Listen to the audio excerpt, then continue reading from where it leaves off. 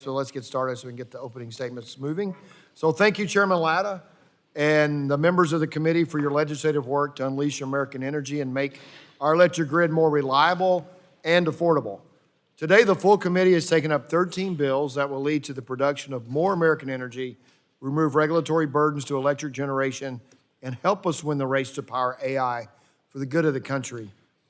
We have had multiple hearings this Congress already, during which we have heard that the U.S. must be able to power our technology future. For the U.S. to win the AI race, we must produce significantly more 365 days a year, 24 hours a day, 7 days a week power to run AI and data centers. We heard from witnesses that not all electrons are one-for-one substitute, and that we should not be taking baseload power plants offline without sufficient and comparable replacements. I remind my colleagues, if AI data centers running the world's most advanced models could run only on wind and solar power, they would be doing so.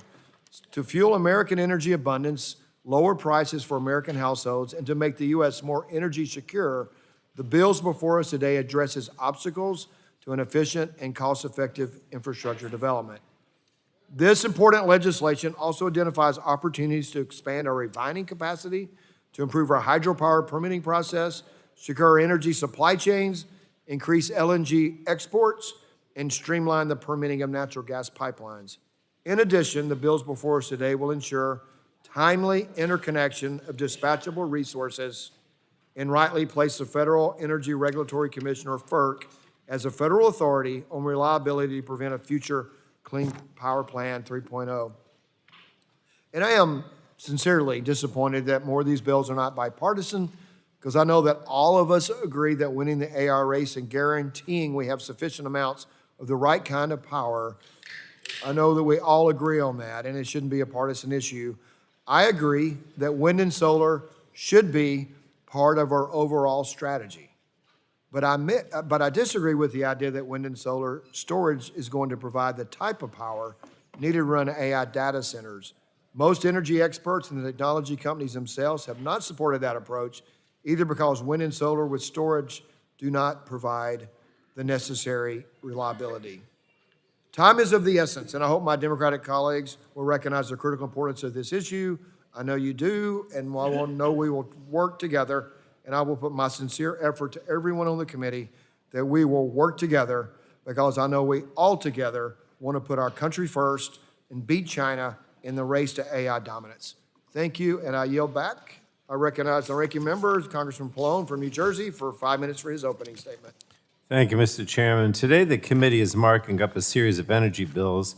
All but one of these bills will make our electric grid more expensive, less reliable, and frankly, dirtier. Last month, when we marked up the Republicans' big ugly bill, there were 4 provisions that created pay-to-play schemes. One of the provisions allowed big oil and gas to simply buy whatever permit they want. Another provision allowed natural gas producers to ship American LNG abroad, including to adversaries like China, so long as the company paid $1 million for the pleasure. And as of this week, there are 0 pay-to-play provisions in the bill after the Senate parliamentarian nixed the final one earlier this week. So now Republicans are trying to move these bills to regular order to achieve those same schemes. It's time for Republicans to get serious and realize that real permitting reform must include transmission and clean energy and must be bipartisan. But today we aren't seeing much bipartisanship at all. Instead of figuring out how to get more power of all types on the grid, Republicans just want to prioritize new natural gas plants. They want Americans to pay even higher energy bills just to keep old, expensive coal plants online forever. And they want to use the increase in power demand, in my opinion, as an excuse to kill every EPA regulation that impacts power plants. And to top it all off, they want to increase home energy prices just to allow oil and gas companies to send unlimited amounts of American energy resources overseas. And these Republican actions prioritize polluters over people. But before we get into the details of the bills, I just want to draw attention to how they fit into a broader trend of Republican energy policy, which I think is reckless. Republicans aren't interested in addressing climate events like dangerous heat waves or even in equipping their constituents with the tools and appliances to better cool and protect their homes. They're not interested in lowering energy costs or beating out China with new technologies. All they want to do is undermine clean energy, make energy more expensive, and allow big oil and gas to build whatever they want, whenever they want, and regardless of the consequences. And this is the same party that is repealing incentives that help get more energy on the grid faster, even though demand is rapidly growing. And it's the same party that is proposing zeroing out energy assistance, even though it's over 100 degrees outside and Americans are struggling to cool their homes. So the reality is, just when we need more homegrown American energy the most, Republicans are pursuing an energy policy that will make it harder for most Americans to get access to the energy that they desperately need. And Republicans themselves are worried about the actual impacts of their own energy policy, and that's why you saw the president desperately tweeting at the Department of Energy on Monday, begging for DOE to drill, baby, drill. Now, DOE doesn't regulate oil and gas drilling, but I wouldn't expect the president would necessarily know that. It just underscores that Republicans are afraid of Americans actually experiencing the results of Republicans' catastrophic energy policies. The truth is that I don't believe the Republicans have ever been for an all-of-the-above approach to energy. In fact, Energy Secretary Wright made that abundantly clear when he was in front of this committee 2 weeks ago. At that hearing, Democrats pressed the Secretary about Elon Musk's gutting of DOE and the loss of valuable expertise. But rather than help us get to the bottom of the agency's capacity to take on new work when thousands have been fired, Republicans want to simply pretend this problem doesn't exist. And they're clearly content to give the agency more work without any understanding as to how it will complete its work with significantly reduced staff. So today we're going to hear from Republicans that these bills are necessary to meet the growing energy demand from artificial intelligence. And I can't be clearer about this.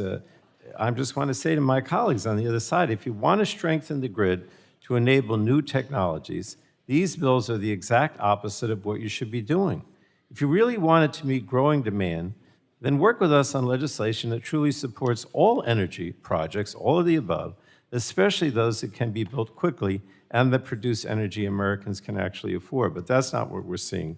And with that, I yield back the balance of my time, Mr. Chairman. Thank you. The gentleman yields back, and the chair reminds members that pursuant to the committee rules, all members' opening statements will be made part of the record.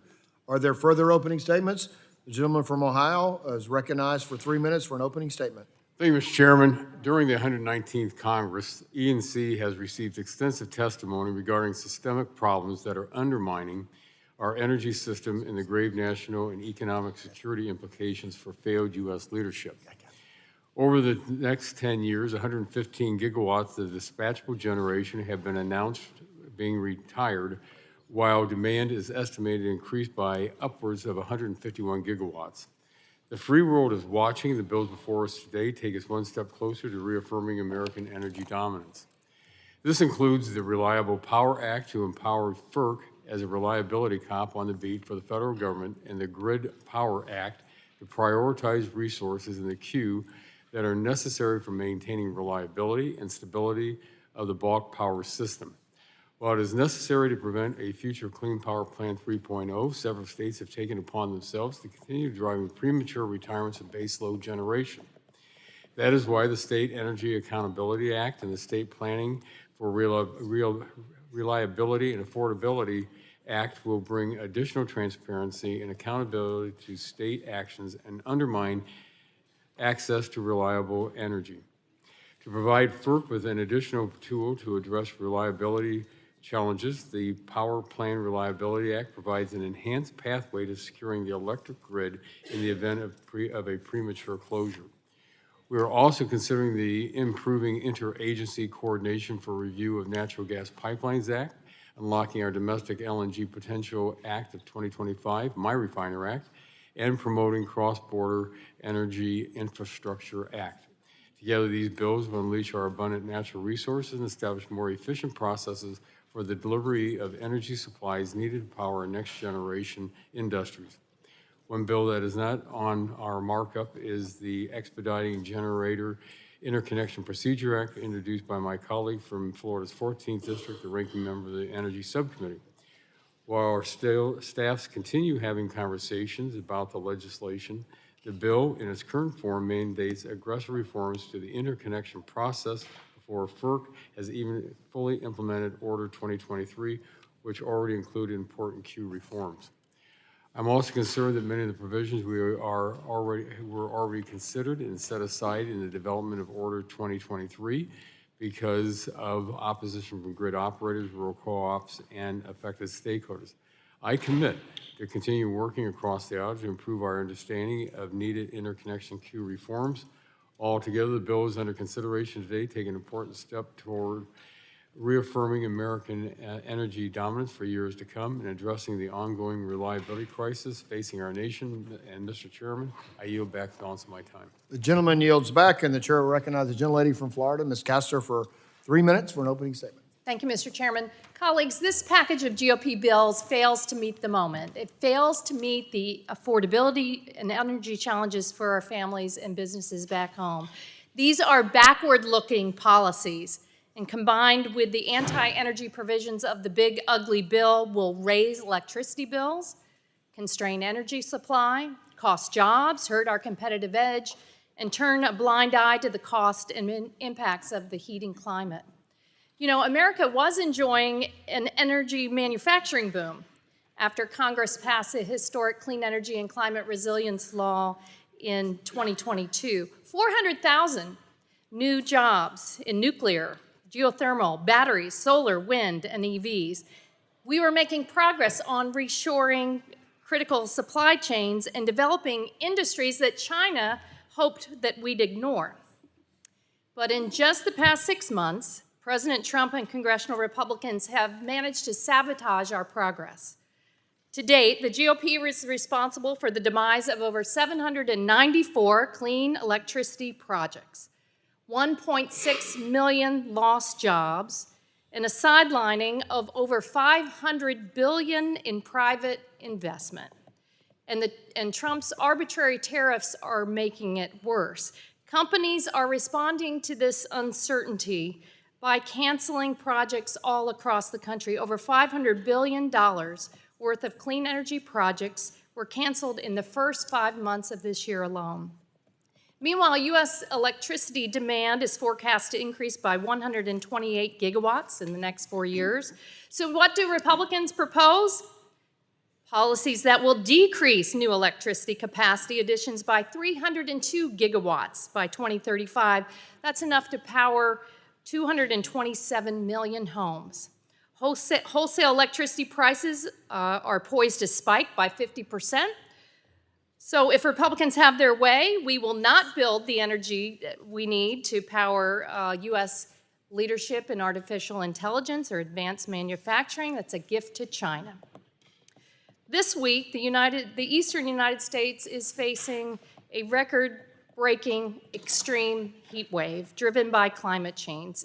It's straining our electric grid and making thermal power plants like gas less efficient. The Republicans' big ugly bill will make it harder for working families to deal with this heat, increasing average household energy costs by up to $400 per year. I regret that Republicans continue to bury their heads in the sand and ignore these challenges. And unfortunately, today's package of bills is going to make things worse. And the GOP will own the energy price shocks in the higher cost in the months and years ahead. The heating climate isn't just about the weather, it's about our wallets. And it's also about our moral obligation to our kids and future generations to be able to handle the costs and the impacts of the heating climate. Nothing in today's package of bills sufficiently meets the urgency of this moment. This committee should lead on common sense policies like upgrading our electric grid or modernizing our interconnection process to deliver more affordable energy to our neighbors back home. And when our Republican colleagues get serious, Democrats remain ready to work with them on all of these issues. I yield back the balance of my time. Thank you. The gentlelady yields back. Are there any further opening statements? See the gentlelady from California, Ms. Matsui, is recognized for 3 minutes for an opening statement. Thank you very much, Mr. Chairman. Unfortunately, I have to say that this markup is a complete sham. Republicans have spent 5 hearings this year raising the alarm about rising energy demands from artificial intelligence. I'm eager to work together on meaningful bipartisan solutions to strengthen our electric grid and lower costs for customers. But here we are, 6 months into the year, and Republicans have shown zero interest in working across the aisle on serious bipartisan legislation. Instead, all Republicans have to offer are these old stale ideas that have been kicking around for years. With the exception of Congresswoman Schreier's hydropower bill, many of the bills we're considering today are the same bills this committee marked up 2 years ago, and there's a reason they've been kicking around for years. These bills are bad ideas, and they're going nowhere. So what are the Republicans actually doing? President Trump is actively hollowing out the very federal agencies that are responsible for powering our country. Trump has forced out thousands of workers at the Department of Energy, shuttering programs, and illegally withholding funding for energy projects. Trump is even refusing to allow new federal permits for wind farms, despite wind energy providing more than 10% of U.S. electricity. With just a wave of his hand, Trump is trying to wipe out an entire American industry. Is this the Republican plan for energy abundance? Meanwhile, congressional Republicans' big bill boondoggle slashes hundreds of billions of dollars in federal incentives for new energy projects. Already, because of Republicans' attacks on our federal energy programs, more than $1 billion in new energy projects have been canceled every single month in 2025. And this is just the beginning. If Republicans' tax bill passes, thousands of hardworking Americans will lose their jobs, and families across the country will see their energy bills go up by nearly $300 a year. Once again, I ask, is this really the Republicans' plan for energy abundance? If my Republican colleagues are serious about fixing our electric grid, reducing energy costs, and meeting the energy demands of AI, then they need to work with Democrats on real solutions. We need forward-looking bipartisan legislation, not the same old slate of special interest giveaways. I yield back the balance of my time. Gentlelady yields back. Are there any further opening statements? A gentleman from New York, you're recognized for 3 minutes for an opening statement. Thank you, Mr. Chair. Now, I sincerely believe you want to figure out how Congress can support a modernized, reliable, and affordable electric system during this time of growing demand. According to ICF, demand could grow some 25% by 2030, and residential prices could rise 15 to 40% over the next 5 years. This is a monumental task, which will become even more difficult if Republicans' reconciliation bill successfully repeals energy tax credits and incentivize deploying new, cost-competitive generation to bring more electrons onto the grid as quickly as possible. Now, Mr. Chair, I also believe you think U.S. AI leadership is a national security and economic imperative, and a lot of members on this side of the aisle agree with you on both accounts. But the approach that has been taken by the committee thus far, in my opinion, is all wrong. At the subcommittee's markup of these bills, multiple Democratic members, myself included, expressed an interest and willingness to sit down and try to work together on bipartisan solutions that will actually respond to the challenges facing our electricity system. Instead, the majority is continuing to push partisan bills that will likely go nowhere in the Senate. Now, I understand that this is easier than doing the hard work of bipartisan legislating, but it will not lead to durable policies that rapidly put on electrons on the grid while protecting ratepayers. And in fact, reaching consensus on potential bipartisan solutions would become harder if we see a continued commitment to partisan policies with the primary goal of keeping uncompetitive, favored generators running. Again, I want to urge the majority to reconsider its strategy and state my openness to working together on legislation that will support expanding the grid, especially our transmission infrastructure, in ways that have been called for by many experts' testimony before this committee. With that, I yield back, and thank you, Mr. Chair. Thank you. The gentleman, Mr. Tonko, yields back. Is there any further opening statements? Seeing none, before we get into the markup, I think the last time we were in full committee markup, we were talking about disparaging each other and using names. We can call each other, like Mr. Tonko, I just called my friend Mr. Tonko or Mr. Pallone or Ms. Castor. The point for that is decorum is not use someone's name to call them out in a way that's negative. So we can, because last time, if you remember, I had to say the gentleman from Texas is recognized. We had 2 Texans start speaking, and one's enough, so I'm hitting with doing that. So I'm going to call people by name, right, mister? And so, and then the other one is, I think, the word lie. I just suggest we don't use it at all. But you can, a class of people, the Republicans are lying to you about this, the Democrats are lying. What you can't say is the gentleman from New Jersey or the gentleman from Kentucky, and direct that at any person, or the president's included in the rules as well. So we can use each other's last names as we recognize each other in a positive way. So I just want to make sure that we work that way together. So I will move to the markup, and the chair calls up the committee print, HR 3616, and asks the clerk to report. Committee print, HR 3616, a bill to require the federal... Without objection, the first reading of the bill is dispensed with, and the bill will be open for any amendment at any point so ordered. Does anyone seek to be recognized on the bill? The gentleman from Ohio, Mr. Balderson, is recognized. Thank you, Mr. Chairman. I move to strike the last word and speak in support. Gentleman is of- recognized to speak on the bill. Thank you, Mr. Chairman. Thank you again, Chairman Guthrie, for holding this important markup today and moving forward with this bill. The Reliable Power Act would ensure proper coordination between the Federal Energy Regulatory Commission, or FERC, and federal agencies issuing regulations impacting the bulk power system, such as the Department of Energy and EPA. This bill builds off the GRID Act, which was introduced by my friend and former colleague, Chairman Jeff Duncan, and passed the full committee last Congress.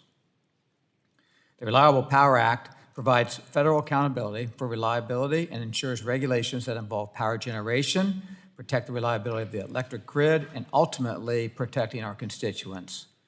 First, the bill would require NERC, the Electric Reliability Organization, to conduct annual long-term reliability assessments of the bulk power system.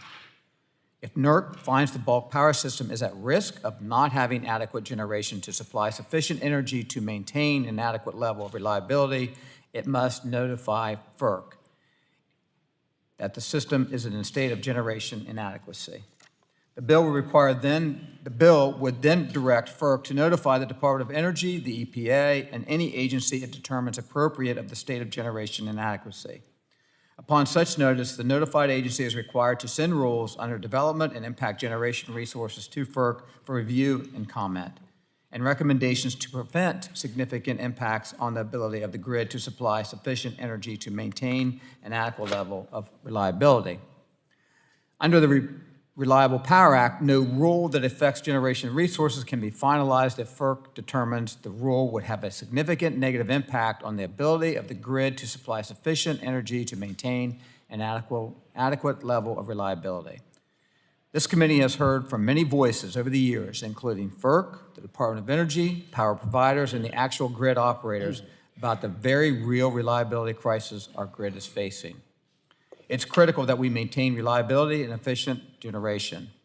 Unfortunately, the previous administration issued a number of rules targeting our most reliable power plants, including the Clean Power Plan 2.0, without proper input or feedback from our grid experts. The Reliable Power Act sets clear accountability and coordination standards to ensure the federal regulation supports rather than threaten the strength and dependability of our power system. I am proud this bill has the support of the American Public Power Association and the National Rural Electric Cooperative Association. These organizations represent the nation's 2,000 not-for-profit, community-owned electric utilities and 900 local electric cooperatives. Together, they serve nearly 100 million people across the country. I urge my colleagues on both sides of the aisle to support this bill to ensure further administrations and rogue federal bureaucrats can't finalize rules that jeopardize the reliability of the electric grid and the safety of our constituents. Thank you, Mr. Chairman, and I yield back. Gentleman yields back. Is there further discussion on the bill? See no further discussion on the bill. Are there any amendments? The gentleman from Georgia is recognized for 5 minutes, so discuss the bill, to speak on the bill. Mr. Chairman, I move to strike the last You're word. recognized to speak on the bill. Mr. Chairman, I'm proud to co-sponsor H.R. 3616, the Reliable Power Act, and I thank my friend, Representative Balderson, for introducing this bill. This bill amends the Federal Power Act to require coordination between FERC and any federal agency looking to finalize a regulation that could affect electric generation essential to grid reliability. It would also prevent any covered federal rule from being finalized if FERC determines it would cause a substantial negative impact on grid reliability. In a time where AI is on the rise and electricity demand is forecast to skyrocket across the country, we must look carefully at any rule that may impact reliable power. Our grid is the engine that keeps the lights on in homes and keeps factories producing goods here in America. We cannot afford to jeopardize it. H.R. 3616 ensures that American citizens and businesses can be confident that the federal government will not implement policies that jeopardize their access to power. Thank you, Mr. Chairman, and I yield back. Gentleman yields back. Is there further discussion on the bill on the Democrat side? Dr. Joyce, you're now recognized for 5 minutes to speak on the bill. Thank you, Mr. Chairman. I seek recognition, as you said, to speak in support of the bill.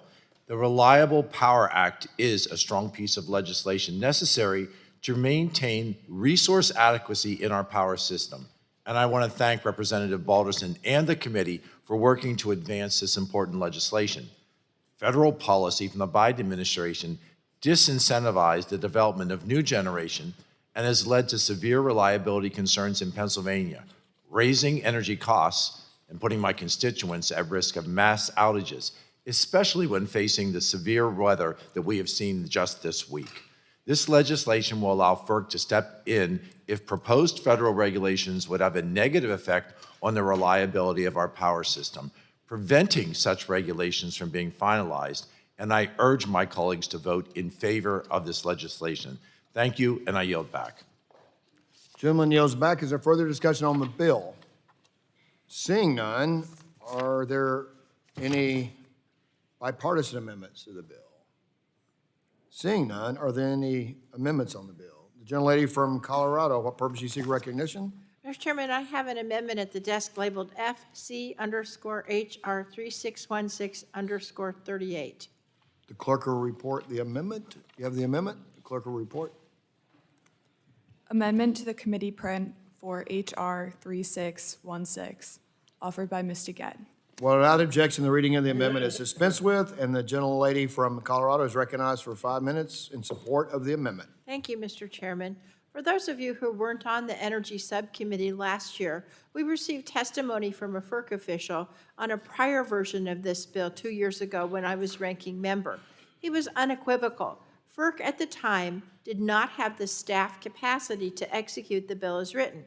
Frankly, this is still a concern. When FERC came in April to offer testimony on the bill, their acting general counsel stated, quote, FERC does not have the depth of extent of computing resources to do the full scope of analysis required as to some of those other agencies' actions that might be subject, end quote. At the Energy Subcommittee markup, I offered an amendment to assuage those concerns, preventing the bill from going into effect until FERC certified that it had sufficient capacity to carry out the amendment. Unfortunately, this amendment was not adopted. The gentleman from Ohio, the sponsor of the bill, indicated he thought the safeguards in the first part of the bill, namely that NERC must declare there's a risk the grid won't be reliable and can get data from the RTOs, was sufficient. But unfortunately, in just the last few weeks, we've seen that that's not the case. As was explained at FERC's technical conference a few weeks ago, either NERC got bad data from MISO or NERC misinterpreted the data from MISO.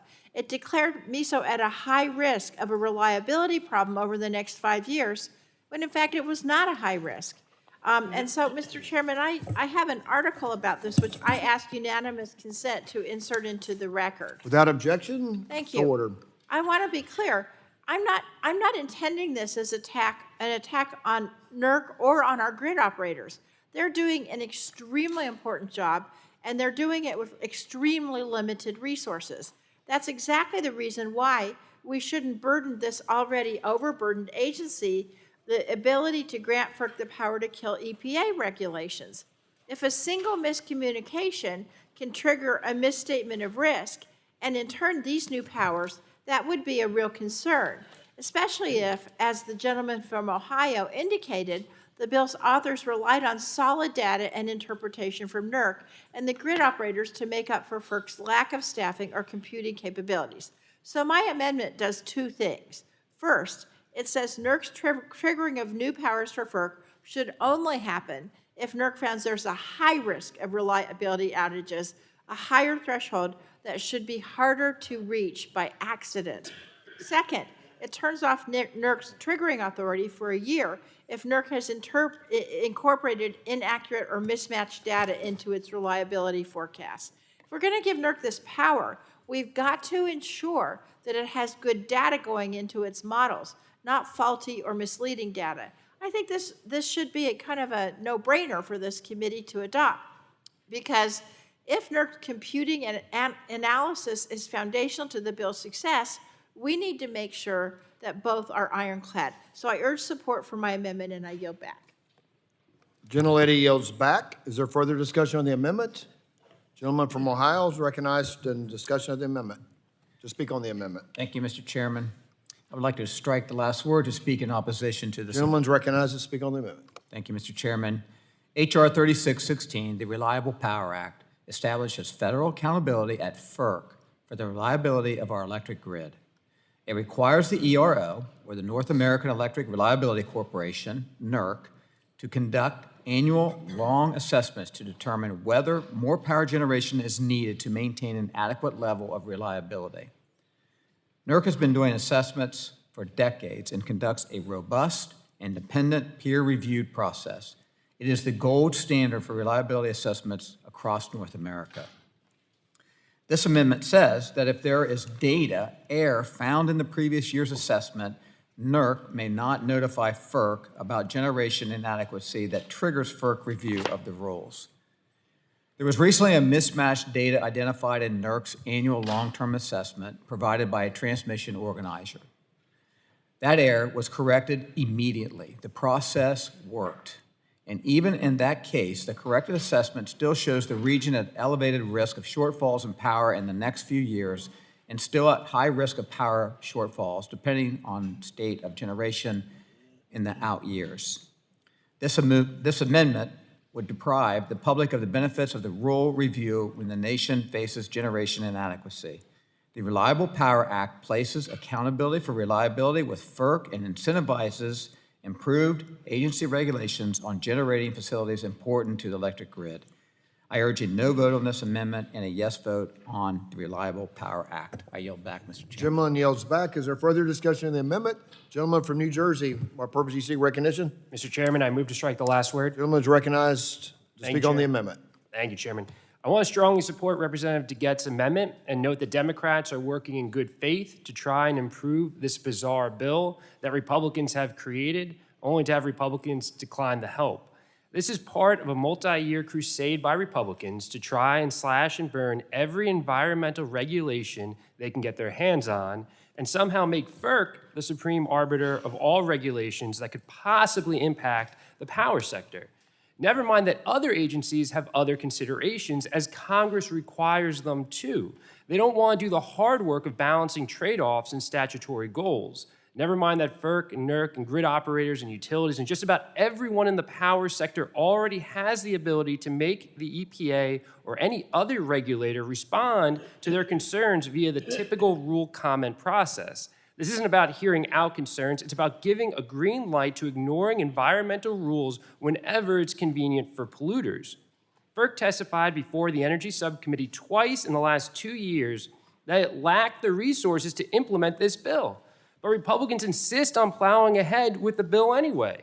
Just last week, NERC revealed that there was an issue with their long-term reliability assessment and the data it got from the Midwest grid operator, the same reliability assessment that Republicans want to trigger massive new powers for FERC under this bill. But rather than confront the potential issues there, they insist on continuing down the path they set out, no matter the facts or the reality. Representative DeGette's amendment is easy. It says that as long as there are questions about the data quality going into NERC assessments, then you shouldn't allow them to grant massive new authority to FERC based on those assessments. This should be a no-brainer. If we're going to grant FERC new powers, we want to make sure we're doing it for the right reasons and with the right data. If Republicans reject this amendment, I can only assume it means that, like the rest of the bills on today's markup, they're not actually interested in working towards bipartisan solutions, only regurgitating old ideas time after time again while the nation's problems mount. Thank you, and I yield back. Gentleman yields back. Is there further discussion on the amendment? Seeing none. If there's no further discussion on the amendment, the vote occurs on the amendment. All those in favor shall signify by saying aye. All those opposed, nay. That sounds like the nay has it, but the roll call has been requested. And the gentleman who requested a roll call vote, and the clerk will call the roll. Mr. Latta? No. Mr. Latta votes no. Mr. Griffith? No. Mr. Griffith votes no. Mr. Bilirakis? No. Mr. Bilirakis votes no. Mr. Hudson? Mr. Carter? No. Mr. Carter votes no. Mr. Palmer? No. Mr. Palmer votes no. Mr. Dunn? No. Mr. Dunn votes no. Mr. Crenshaw? No. Mr. Crenshaw votes no. Mr. Joyce? No. Mr. Joyce votes no. Mr. Weber? Nope. Mr. Weber votes no. Mr. Allen? No. Mr. Allen votes no. Mr. Balderson? No. Mr. Balderson votes no. Mr. Fulcher? Fulcher's no. Mr. Fulcher votes no. Mr. Pfluger? Mr. Pfluger votes no. Mrs. Harshbarger? Mrs. Harshbarger votes no. Mrs. Miller-Meeks? Mrs. Miller-Meeks votes no. Mrs. Kamick? Mr. Obernolte? Mr. Obernolte votes no. Mr. James? Mr. James votes no. Mr. Bentz? Mr. Bentz votes no. Mrs. Houchin? Mrs. Houchin votes no. Mr. Fry? No. Mr. Fry votes no. Miss Lee? Mr. Langworthy? No. Mr. Langworthy votes no. Mr. Kane? Mr. Ruley? No. Mr. Ruley votes no. Mr. Evans? No. Mr. Evans votes no. Mr. Goldman? Mr. Goldman votes no. Mrs. Fedorchak? Mr. Pallone? Mr. Pallone votes aye. Ms. DeGette? Ms. DeGette votes aye. Ms. Schakowsky? Ms. Schakowsky votes aye. Ms. Matsui? Ms. Matsui votes aye. Ms. Castor? Ms. Castor votes aye. Mr. Tonko? Aye. Mr. Tonko votes aye. Ms. Clark? Aye. Ms. Clark votes aye. Mr. Ruiz? Mr. Ruiz votes aye. Mr. Peters? Mr. Peters votes aye. Mrs. Dingell? Mrs. Dingell votes aye. Mr. Veazey? Mr. Veazey votes aye. Ms. Kelly? Ms. Kelly votes aye. Ms. Barragan? Ms. Barragan votes aye. Mr. Soto? Mr. Soto votes aye. Ms. Schreier? Ms. Schreier votes aye. Ms. Trahan? Ms. Trahan votes aye. Ms. Fletcher? Ms. Fletcher votes aye. Ms. Ocasio-Cortez? Mr. Auchincloss? Mr. Auchincloss votes aye. Mr. Carter of Louisiana? Mr. Carter votes aye. Mr. Menendez? Mr. Menendez votes aye. Mr. Mullen? Mr. Mullen votes aye. Mr. Landsman? Mr. Landsman votes aye. Ms. McClellan? Ms. McClellan votes aye. Chairman Guthrie? Chairman Guthrie votes no. Are there other members wishing to record their vote? Gentlelady from Florida? Mrs. Kamick votes no.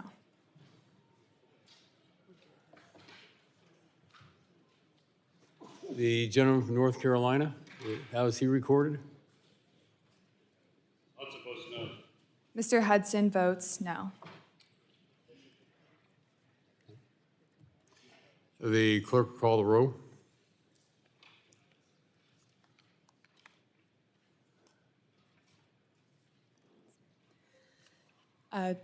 Chairman Latta, on that vote, there were 23 ayes and 27 noes.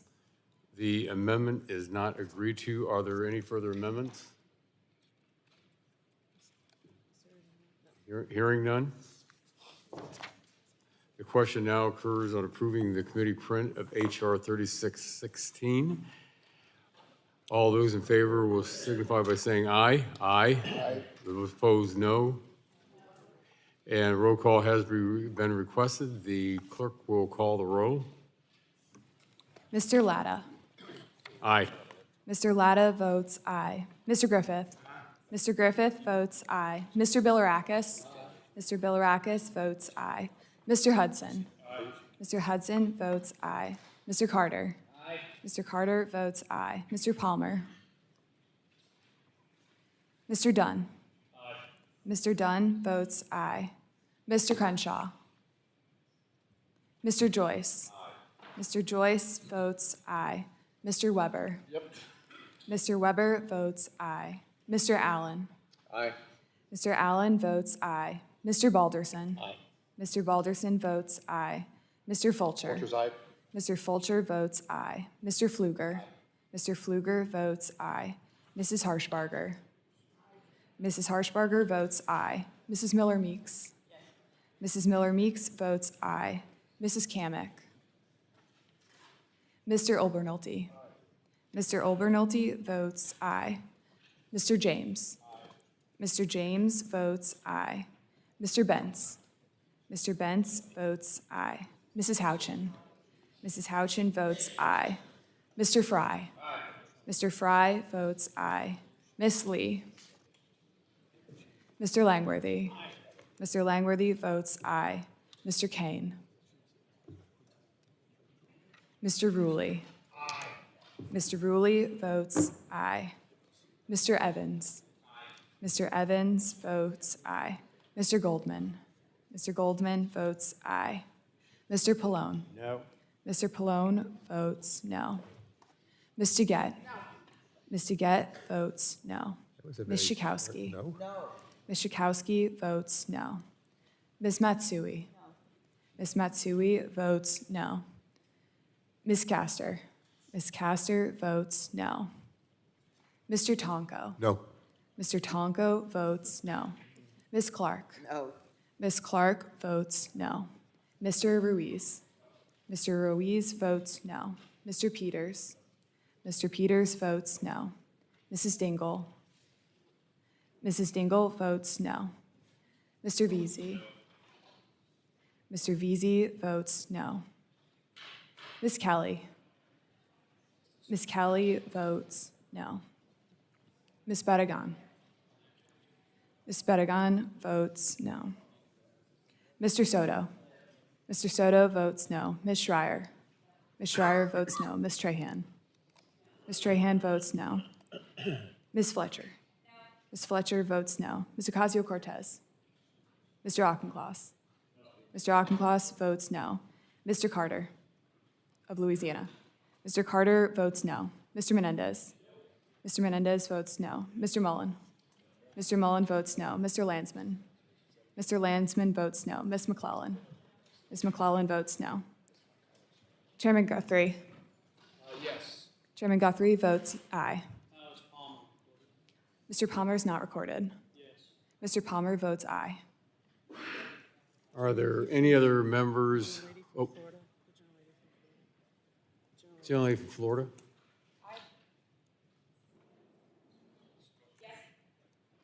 Ms. Fedorchak? Gentleman from Texas, how is he Aye. recorded? Mr. Crenshaw is not recorded. Mr. Crenshaw votes aye. And the gentlelady from North Dakota? Ms. Fedorchak votes aye. Are there any other members wishing to be recorded? Mrs. Kamick is not recorded. Aye. Mrs. Kamick votes aye.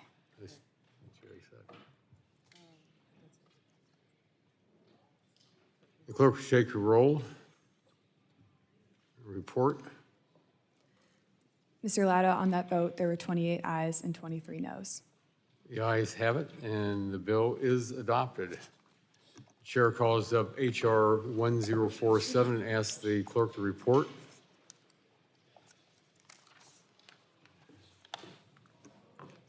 H.R. 1047, a bill to require the Federal Energy Regulatory... Without objection, the first reading of the bill is dispensed with, and the bill will be open for amendment at any point so ordered. Does anyone seek to be recognized on the bill? The gentleman from Ohio's 12th District is recognized for what purpose? Mr. Chairman, I move to strike the last word and speak in Gentleman is support of the bill. recognized for 5 minutes. Speak on the bill. Thank you, my fellow colleague from Ohio, Mr. Chairman.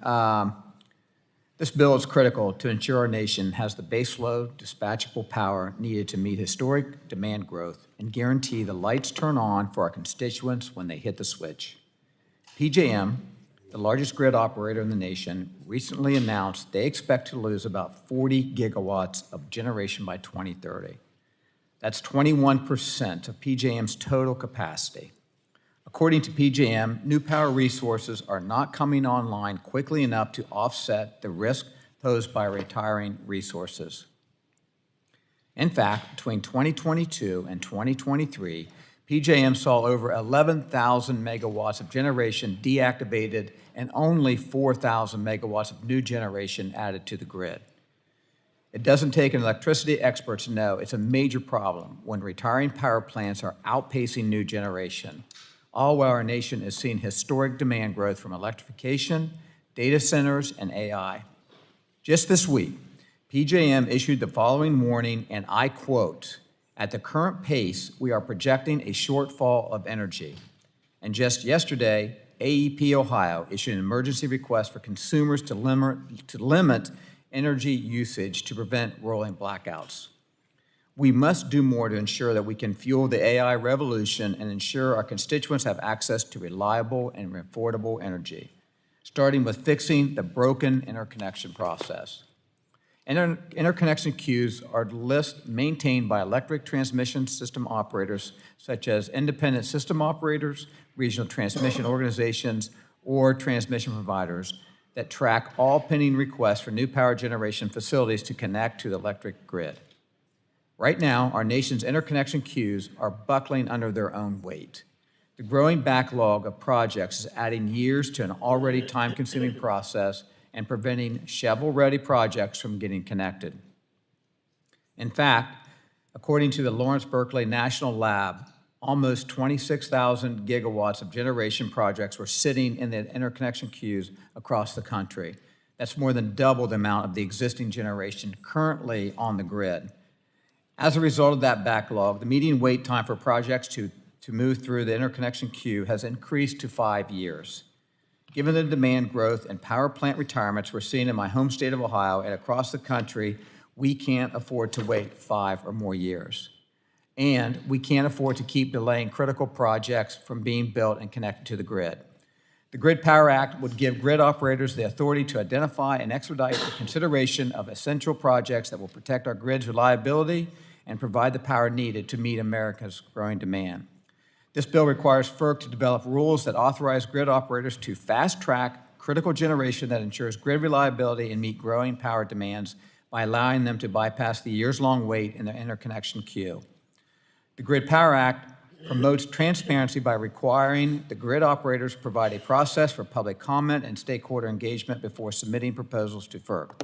Additionally, the bill requires operators to provide regular reporting on the state of the grid reliability, including actions taken under the bill, to FERC. Lastly, the bill requires FERC to review and, if necessary, update regulations issued under the bill to ensure they remain effective and relevant to evolving challenges to grid reliability and resiliency. And I'd like to address a concern my friends on the other side of the aisle have raised, that this bill somehow favors fossil fuels at the expense of renewable and intermittent energy. I'd just like to refer to the text of the bill. Not once does the bill mention fossil fuels or renewable energy. The bill is fuel neutral. There is no mention of natural gas, solar, coal, wind, hydropower, or nuclear energy. It defines dispatchable power as, and I quote, an electric generation resource capable of providing known and forecastable electric supply in time intervals necessary to ensure grid reliability. We've heard from countless witnesses before this committee who have said we need more reliable dispatchable power connecting to the grid. And it seems that the other side now concedes what we've always known, that certain weather-dependent resources alone do not meet this definition, and they are unable to provide the dependable power our grid demands to keep the lights on for American families. I ask that all of my colleagues support this common sense bill that gives our grid operators the tools they need to get new generation online and connected to the grid at a time of historic demand growth. Thank you, Mr. Chairman, and I yield back. Thank you. The gentleman yields back. Is there any further discussion on the bill? The gentleman from California wishes to be recognized. For what purpose? Move to strike the last word, Mr. Chair. Gentleman is recognized. Strike the last word for 5 minutes. Thank you, Mr. Chair. I want to begin by acknowledging that I agree with the motivation behind H.R. 1047. Our interconnection process is indeed not working. Energy projects are waiting years to get connected to the grid, and that's bad for our economy, bad for reliability, and bad for consumers. But while the motivation is right, the approach in this bill falls short. H.R. 1047 will pick winners and losers, allowing fossil fuel projects to cut the line. That's a mistake, particularly when natural gas projects are facing supply chain delays and higher input costs. We shouldn't be deprioritizing ready-to-go projects just because they are clean energy. And let's be honest about what's missing from this markup. Ranking Member Castor's bill, the Expediting Generator Interconnection Procedures Act, would speed up interconnection through reforms like requiring realistic modeling and sharing of best practices. Leaving the ranking member's bill out was a missed opportunity. We should instead be looking for ways to speed up interconnection overall, not merely picking favorites. For example, a recent letter from FERC Commissioner Rosner noted that AI and automation can reduce the time it takes to conduct interconnection studies. A study that took over 2 years to complete was replicated in just 10 days by AI. As a committee, we should be examining ways to support the deployment of these technologies to reduce backlogs. I hope the committee will provide additional opportunities to work on this on a bipartisan basis in the future, and I yield back. The gentleman yields back. Is there further discussion on the bill? Are there any, seeing none, are there anybody, oh, I'm sorry, the gentlelady wish to speak on the bill? The gentlelady has, the gentlelady from Florida, the ranking member of the Energy Subcommittee is recognized to speak on her amendment. Does she have the amendment Thank at you, the Mr. desk? Chairman. My amendment is FC_HR 1047_34. The clerk will report the amendment. Amendment to H.R. 1047, offered by Ms. Castor. Page 5, line 8. Without objection, the reading of the amendment is dispensed with, and the gentlelady is recognized for 5 minutes in support of her amendment. Thank you, Mr. Chairman. Mr. Chairman and colleagues, this is an important amendment for transparency, for boosting our energy supply, and for consumer savings. It would apply to any rulemakings that prioritize certain projects in the interconnection queue and mandate that those projects actually come online within 4 years. Republicans have repeatedly claimed that new gas-fired power plants are needed to urgently meet reliability concerns, but they undermine their own argument by refusing to apply the same consideration to cleaner, cheaper power that is waiting right now and has been to come onto the grid. Renewables, storage, distributed energy resources, demand response, grid-enhancing technologies, and other solutions. Because if they're genuinely concerned about meeting demand growth in the next 4 years, they really should have no problem with my common sense amendment. Members, this is a real problem today. In February, FERC allowed PJM, that's the regional transmission operator for 13 states, including DC, to prioritize adding resources like gas power plants to the grid while keeping renewable energy projects in its long interconnection queue. Commissioners made it clear that this is only a one-time emergency measure, not a substitute for a well-functioning interconnection process. However, in that ruling, FERC Commissioners Phillips and Rosner warned that it may not bring new power supplies online in time to meet the shortfalls, and FERC Commissioner Chang dissented because those gas projects expedited were unlikely to come online by 2030. Clearly, FERC already has the authority to expedite projects in the interconnection queue so long as it justifies its approval with evidence that such an approach is both just and reasonable and not unduly discriminatory. If we're going to expand that authority, as this bill does, we should also ensure that the projects actually come online. If we don't, we're just letting FERC approve discriminatory and costly practices. After all, there's no point in expediting projects if they're not actually going to come online faster than other projects. And this is not an imaginary concern. If the reality is that new gas projects would be expedited under this bill, then we need to make sure that those projects actually provide power to the grid quickly. Otherwise, they'll just make it more expensive and more time-consuming for all of the other projects that actually could have helped.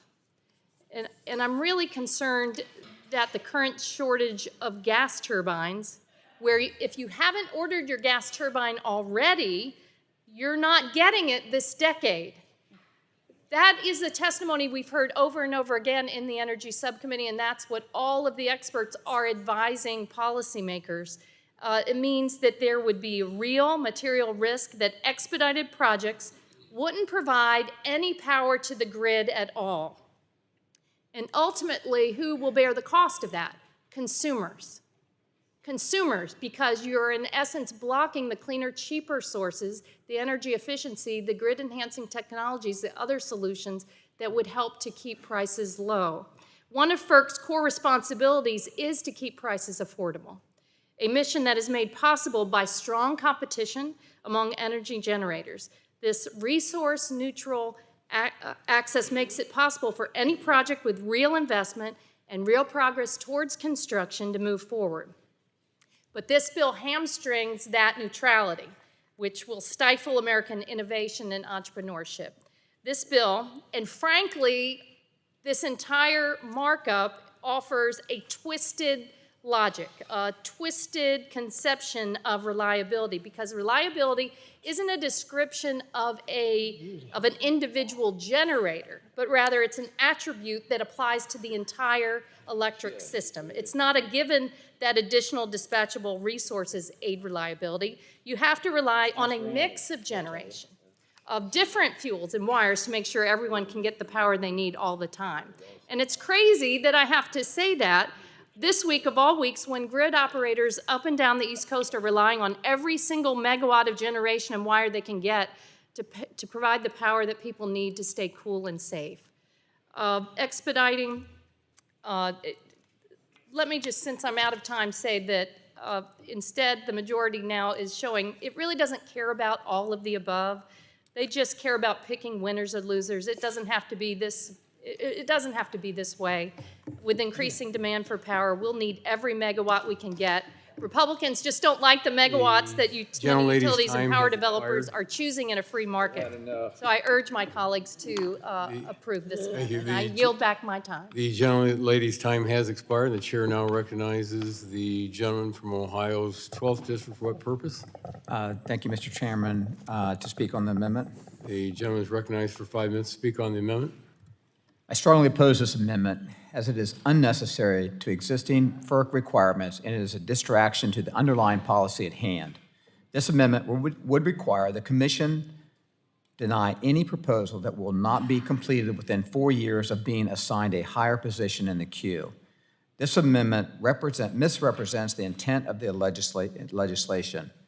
In Order 2023, FERC had already shifted the interconnection queue process from a first-come, first-served basis to a first-ready, first-served model to ensure that shovel-ready projects get consideration. The Grid Power Act provides an additional tool for grid operators to bring dispatchable energy resources to the queue if there is a demonstrated need for reliability and stability of the bulk power system. Projects that would be considered under this tool would already receive thorough reviews from the grid operator that would ensure its viability. We know that current backlogs in the interconnection queue are bogged down because of excessive subsidies and regulations that favor intermittent resources at the expense of baseload projects.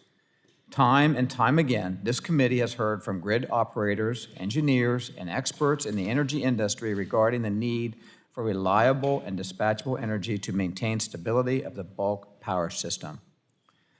That is the exact problem this legislation seeks to address. I urge my colleagues to oppose this amendment, and I yield back, Mr. Chairman. The gentleman yields back the balance of time. Are there others wishing to speak on the amendment? Hearing none. The vote comes on the amendment, and a roll call has been requested. The clerk will take the roll, please. Mr. Latta. No. Mr. Latta votes no. Mr. Griffith. Mr. Griffith votes no. Mr. Bilirakis. Mr. Bilirakis votes no. Mr. Hudson. Mr. Carter. No. Mr. Carter votes no. Mr. Palmer. Mr. Dunn. No. Mr. Dunn votes no. Mr. Crenshaw. Mr. Joyce. Mr. Weber. Mr. Weber votes no. Mr. Allen. No. Mr. Allen votes no. Mr. Balderson. Mr. Balderson votes no. Mr. Fulcher. Fulcher's no. Mr. Fulcher votes no. Mr. Pfluger. Mrs. Harshbarger. Mrs. Harshbarger votes no. Mrs. Miller Meeks. Mrs. Miller Meeks votes no. Mrs. Kamick. Mrs. Kamick votes no. Mr. Obernolte. Mr. Obernolte votes no. Mr. James. Mr. Bentz. Mr. Bentz votes no. Mrs. Houchin. Mrs. Houchin votes no. Mr. Fry. No. Mr. Fry votes no. Ms. Lee. Mr. Langworthy. Mr. Kane.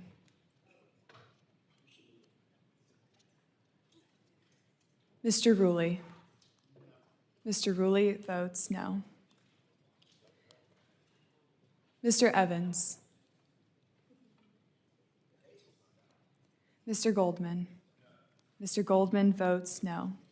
Mrs. Fedorchak. Mrs. Fedorchak votes no. Mr. Pallone. Aye.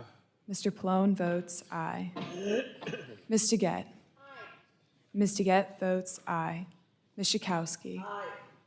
Ms. Schakowsky votes aye. Ms. Matsui. Ms. Matsui votes aye. Ms. Castor. Ms. Castor votes aye. Mr. Tonko. Aye. Mr. Tonko votes aye. Ms. Clark. Ms. Clark votes aye. Mr. Ruiz. Mr. Ruiz votes aye. Mr. Peters. Mr. Peters votes aye. Mrs. Dingell. Mr. Veazey. Ms. Kelly. Ms. Kelly votes aye. Ms. Badagan. Ms. Badagan votes aye. Mr. Soto. Mr. Soto votes aye. Ms. Schreier. Ms. Schreier votes aye. Ms. Trahan. Ms. Trahan votes aye. Ms. Fletcher. Ms. Ocasio-Cortez. Mr. Auchincloss. Mr. Auchincloss votes aye. Mr. Carter. Mr. Menendez. Mr. Menendez votes aye. Mr. Mullen. Mr. Mullen votes aye. Mr. Landsman. Mr. Landsman votes aye. Ms. McClellan. Ms. McClellan votes aye. Chairman Guthrie. No. Chairman Guthrie votes no. Are there other members wishing to record their vote? How is the gentleman from Alabama recorded? Mr. Palmer is not recorded. How is the gentleman from, Mr. New Palmer York? votes no. and how is the gentleman from New York recorded? Mr. Langworthy is not recorded. The Mr. gentleman Langworthy from- votes no. The gentleman from North Carolina? Mr. Hudson is not recorded. Gentleman Mr. from- Hudson votes no. Gentleman from Texas, how is he recorded? Mr. Crenshaw votes no. Gentleman from Pennsylvania? Mr. Joyce votes no. Gentleman from Michigan? Mr. James votes no. The gentleman from Texas? Mr. Veazey is not recorded. Mr. Veazey votes aye. The gentlelady from Michigan? Ms. Dingell is not recorded. Ms. Dingell votes aye. Gentlelady from Texas? Ms. Fletcher is not recorded. Ms. Fletcher votes aye. Are there any other members wishing to record the vote? Gentleman from Louisiana? Mr. Carter is not recorded. Mr. Carter votes aye. The clerk will take the roll and report, please.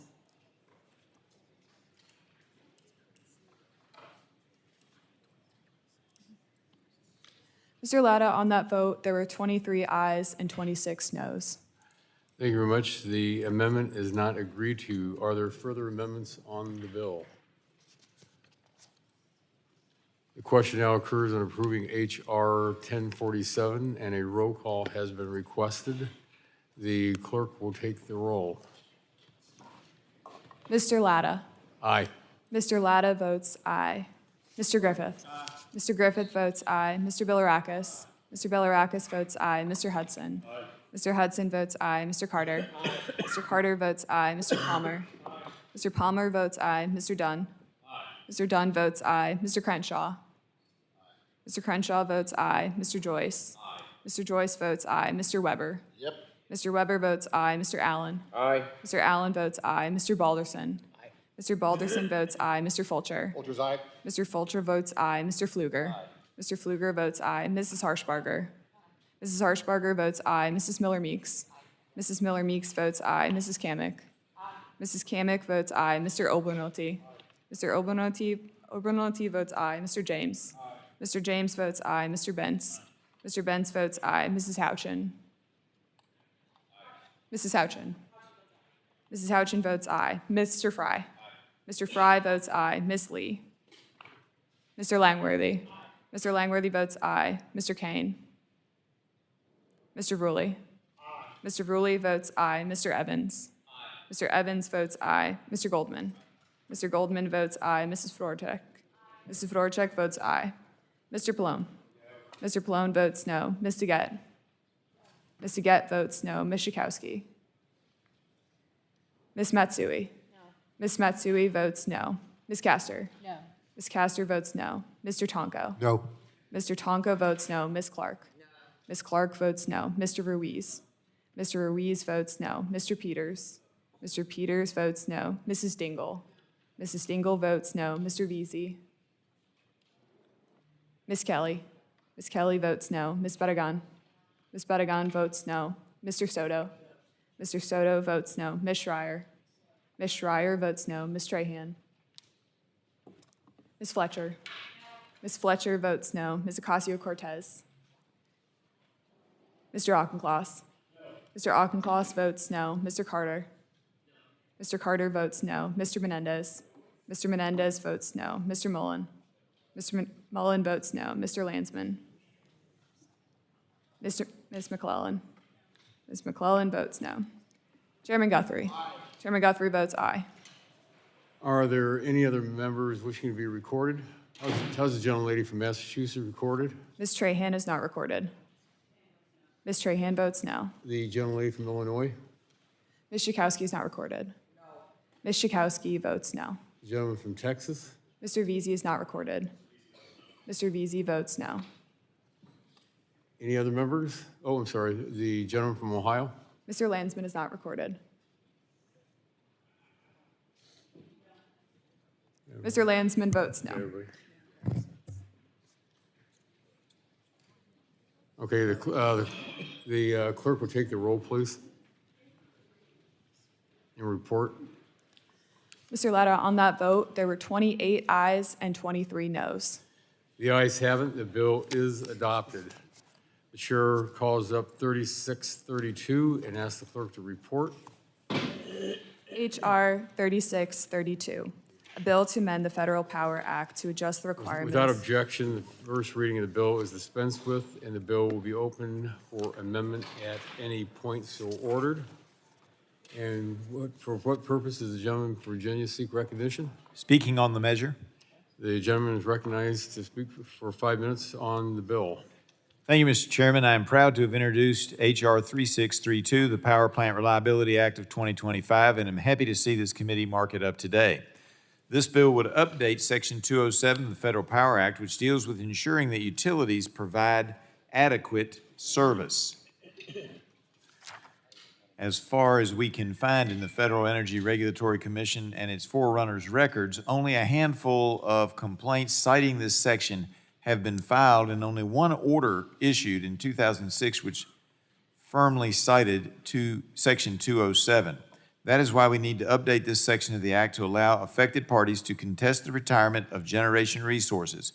Over the next 10 years, 115 gigawatts of dispatchable generation has been announced to be retired across the United States, while demand is estimated to increase upwards of 151 gigawatts.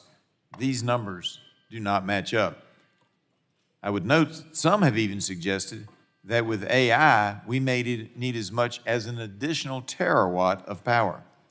My bill would enhance existing authorities under the Federal Power Act to ensure premature retirements are not necessarily jeopardizing the reliability of our electric grid. Under my bill, FERC would be able to issue orders for up to 5 years in length and allocate costs for potential new transmission costs that may alleviate a plant going offline. These orders can be no longer than 5 years, but can be tailored by FERC to be shorter. The availability of these orders will hopefully assist states and regional transmission organizations in planning projects so that whenever a plant is to retire, there is another source or multiple sources that will produce the same amount of power. As part of these Section 207 orders issued pursuant to this legislation, FERC will waive excessive environmental regulations mirroring language in Section 202C of the Federal Power Act to provide needed flexibility for plant owners to continue operating the facility in a cost-effective manner. In addition, this bill would require plants to provide a 5-year advance notice of their plans to retire. This helps states and regional transmission organizations improve resource adequacy, and transmission planning. By requiring this notice, we can ensure that states and grid operators can responsibly manage their respective systems. This provision is more to ensure we have a transparent and longer-term watch list showing how much power is likely going off the grid. While the list is public, no affected party is ever required to file a complaint, and the specific power plant can only announce its retirement, not file a complaint, to keep their own facility open. Any affected party, not just the initial complainant, can request an additional 5-year extension of the adequate service order. Importantly, this bill allows for flexibility of the 5-year advance notice of retirements in the event of an emergency, disaster, or other similar event that leaves the plant inoperable. The Energy Subcommittee has held several hearings in the 119th and the 118th Congress to understand our ongoing reliability crisis. We continue to hear time and again from grid operators, engineers, and utilities of all kinds about the impact that premature retirements can have on the grid. Unfortunately, many times it is the policy decisions of the government, both state and federal, that are forcing the closure of baseload power plant retirements and seeking to replace generation with less reliable sources. While renewable energy sources have a role to play, baseload and dispatchable energy from natural gas, coal, nuclear, and hydropower have tangible benefits based on their constant power production. Technologies like wind and solar have created an unstable grid in some portions of the country. With this bill, we will provide FERC the opportunity to referee plant shutdowns and look at the more regional as opposed to local impacts. Mr. Chairman, I have several letters of support, and I ask unanimous consent of these letters to be entered into the record, and the committee already has them in a digital format. Without objection, so ordered. Thank you so much, and it's my understanding that as well, the National Mining Association has also mentioned their support for my bill in a letter that was already submitted for the record. I ask my colleagues to vote in favor of this bill and yield back the balance of my time. The gentleman yields back. Is there discussion on the bill?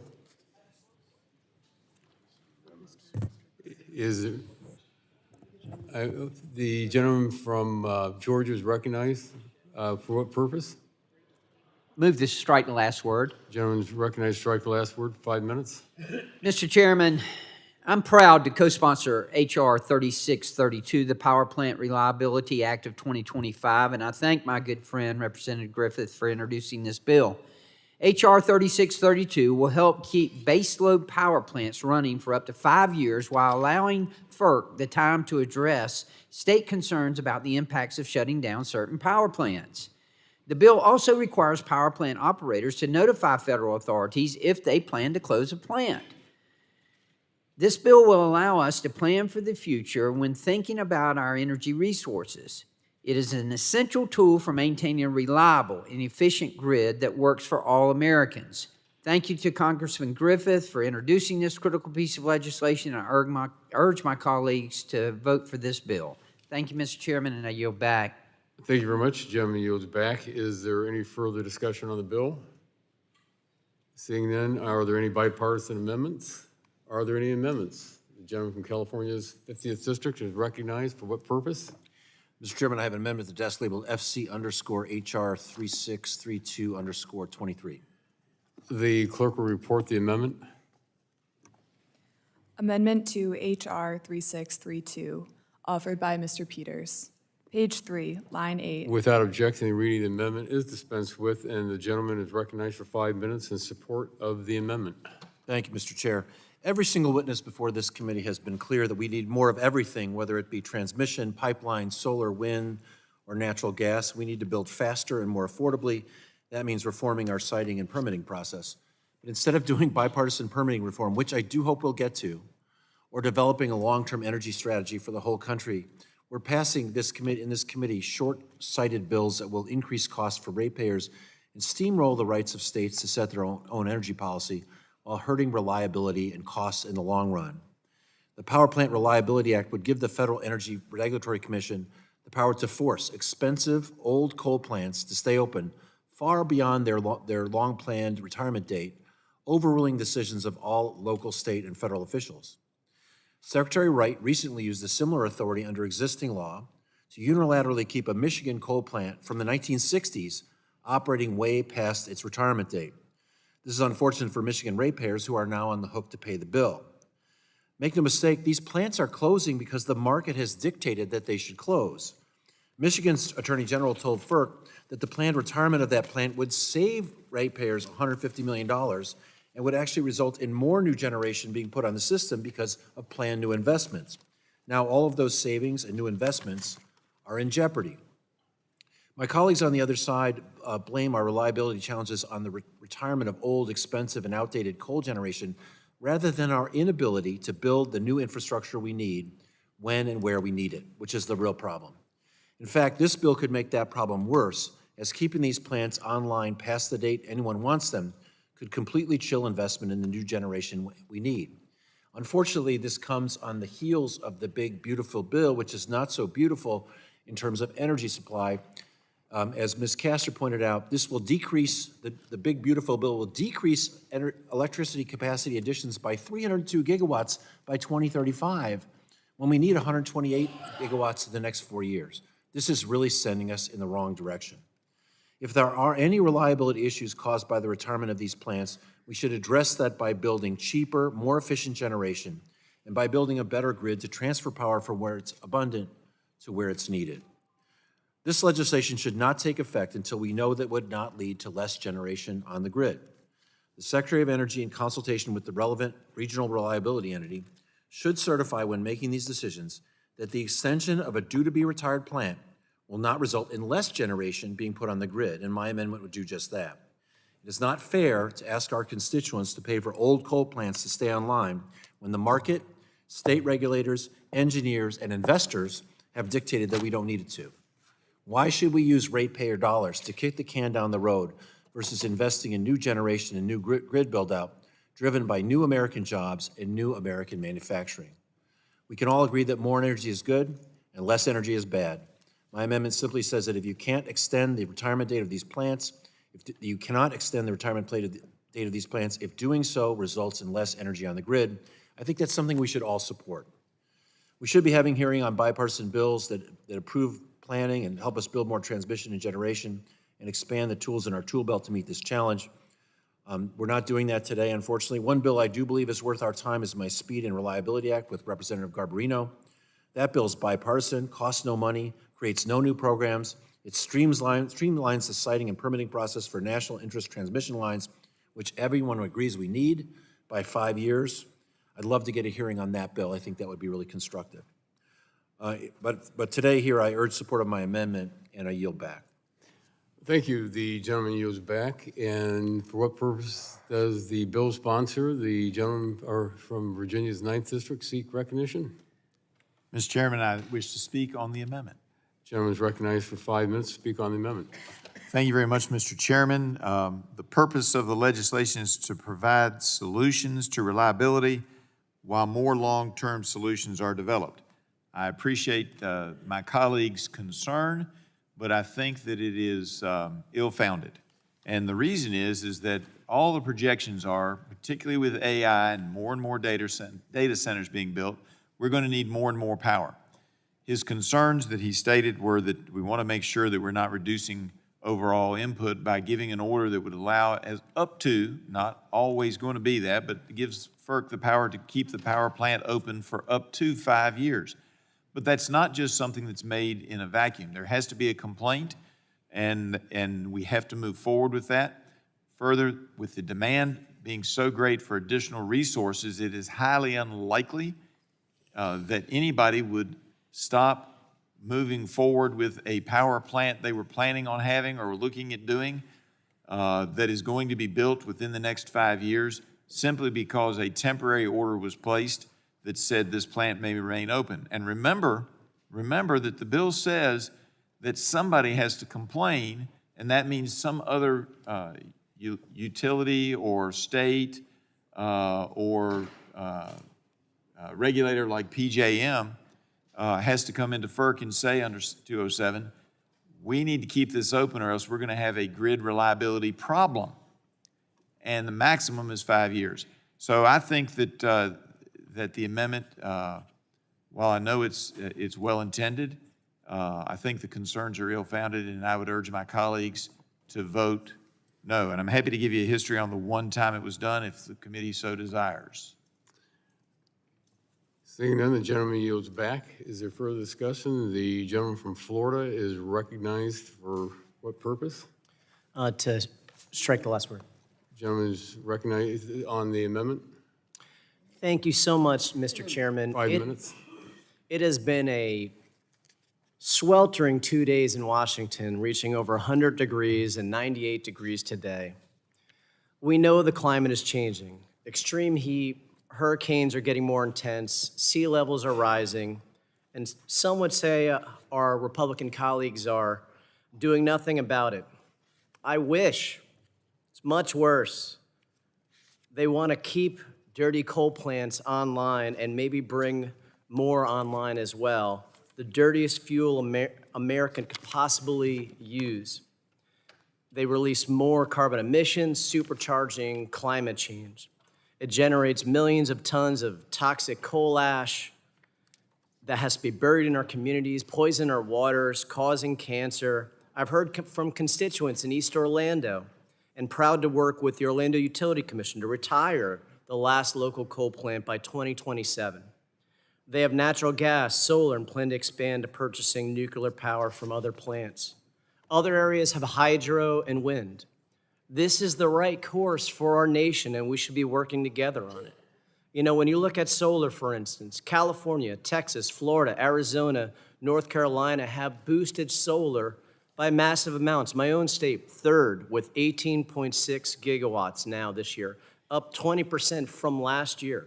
Texas, second, with 41.4 gigawatts of solar power, and California, first, 51.9 gigawatts.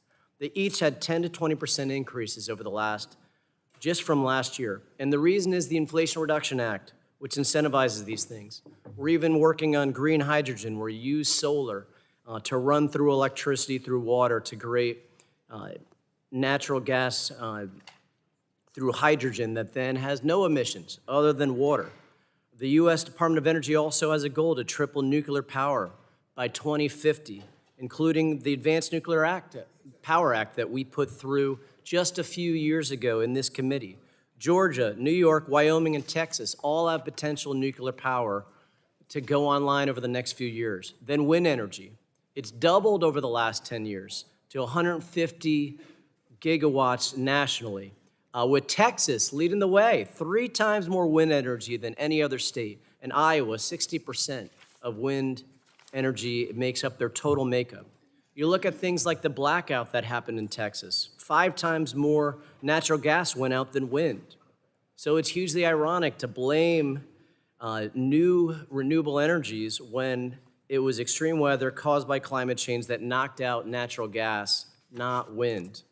We've talked to countless utilities executives. They're already moving in this direction, to solar, to wind, to nuclear, to hydro. They want to keep the Inflation Reduction Act. Yet the one big ugly bill wants to get rid of it. They know nuclear power, solar, wind, hydro is the future. Natural gas is a bridge fuel for the foreseeable future, and that the dirty coal agenda takes us backwards. And so that's why when you look at Mr. Peters' amendment, it's talking about shutting down the dirtiest coal plants if it's no longer going to be helpful to make room for a lot of these new technologies that are already coming online, despite every effort by the Trump administration and this Congress to stop it. We're going to continue to progress forward, and that's why I think these types of amendments are absolutely critical to make sure that we're moving forward in a direction that makes sense for our nation. With that, I yield back. Gentleman yields back. Is there further discussion on the amendment? Seeing no further discussion on the amendments. The roll call vote has been requested. The gentleman requests a roll call vote, and the clerk will call the roll. Mr. Latta? No. Mr. Latta votes no. Mr. Griffith? No. Mr. Griffith votes no. Mr. Bilirakis? Mr. Bilirakis votes no. Mr. Hudson? Mr. Hudson votes no. Mr. Carter? Mr. Carter votes no. Mr. Palmer? Mr. Dunn? Mr. Dunn votes no. Mr. Crenshaw? Mr. Crenshaw votes no. Mr. Joyce? Mr. Weber? Mr. Weber votes no. Mr. Allen? Mr. Allen votes no. Mr. Balderson? Mr. Balderson votes no. Mr. Fulcher? Mr. Fulcher votes no. Mr. Pfluger? Mr. Pfluger votes no. Mrs. Harshbarger?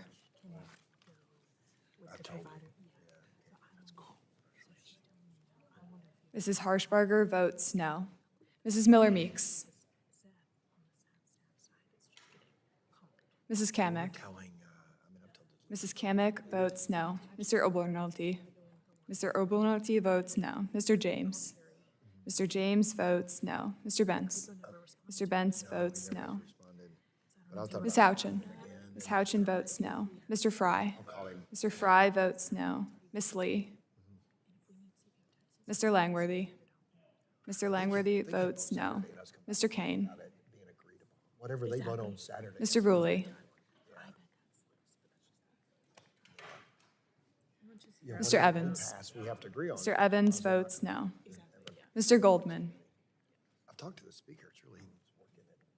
Mrs. Fedorchak? Mrs. Fedorchak votes no. Mr. Pallone? Mr. Pallone votes aye. Ms. DeGette? Ms. DeGette votes aye. Ms. Schakowsky? Ms. Schakowsky votes aye. Ms. Matsui? Ms. Matsui votes aye. Ms. Castor? Ms. Castor votes aye. Mr. Tonko? Aye. Mr. Tonko votes aye. Ms. Clark? Ms. Clark votes aye. Mr. Ruiz? Mr. Ruiz votes aye. Mr. Peters? Mr. Peters votes aye. Mrs. Dingell? Mrs. Dingell votes aye. Mr. Veazey? Ms. Kelly? Ms. Kelly votes aye. Ms. Badagan? Ms. Badagan votes aye. Mr. Soto? Mr. Soto votes aye. Ms. Schreier? Ms. Schreier votes aye. Ms. Trahan? Ms. Trahan votes aye. Ms. Fletcher? Ms. Fletcher votes aye. Ms. Ocasio-Cortez? Mr. Auchincloss? Mr. Auchincloss votes aye. Mr. Carter? Mr. Carter votes aye. Mr. Menendez? Mr. Menendez votes aye. Mr. Mullen? Mr. Mullen votes aye. Mr. Landsman? Ms. McClellan? Ms. McClellan votes aye. Chairman Guthrie? Is anyone seeking recognition? Gentleman from Alabama? Mr. Palmer votes no. Dr. Joyce? Mr. Joyce votes no. Mr. Goldman? Mr. Goldman votes no. Anyone else seeking recognition? Mr. Landsman? Mr. Landsman votes aye. Any other seeking recognition? Seeing none, the clerk will report.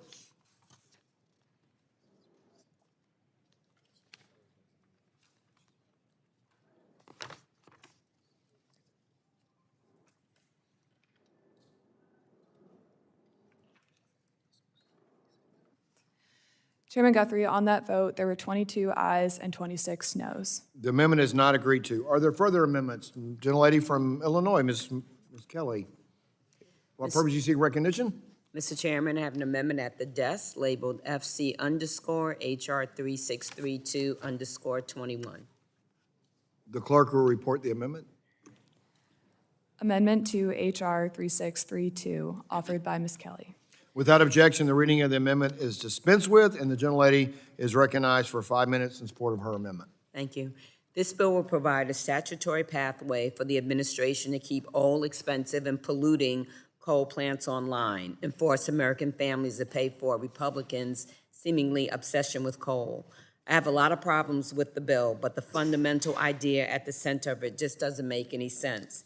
And we're already seeing this at the Department of Energy, which last month decided to exceed its statutory authority and issue 2 emergency orders mandating that 2 coal plants, one in Pennsylvania and one in Michigan, be kept online, even though literally nobody asked for the plants to be kept online. Not their owners, not the local utility, not the reliability regulator, and not the grid operator.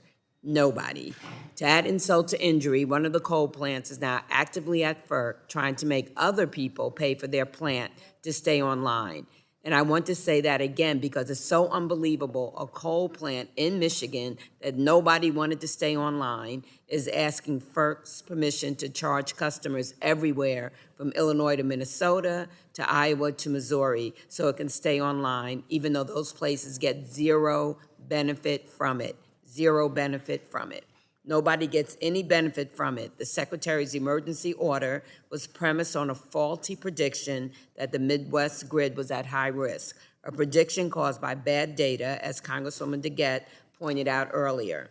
This isn't hypothetical for my constituents. The ones in central Illinois served by Ameren could see their bills go up to pay for the Michigan plant.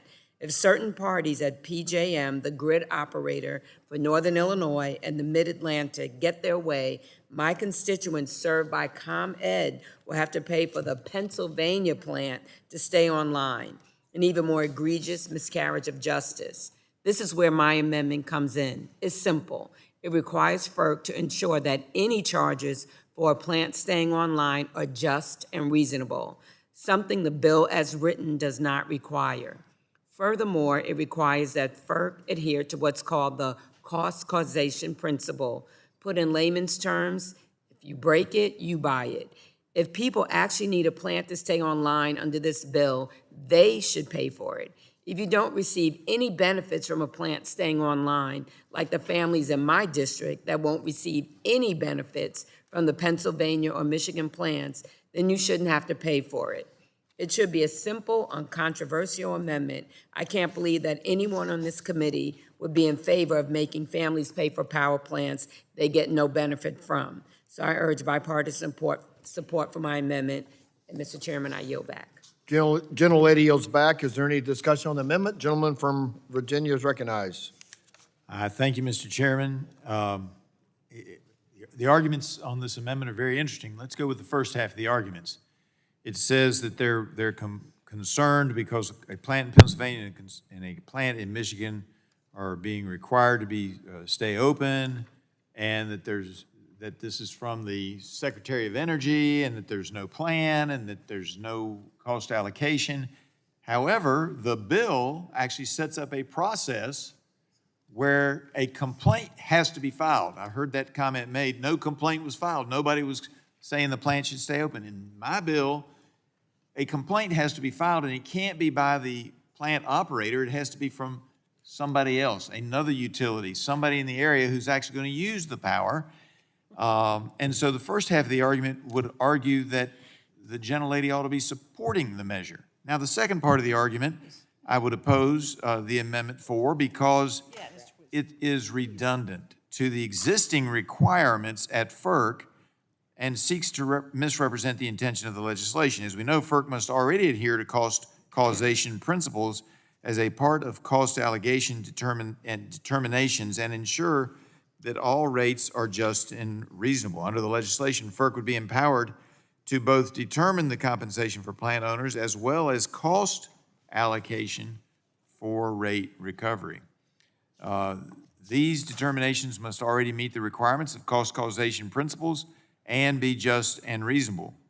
Again, that's if we're using the 207 process, which I'm trying to put into a position to be more preeminent when we're looking at these power shortages within the grid situation. It's our hope the legislation would only be used rarely and that our nation has sufficient resources to meet our electricity needs. Unfortunately, because of a lot of confusion, maybe even some obfuscation by some states and electricity market participants, we're in a situation where it is frankly very confusing as to who looks out for grid reliability. This bill will help to clarify the situation, and the amendment only makes it more confusing. We are seeing a dangerous rate of premature retirements of baseload power. Just this week, in this heat wave, we are seeing utilities asking customers to save electricity. TVA, for example, and they serve part of my district through some of the companies that are affiliated with them, has asked that everybody reduce their power usage today because they're concerned about potential rolling brownouts or even blackouts. But I would note, and I know that my colleagues on the other side of the aisle really dislike coal. And as we shift, and I think coal still has a place, I think we can do it cleanly, but we'll disagree about that. But as we're shifting, we need to make sure we don't throw the baby out with the bathwater. So in 2013, the Tennessee Valley Authority, TVA, announced plans to close 8 coal-fired power units, citing a flat demand for power. They've closed 5 of them. Now they find themselves in a growing demand for power and a heat wave, Mr. Chairman, that is requiring them to notify their customers to not use all of their power. Because if everybody uses their power, as they would normally do, they may have a rolling brownout or even blackouts. And then human lives are put into jeopardy. What this does is it says, all right, we're going to have FERC take a look at it, and people have to notify FERC 5 years in advance. That's what the bill says, of closing down any power plant. And if somebody complains and says, wait a minute, we don't have generation coming on board, Mr. Chairman, in time to sufficiently cover the needs of our area, and we're using that power, we need to use that power to wheel it into another location, as was done at the Potomac Power Plant, where the only time that 207's been used effectively, to power Washington, D.C. so Congress could keep operating in the heat. It says we'll allow that, and it can be up to 5 years, but it doesn't have to be 5 years. If it's determined that enough power is coming on board in 2 years, then so be it. It's a 2-year order. But it gives FERC that responsibility, not the Secretary of Energy, and not, as the gentlelady said, and I don't know the circumstances of those 2 plants, but she indicated that it just happened with nobody asking for it. In this case, somebody has to step into the record, the public record, and say, I need this plant to stay open in order to power electricity in Virginia or in Michigan or in Pennsylvania. And when that happens, this bill will do it. This amendment only confiscates it, makes it harder to determine. And I would ask everyone to vote no, and I yield back. Gentleman yields back. Is there further discussion? Gentlelady from Florida is recognized. Thank you, Ms. Castor. Thank you, Gentlelady, Ms. Mr. Castor is Chairman. recognized. And I want to compliment the gentleman from Virginia, Mr. Griffith. He is a strong advocate for his constituents back in coal country. But I want to correct the record for the gentleman's comments. FERC's existing principles that rates must be just do not apply to sections 202C or 207. So this amendment is necessary. You know, members, coal has been on the decline as a power source in America for many years now. We do owe a debt to the coal miners and workers that have helped power America over the past decades. But coal accounted for about 20% of U.S. electricity generated in 2024. That's down from 50% in 2000. And the main reason for that decline is simple. Coal is more expensive than other options that we have today. And burning coal is a major contributor to the rising cost and impacts of the heating climate. It also has significant health impacts: asthma, cancer, heart disease, and lung disease. I point you to the heartbreaking front page story about the impact on coal miners' bodies and health that was in the New York Times over the past weekend. But according to a recent report, in almost every case today, it's actually cheaper to build new renewables than to keep existing coal plants running in the United States. And coal is only getting more expensive. 3/4 of coal plants saw costs rising faster than inflation between 2021 and 2024. And I have to say, none of my neighbors in Florida want more expensive power. We're already grappling with electric bills that are out of sight. And Republicans should stop forcing it upon the American people by making vague, half-baked claims about reliability and data centers. We know that solar and wind is flexible power. It does have some gaps, but you know what? We have solutions for that. It's called batteries. Battery storage is coming to the rescue to alleviate stress on our grid. Between May 2024 and April 2025, U.S. battery storage increased by about 40%. Plus, we decided that we're going to counter China, and we're going to build the battery technology. We're going to advance innovation in the United States of America. We're not going to run second to the Chinese Communist Party. We're going to build these systems to help power our lives and our future. Energy storage added 2 gigawatts just in the first quarter of this year. That is a record, and it's poised to grow if Republicans' antiquated energy policies do not get in the way. And despite what the Republicans say, we're not closing energy plants.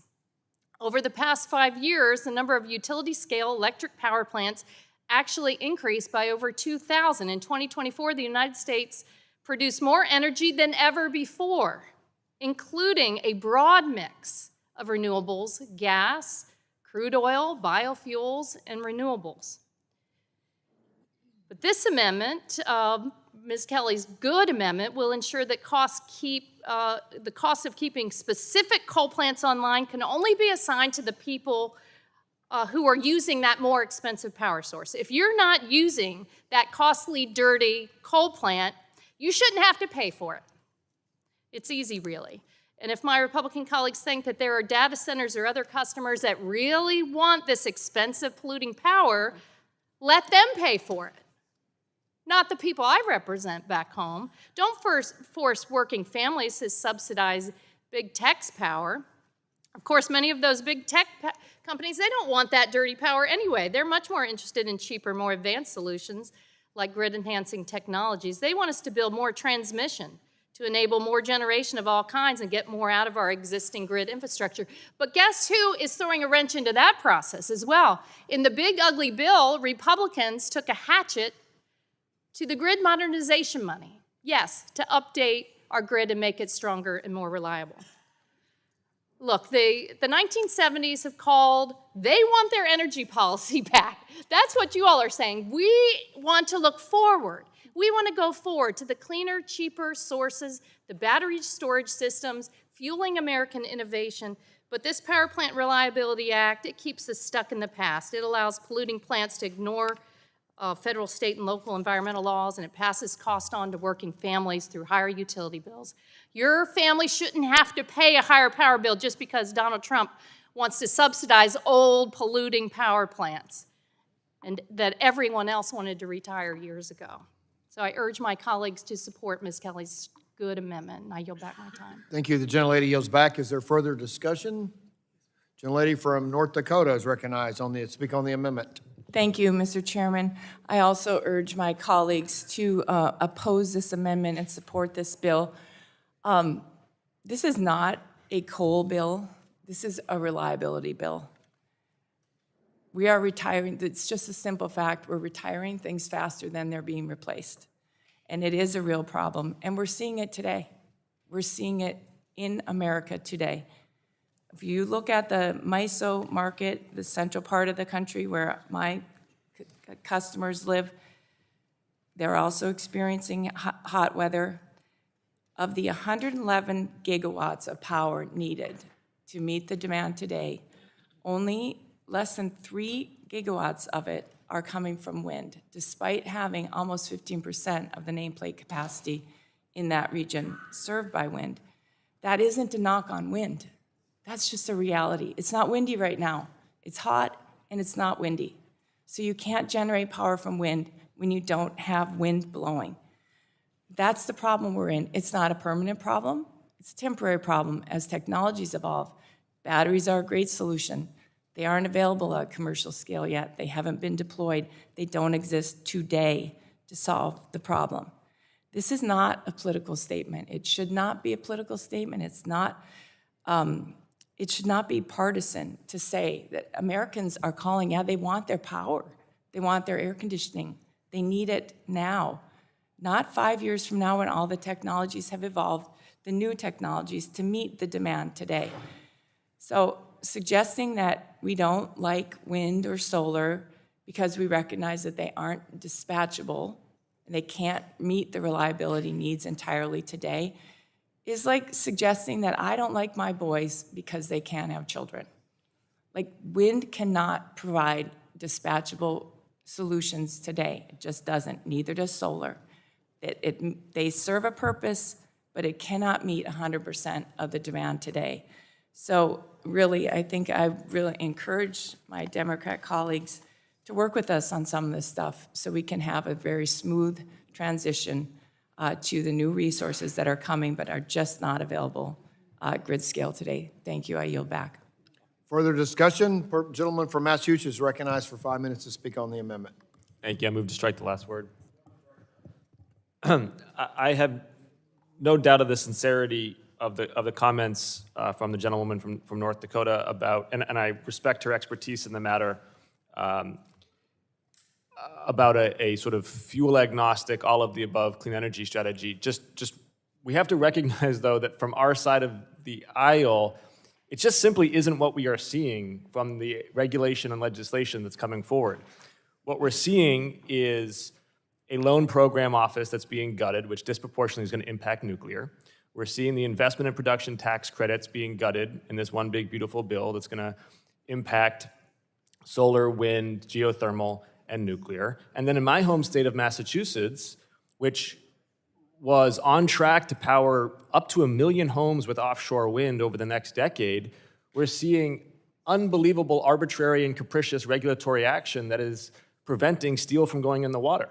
And I get that there are a lot of people who don't think that offshore wind is going to work, and that's fine. That's fine to have that opinion. But state regulators, investors, and utilities and developers should be making that decision based on what's right for the state. In Massachusetts, we happen to have a lot of offshore wind. Maybe it makes sense for us. If other states don't want to do it, fine. We're the side that's actually promoting an all-of-the-above energy strategy that is truly tech and fuel agnostic. And so when we're hearing these claims that somehow this is really just about reliability and affordability, what we are seeing is, in fact, a concerted action between the administration and congressional Republicans to just have oil and gas jump the queue. And we are not saying that oil and gas have no place in our energy strategy as a country. What we are saying is we want to actually give all different energy strategies a chance to succeed as makes sense for individual utilities and states. My constituents might benefit from offshore wind. Your constituents might benefit from different energy sources. Let them work on it. I yield back. Gentleman yields back. Is there further discussion on the amendment? Seeing none, if there's no further discussion, a roll call vote has been requested. The clerk will call the roll. Mr. Latta? No. Mr. Latta votes no. Mr. Griffith? No. Mr. Griffith votes no. Mr. Bilirakis? Mr. Bilirakis votes no. Mr. Hudson? Mr. Carter? No. Mr. Carter votes no. Mr. Palmer? Mr. Dunn? Mr. Crenshaw? Mr. Crenshaw votes no. Mr. Joyce? Mr. Joyce votes no. Mr. Weber? Mr. Weber votes no. Mr. Allen? Mr. Allen votes no. Mr. Balderson? Mr. Balderson votes no. Mr. Fulcher? Mr. Fulcher votes no. Mr. Pfluger? Mr. Pfluger votes no. Mrs. Harshbarger? Mrs. Harshbarger votes no. Mrs. Miller-Meeks? Mrs. Miller-Meeks votes no. Mrs. Kamick? Mr. Obernolte? Mr. Obernolte votes no. Mr. James? Mr. James votes no. Mr. Bentz? Mr. Benz votes no. Mrs. Houchin. Mr. Fry. Mr. Fry votes no. Miss Lee. Mr. Langworthy. Mr. Langworthy votes no. Mr. Kane. Mr. Ruley. Mr. Evans. Mr. Evans votes no. Mr. Goldman. Mr. Goldman votes no. Mrs. Fedorchak. Mrs. Fedorchak votes no. Mr. Pallone. Mr. Pallone votes aye. Ms. Duguette. Ms. Duguette votes aye. Ms. Schakowsky. Aye. Ms. Schakowsky votes aye. Ms. Matsui. Aye. Ms. Matsui votes aye. Ms. Castor. Aye. Ms. Castor votes aye. Mr. Tonko. Aye. Mr. Tonko votes aye. Ms. Clark. Ms. Clark votes aye. Mr. Ruiz. Mr. Ruiz votes aye. Mr. Peters. Mrs. Dingell. Mr. Veazey. Mr. Veazey votes aye. Ms. Kelly. Ms. Kelly votes aye. Ms. Badagan. Ms. Badagan votes aye. Mr. Soto. Mr. Soto votes aye. Ms. Schreier. Ms. Schreier votes aye. Ms. Trahan. Ms. Trahan votes aye. Ms. Fletcher. Ms. Fletcher votes aye. Ms. Ocasio-Cortez. Mr. Auchincloss. Mr. Auchincloss votes aye. Mr. Carter.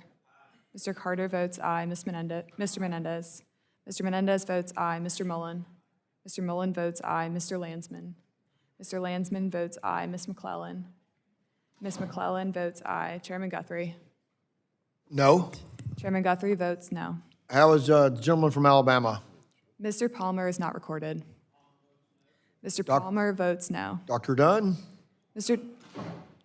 Dunn votes. Ms. Houchins? Ms. Houchin votes no. Anyone Mr. Peters? Mr. Peters votes aye. Mrs. Dingell? Mrs. Dingell votes aye. Anyone else seeking recognition for purpose of the roll call? Seeing none, the clerk will report.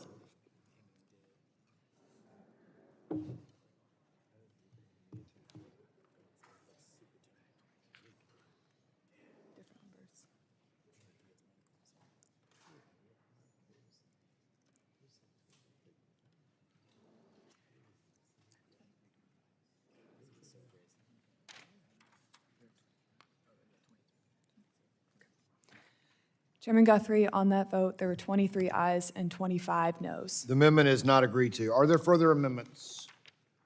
Seeing none. Okay, the question now occurs on approving H.R. 3632. A roll call has been requested, and the clerk will call the roll. Mr. Latta. Aye. Mr. Latta votes aye. Mr. Griffith. Mr. Griffith votes aye. Mr. Bilirakis. Mr. Bilirakis votes aye. Mr. Hudson. Mr. Carter. Mr. Carter votes aye. Mr. Palmer. Mr. Palmer votes aye. Mr. Dunn. Mr. Dunn votes aye. Mr. Crenshaw. Mr. Crenshaw votes aye. Mr. Joyce. Mr. Joyce votes aye. Mr. Weber. Mr. Weber votes aye. Mr. Allen. Mr. Allen votes aye. Mr. Balderson. Mr. Balderson votes aye. Mr. Fulcher. Mr. Fulcher votes aye. Mr. Pfluger. Mr. Pfluger. Mr. Pfluger votes aye. Mrs. Harshbarger. Mrs. Harshbarger votes aye. Mrs. Miller-Meeks. Mrs. Miller-Meeks votes aye. Mrs. Kamick. Mr. Obonolte. Mr. Obonolte votes aye. Mr. James. Mr. James votes aye. Mr. Benz. Mr. Benz votes aye. Mrs. Houchin. Mrs. Houchin votes aye. Mr. Fry. Mr. Fry votes aye. Ms. Lee. Mr. Langworthy. Mr. Langworthy votes aye. Mr. Kane. Mr. Ruley. Mr. Evans. Mr. Evans votes aye. Mr. Goldman. Mr. Goldman votes aye. Mrs. Fedorchak. Mrs. Fedorchak votes aye. Mr. Pallone. Mr. Pallone votes no. Ms. Duguette. Ms. Duguette votes no. Ms. Schakowsky. Ms. Schakowsky votes no. Ms. Matsui. Ms. Castor. Ms. Castor votes no. Mr. Tonko? Ms. Clark? Mr. Ruiz? Mr. Peters?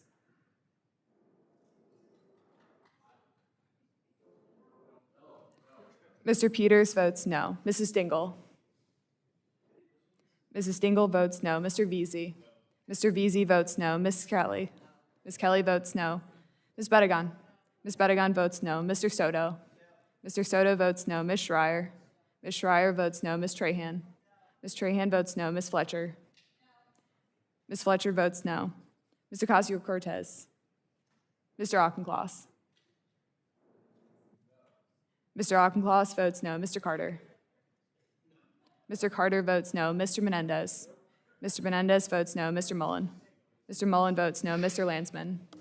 Mr. Landsman votes no. Ms. McClellan? Ms. McClellan votes no. Chairman Guthrie? Aye. Chairman Guthrie votes aye. Anyone seeking recognition for purpose of answering the roll call? Dr. Ruiz? Mr. Ruiz is not recorded. Mr. Ruiz votes no. Mr. Tonko? Mr. Tonko is not recorded. Mr. Tonko votes no. Is any on the Republican side? Seeing none, the clerk will report.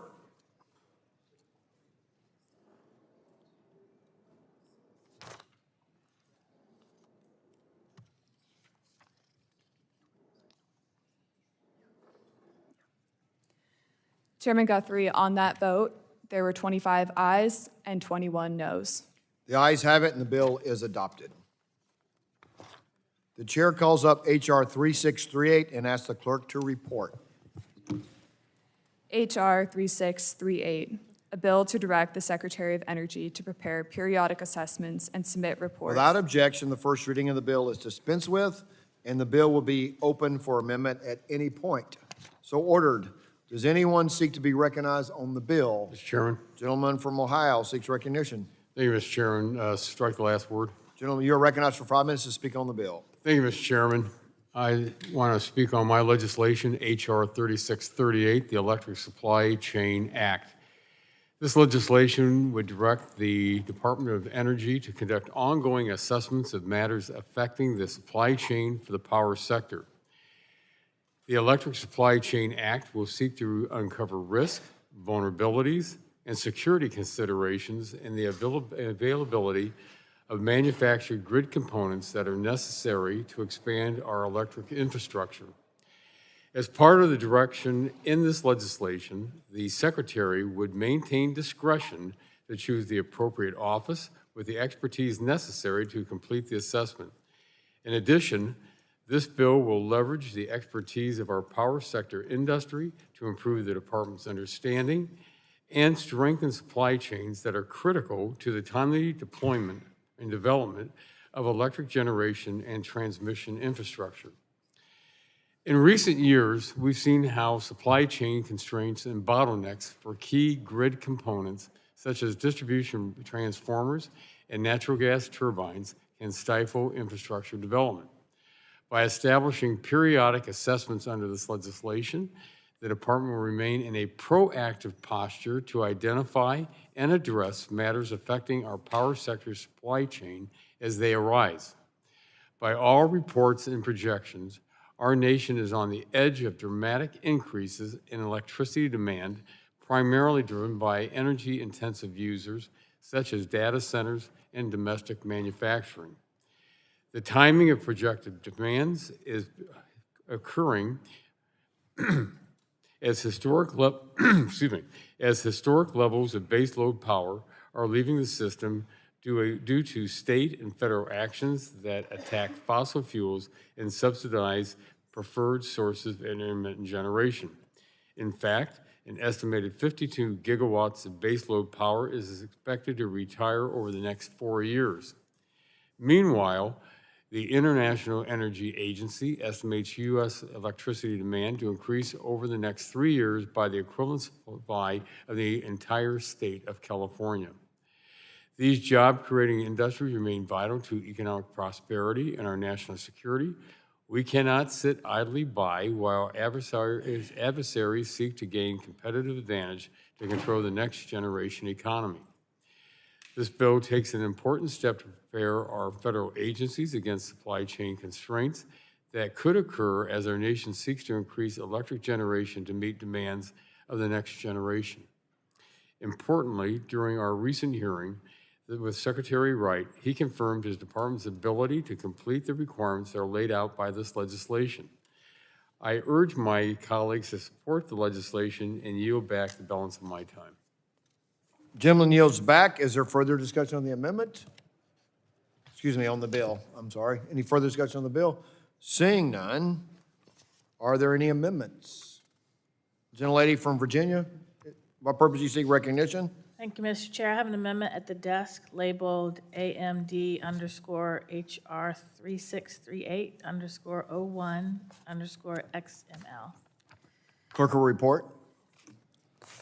Amendment to H.R. 3638, offered by Ms. McCarthy. Without objection, the reading of the amendment is dispensed with, and the gentlelady is recognized for 5 minutes in support of the amendment. Thank you, Mr. Chair. This amendment would prevent the bill from taking effect until the Secretary of Energy can certify two things. First, the Department of Energy has sufficient staff in place to support the timely progress of ongoing programs and projects authorized and funded by Congress, in addition to the new responsibilities like the assessments required in this bill. Having the Secretary say in a committee hearing that he has the resources to do this bill, but not to go further to say he has the resources to do all of the responsibilities Congress has placed on the Department of Energy is nonsensical. And when Secretary Wright was here a couple of weeks ago, a number of Democrats on this committee asked about the Department of Energy's staffing issues. Secretary Wright did not give us a straightforward answer or visibility into those numbers or how the department intends to continue with ongoing and future projects, given the cuts that they have faced. He also hasn't responded to inquiries from this committee about department staffing issues. And as I mentioned during that budget hearing, my own office has experienced this lack of response and visibility from the department. However, Secretary Wright did stress the importance of the Department of Energy, its national labs, and various programs like the Loans Program Office. So everyone should recognize the value of the Department of Energy's work, but no one seems willing to answer important questions about who's left to complete the work that Congress has already put on them, in addition to these new bills that we seek to pass today. As this committee considers the Electric Supply Chain Act, we have to look at the bigger picture and the reality of the reckless workforce reductions and funding cuts that have already happened or are in process right now. DOGE has already forced out over 3,500 key Department of Energy staff. Key offices responsible for implementing this bill have lost a significant portion of their staff. And Secretary Wright hasn't given us any assurances that there won't be further mass layoffs. In our districts, businesses and community partners are already waiting to hear from the department about critical contracts and access to funding. Congressional offices inquiring on their behalf still haven't received answers. My office has heard that in some cases, the department can't even determine who is responsible for certain projects because too many qualified staff have been fired or pushed out. And with the department already struggling to meet its current workload, how can we pretend it's business as usual and justify adding additional work? These harmful workforce cuts that have occurred must end, and before we add new responsibilities, Congress must have a clear, updated information on DOE staffing levels, office capabilities, and operating plans.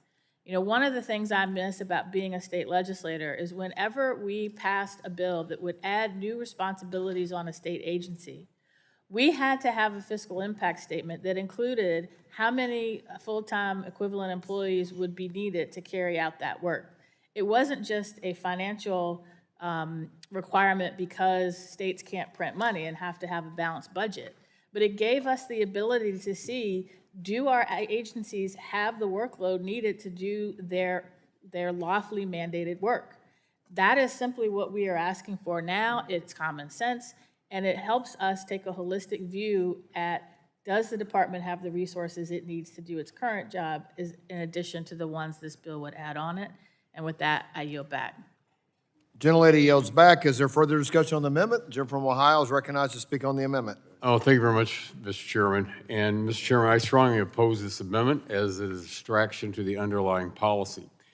This amendment would require the Secretary of Energy to certify the department has sufficient staff to complete the report and certify there are no planned reductions in force.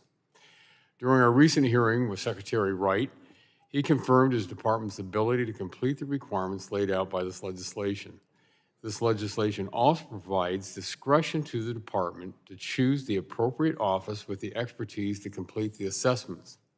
In addition, it is important to remember that the Department of Energy underwent reorganization efforts under both Presidents Obama and Biden. Consistent with that precedent, the Trump administration is taking a similar approach. We should not lose sight of the reality that the department today operates with about 35,000 more contractors and employees than it did 5 years ago. Most of that increase is from the past 4 years. Both sides of the aisle agree that we must ensure that our supply chains disruptions do not inhibit our ability to meet demands of the next generation industries. This legislation will place DOE in a proactive posture to address any potential disruptions and identify vulnerabilities that may pose a threat to reliability. I urge my colleagues to oppose the amendment. I yield back the balance of my time. Gentleman yields back. Is there further discussion? Gentlelady from Washington, Dr. Schreier, is recognized to speak on the amendment. Mr. Chairman, I move to strike the last word. Lady is recognized. Thank you, Mr. Chairman. I strike the last word to strongly support Representative McClellan's very timely and pragmatic amendment because this consideration of DOE staffing just makes common sense, especially right now.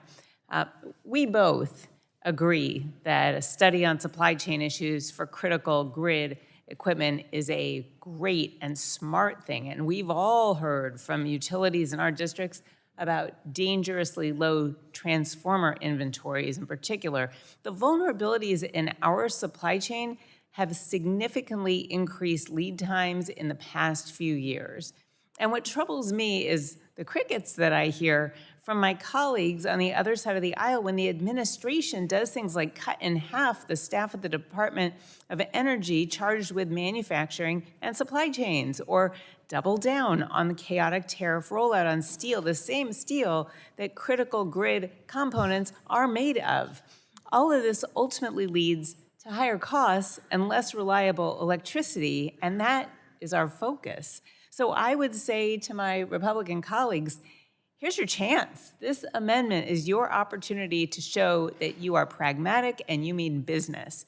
All this amendment's asking for is a thumbs up from Secretary Wright that he's got the workforce and the resources necessary to carry out the Department of Energy's mission and safeguard the country's energy security, including electrical supply chains. I strongly support this amendment, and I yield back. Gentlelady yields back. Is there further discussion? Seeing none. There's no further discussion. The vote occurs on the amendment. A roll call vote has been requested. The clerk will call the roll. Mr. Latta. Mr. Latta votes no. Mr. Griffith. Mr. Bilirakis.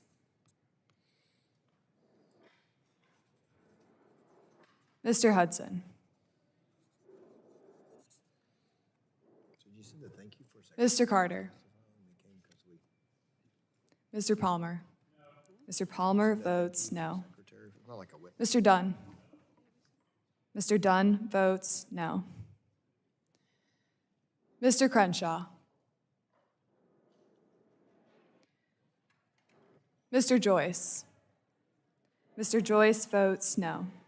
Mr. Weber. Mr. Weber votes no. Mr. Allen.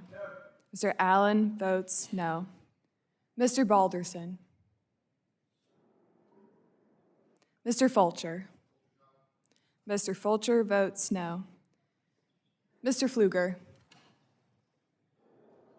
Mrs. Harshbarger. Mrs. Harshbarger votes no. Mrs. Miller-Meeks. Mrs. Miller-Meeks votes no. Mrs. Kamick. Mrs. Kamick votes no. Mr. Obenulty. Mr. James.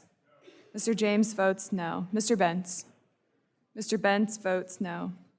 Mrs. Houchin? Mrs. Houchin votes no. Mr. Fry? Mr. Fry votes no. Ms. Lee? Mr. Langworthy? Mr. Langworthy votes no. Mr. Kane? Mr. Kane votes no. Mr. Ruley? Mr. Ruley votes no. Mr. Evans? Mr. Evans votes no. Mr. Goldman?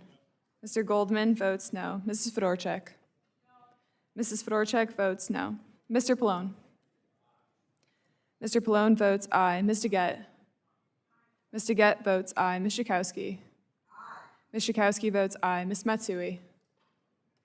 Ms. Castor? Ms. Castor votes no. Mr. Tonko? Mr. Tonko votes no. Ms. Clark? Ms. Clark votes aye. Mr. Ruiz? Mr. Ruiz votes aye. Mr. Peters? Mr. Peters votes aye. Mrs. Dingell? Mrs. Dingell votes aye. Mr. Veazey? Mr. Veazey votes aye. Ms. Kelly? Ms. Kelly votes aye. Ms. Badagon? Ms. Badagon votes aye. Mr. Soto?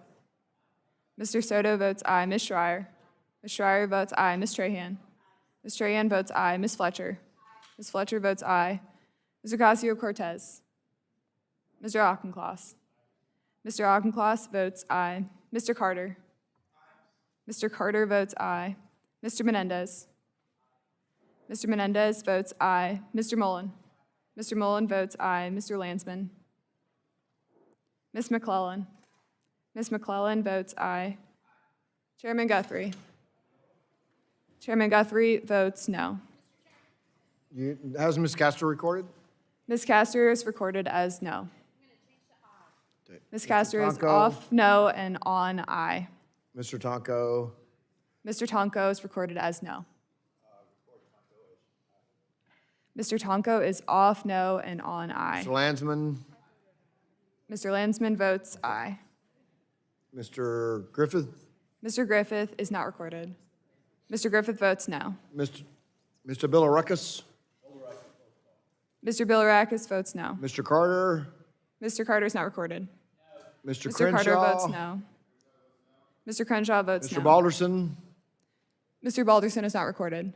Mr. Balderson votes no. Anyone seeking recognition to vote or change their vote?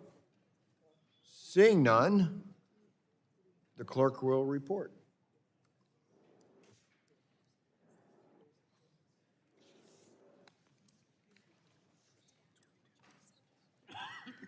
Chairman Guthrie, on that vote, there were 22 ayes and 26 noes.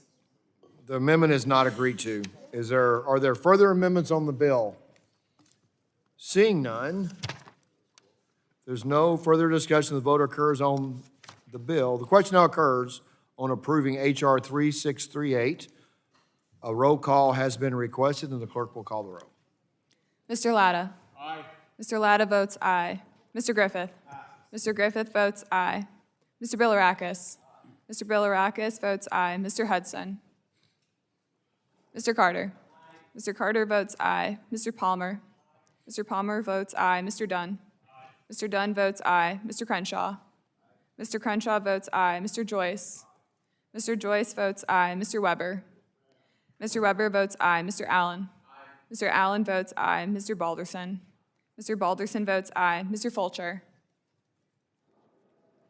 Mr. Pfluger? Mrs. Harshbarger? Mrs. Harshbarger votes aye. Mrs. Miller-Meeks? Mrs. Miller-Meeks votes aye. Mrs. Kamick? Mrs. Kamick votes aye. Mr. Obernolte? Mr. Obernolte votes aye. Mr. James? Mr. James votes aye. Mr. Bentz? Mr. Bentz votes aye. Mrs. Houchin? Mrs. Houchin votes aye. Mr. Fry? Mr. Fry votes aye. Ms. Lee? Mr. Langworthy? Mr. Langworthy votes aye. Mr. Kane? Mr. Kane votes aye. Mr. Ruley? Mr. Ruley votes aye. Mr. Evans? Mr. Evans votes aye. Mr. Goldman? Mr. Goldman votes aye. Mrs. Fedorchak? Mrs. Fedorchak votes aye. Mr. Pallone? Mr. Pallone votes no. Ms. DeGette? Ms. DeGette votes no. Ms. Schakowsky? No. Ms. Schakowsky votes no. Ms. Matsui? Ms. Castor? No. Ms. Castor votes no. Mr. Tonko? No. Mr. Tonko votes no. Ms. Clark? Mr. Ruiz? No. Mr. Ruiz votes no. Mr. Peters? Mrs. Dingell? No. Mrs. Dingell votes no. Mr. Veazey? No. Mr. Veazey votes no. Ms. Kelly? No.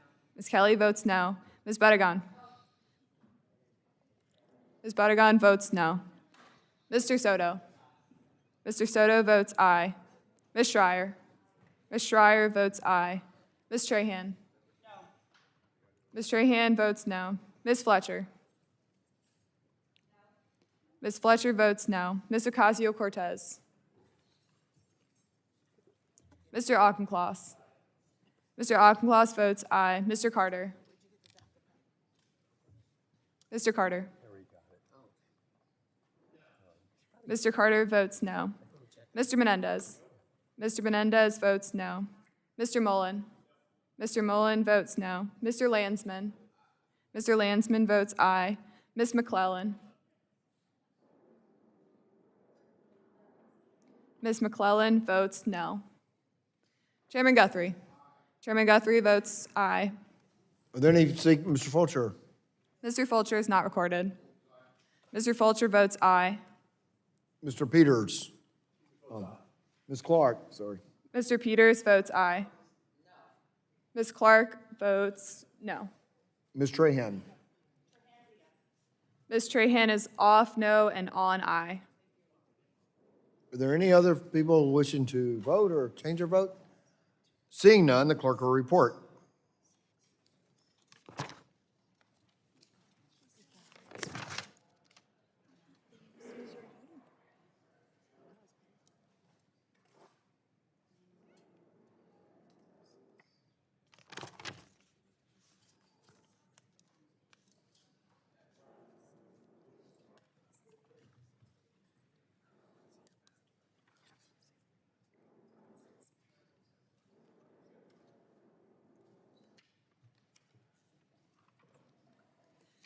Chairman Guthrie, on that vote, there were 33 ayes and 16 noes. The ayes have it, and the bill is adopted. The chair calls up H.R. 3157 and asks the clerk to report.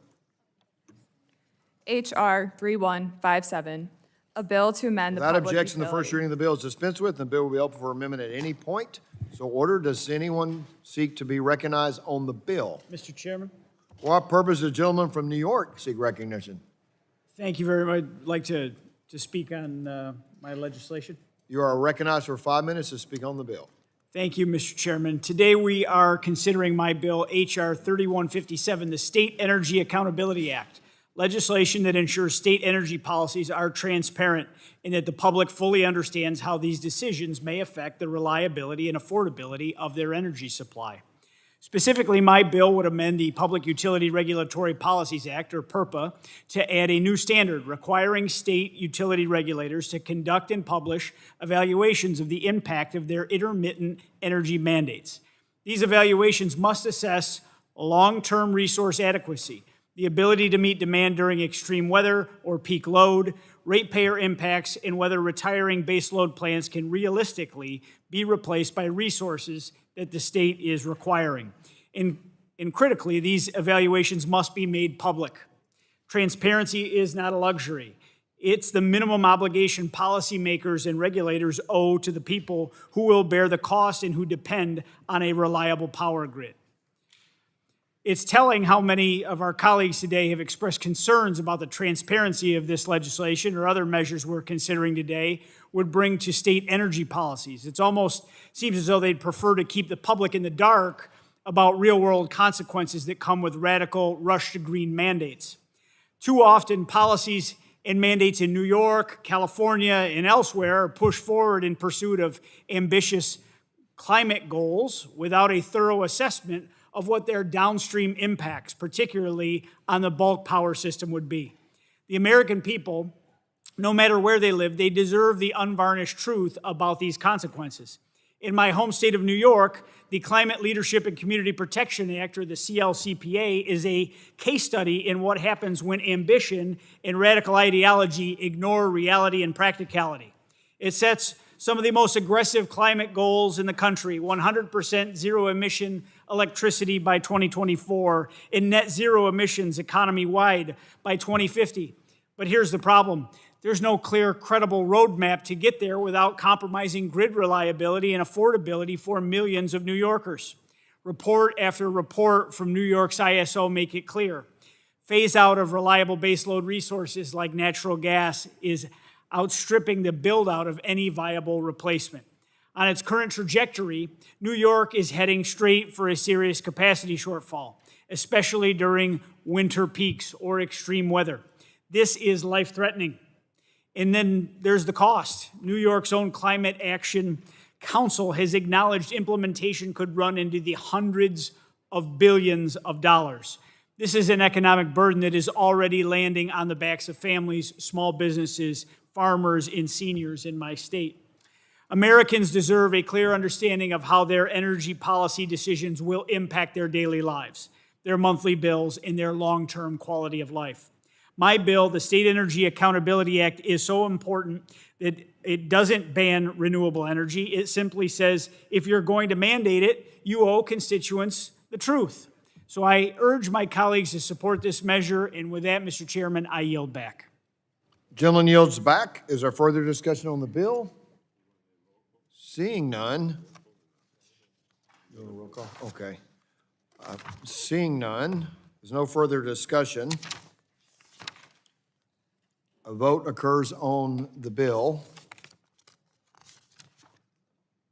on approving H.R. 3157. All those in favor should say aye. Excuse me, roll call has been requested, and the clerk will call the roll.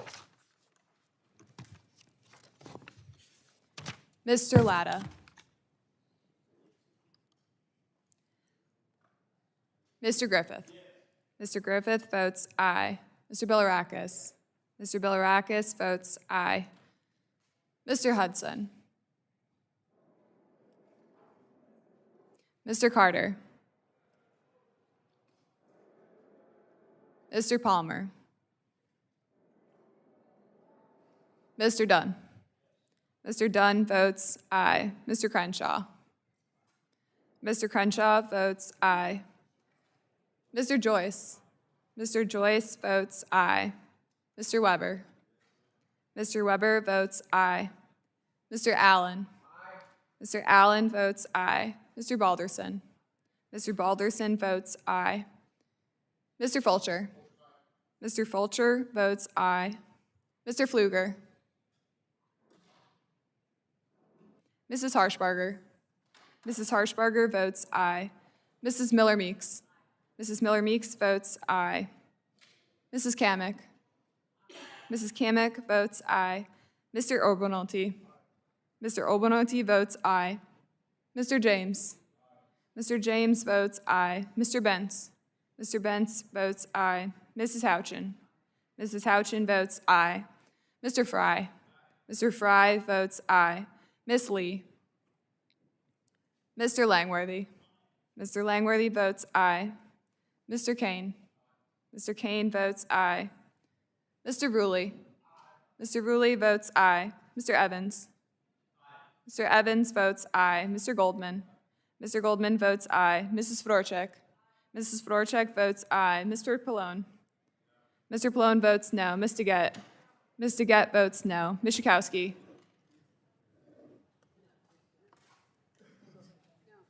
No.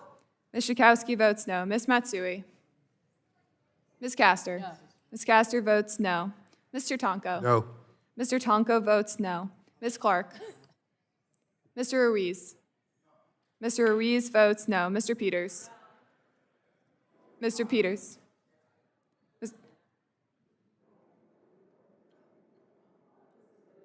Mr. Peters. Mr. Peters votes aye. Mrs. Dingell. Mrs. Dingell votes no. Mr. Veazey. Mr. Veazey votes no. Ms. Kelly. Ms. Badagon. Ms. Badagon votes no. Mr. Soto. Mr. Soto votes no. Ms. Schreier. Ms. Schreier votes no. Ms. Trahan. Ms. Trahan votes no. Ms. Fletcher. Ms. Fletcher votes no. Ms. Ocasio-Cortez. Mr. Auchincloss. Mr. Auchincloss votes no. Mr. Carter. Mr. Carter votes no. Mr. Menendez.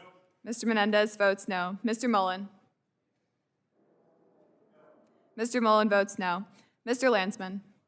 Mr. Landsman votes no. Ms. McClellan. Chairman Guthrie. Chairman Guthrie votes aye. How's Mr. Carter recorded? Mr. Carter is not recorded. Mr. Latta? Mr. Carter votes aye. Mr. Latta? Mr. Latta is not recorded. Mr. Latta votes aye. Ms. McClellan? Ms. McClellan is not recorded. Ms. McClellan votes no. Anyone here else seeking to answer the roll call? Seeing none, the clerk will report. Oh, before the clerk reports, Ms. Clark? Ms. Clark is not recorded. Ms. Clark votes no. Seeing none others, the clerk will report.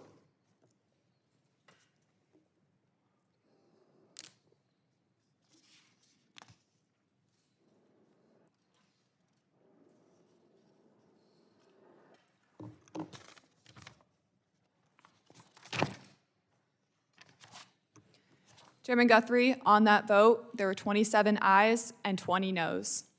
The ayes have it, and the bill is adopted. The chair calls up H.R. 3628 and asks the clerk to report.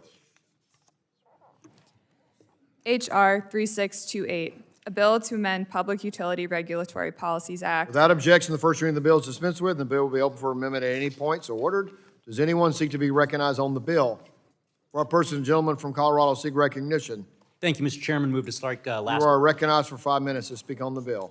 Again, thank you, Mr. Chairman and Ranking Member. It's an honor to once again be before my colleagues today and urge support for my bill, the State Planning for Reliability and Affordability Act. This is a common sense measure that will help incentivize better energy policy in Colorado and across the nation and help states lower the financial burden that constituents like mine are facing by encouraging states to consider implementing policy that focuses on long-term energy reliability, which of course encourages affordability for working-class families. Countless folks in my district are working tirelessly to put food on the table and achieve the American dream. But one of the biggest hurdles that my constituents are facing right now is skyrocketing utility costs. As I mentioned earlier this month when the bill was reported out of the subcommittee, Coloradans are paying 24% more in electricity costs now than they were just 4 years ago. This spike in electricity costs didn't materialize out of thin air or in a vacuum. It's the result of deliberate policy decisions made by my governor, the legislature, and the Colorado Public Utilities Commission. But don't take my word for it. The nonpartisan Common Sense Institute in Colorado released a report in January of this year on the future of electricity costs in Colorado. One of the big findings in this report reads, and I quote, "Driven by state policy mandates to reduce greenhouse gas emissions, electricity prices are projected to grow at more than 3 times the rate of inflation and nearly 13 times the growth rate from 2010 to 2020. The report goes on to project that by 2030, the average household will be spending $390 to $504 more annually due to rates outpacing inflation and historic trends. All households combined will spend between $970 million and $1.25 billion more in electricity costs, and the average electric rate will grow by 56% from 12 cents a kilowatt hour to 18.4 cents a kilowatt hour. That's not partisan conjecture. Those are the cold, hard facts that my constituents have to face. And these policies aren't just a threat to affordability for countless families across the country. They also jeopardize long-term reliability. In fact, as recently as 2 years ago, a major service provider in my district forecast a capacity shortage of more than 125 megawatts of power due to the premature retirement of baseload dispatchable power. That's more than 25,000 homes worth of power. Just last month, I met with a company in my district that's doing cutting-edge work to advance quantum computing technology and was recently recognized as a leader in that field. But they told me they're being forced to move into a different building and pay substantially more in rent to be connected to an electrical substation directly because they literally could not keep the lights on in their current location due to frequent power outages. How can we beat China in areas like AI and quantum computing if we can't meet basic energy demand? And that's why my State Planning for Reliability and Affordability Act is so important. It takes a light touch and a regulatory approach to incentivizing utilities, like the Colorado Public Utilities Commission, to consider long-term reliability requirements that help bolster and support American innovation, keep the lights on, rain and shine, and reduce utility bills for working families. That way, when weighing policies that impact energy reliability, these entities have to take thoughtful stakeholder feedback into account before making their decision. And this bill doesn't just support traditional fuels. It supports all sources of reliable power, from natural gas to nuclear generation to battery storage.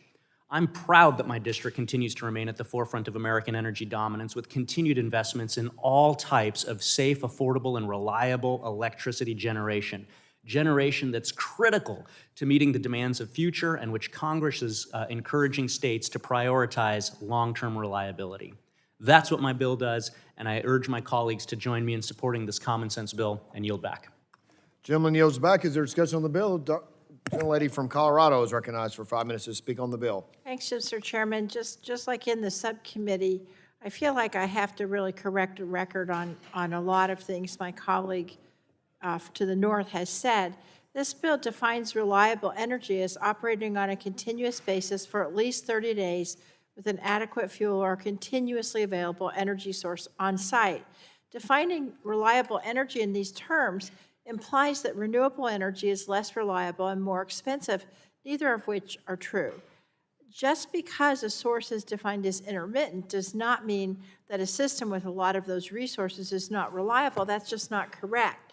The nonpartisan think tank from Colorado, RMI, published a report saying that grid reliability is not defined by the energy source itself, but rather how the grid functions collectively. Reliability is achieved through a multi-pronged approach of diversifying the energy sources on the grid, which includes wind, solar, and other renewables. 2, adding more interregional transmission to reinforce the grid.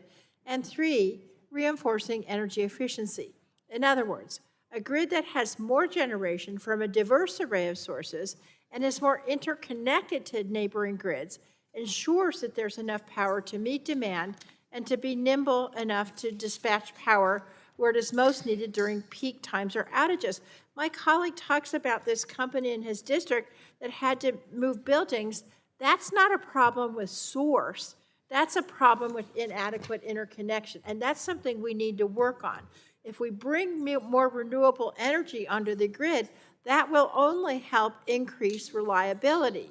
And I want to remind you what I said when we marked up the bill in subcommittee. The Texas power outages during the winter storms in 2021 were not caused by renewables, but inadequately weatherized power plants and natural gas plants.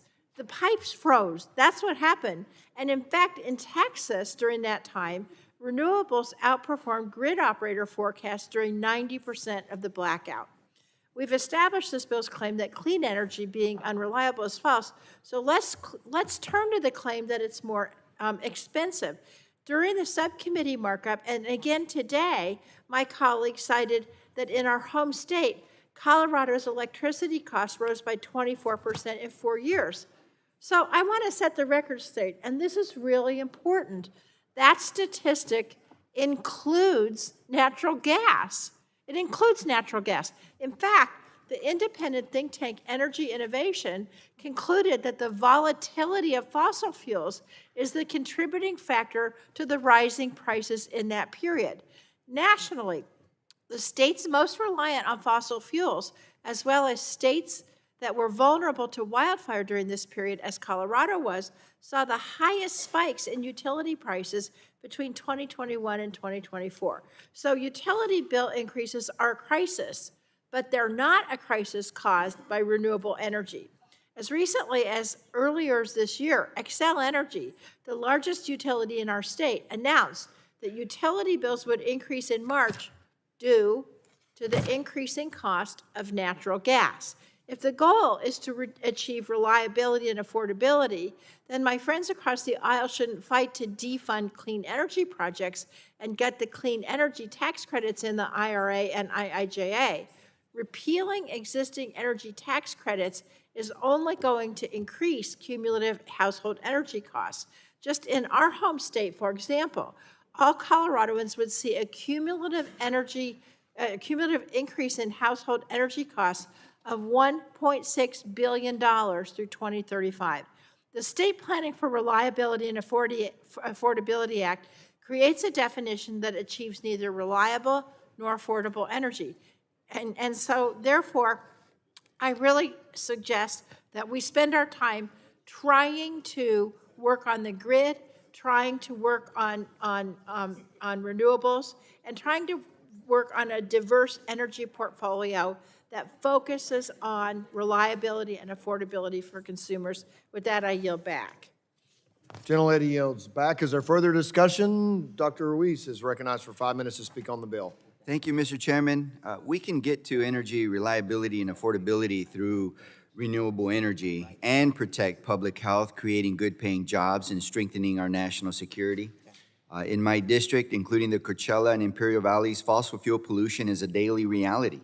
We have some of the worst air quality in the nation, and our children suffer from high asthma rates. The American Lung Association has given Riverside County an F for air pollution. Our energy future should not rely only on fossil fuels to meet demand. This bill, H.R. 3628, the State Planning for Reliability and Affordability Act, however, requires states to consider traditional fossil fuel generation in their integrated resource planning by including a definition of, quote, reliable generation facility that virtually excludes clean energy. This bill drags us backwards. It's another way to put more barriers ahead of renewable energy. And renewable energy with battery energy storage can get us to that full 24/7 reliability. Solar, wind, and geothermal paired with modern transmission and grid-scale battery storage supported by lithium from places like Lithium Valley in my district can provide consistent power 24/7. In fact, there's a recent report released June this month of 2025 from Lazard Level Cost of Energy Analysis that show that solar and wind energy are cheaper than electricity from fossil fuel plants in the United States. So they reduce emissions. They reduce our energy bills. They create jobs and lessen our dependence on volatile fossil fuel markets. Still, some want to cut funding for programs that make this clean energy future possible. They seek to undo investments from the Inflation Reduction Act, investments that advance battery innovation, clean energy, and public health protections. We cannot afford to roll back progress. These investments must be preserved and expanded to modernize our grid and protect high-risk communities, not hampered by funding cuts. This conversation is about more than electricity as well. It's about health, opportunity, energy independence. And we know that with the volatile situation in Iran, we are dependent oftentimes with non-friendly countries for our fossil fuel and oil. So we can have energy reliability and protect the public's health. We don't need to sacrifice people's health. We have the technology and federal resources to power our country with clean, renewable energy, not just today, but for generations to come. What we need is the courage and the political will to do the right thing and invest in it. So I oppose this bill, and I urge a no vote. I yield back. Gentleman yields back. Is there further discussion? Seeing no further discussion, are there any amendments? Seeing none, so the question now occurs on approving H.R. 3628. A roll call has been requested, and the clerk will call the roll.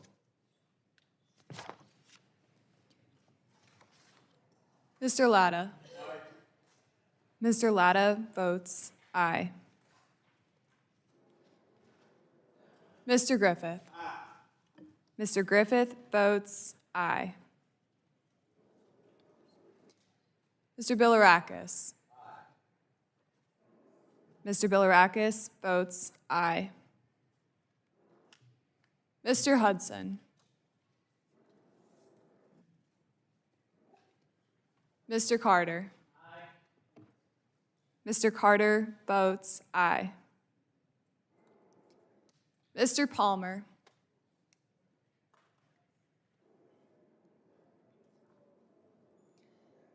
Mr. Dunn. Mr. Dunn votes aye. Mr. Crenshaw. Mr. Crenshaw votes aye. Mr. Joyce. Mr. Joyce votes aye. Mr. Weber. Mr. Weber votes aye. Mr. Allen.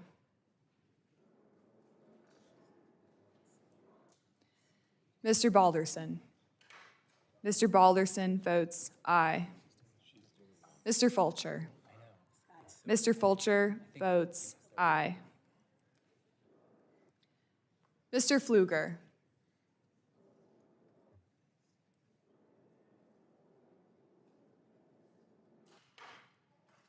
Mrs. Harshbarger.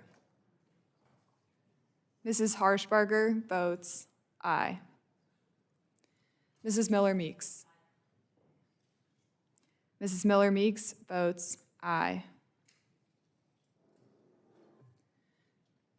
Mrs. Kamick.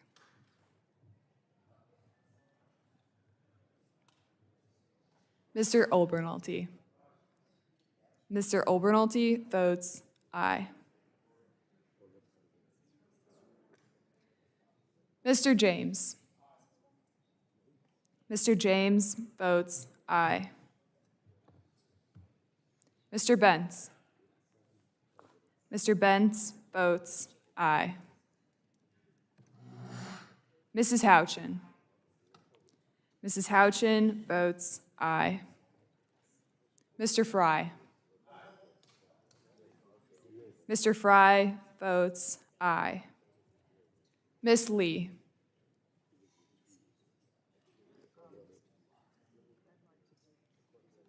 Mr. Langworthy.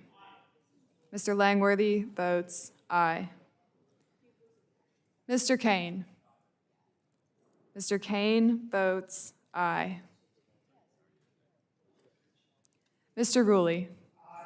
Mr. Ruley votes aye. Mr. Evans. Mr. Evans votes aye. Mr. Goldman. Mr. Goldman votes aye.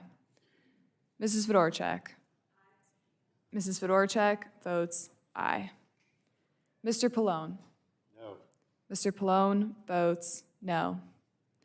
Ms. DeGette. Ms. DeGette votes no. Ms. Schakowsky. No. Ms. Schakowsky votes no. Ms. Matsui. Ms. Castor. Ms. Castor votes no. Mr. Tonko. No. Mr. Tonko votes no. Ms. Clark. Ms. Clark votes no. Mr. Ruiz.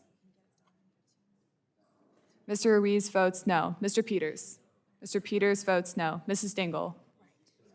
Mrs. Dingell votes no. Mr. Veazey. Mr. Veazey votes no. Ms. Kelly. Ms. Kelly votes no. Ms. Badagon. Ms. Badagon votes no. Mr. Soto. Mr. Soto votes no. Ms. Schreier. Ms. Schreier votes no. Ms. Trahan. Ms. Trahan votes no. Ms. Fletcher. Ms. Fletcher votes no. Ms. Ocasio-Cortez. Mr. Auchincloss. Mr. Auchincloss votes no. Mr. Carter. Mr. Carter votes no. Mr. Menendez. Mr. Menendez votes no. Mr. Mullen. Mr. Mullen votes no. Mr. Landsman. Mr. Landsman. Mr. Landsman votes no. Ms. McClellan. Ms. McClellan votes no. Chairman Guthrie. Chairman Guthrie votes aye. Mr. Hudson is not recorded. Mr. Hudson votes aye. Did Mr. Latta vote? Mr. Latta is recorded as aye. How was Ms. Matsui recorded? Ms. Matsui is not recorded. Ms. Matsui votes no.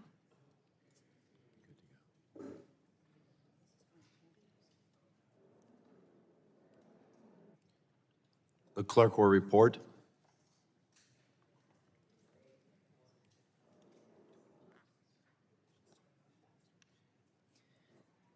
Mr. Joyce, on that vote, there are 25 ayes and 23 noes. The ayes have it.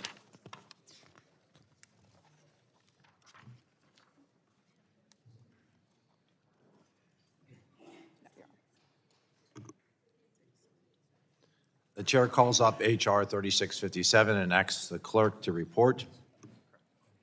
H.R. 3657, a bill to amend the Federal Power Act to require the Federal Energy Regulatory Commission to annually Without submit to objection, the Congress. first reading of the bill is dispensed with, and the bill will be open for amendment at any point so ordered. Does anyone seek recognition? The gentlelady from Washington, Dr. Schreier, is recognized.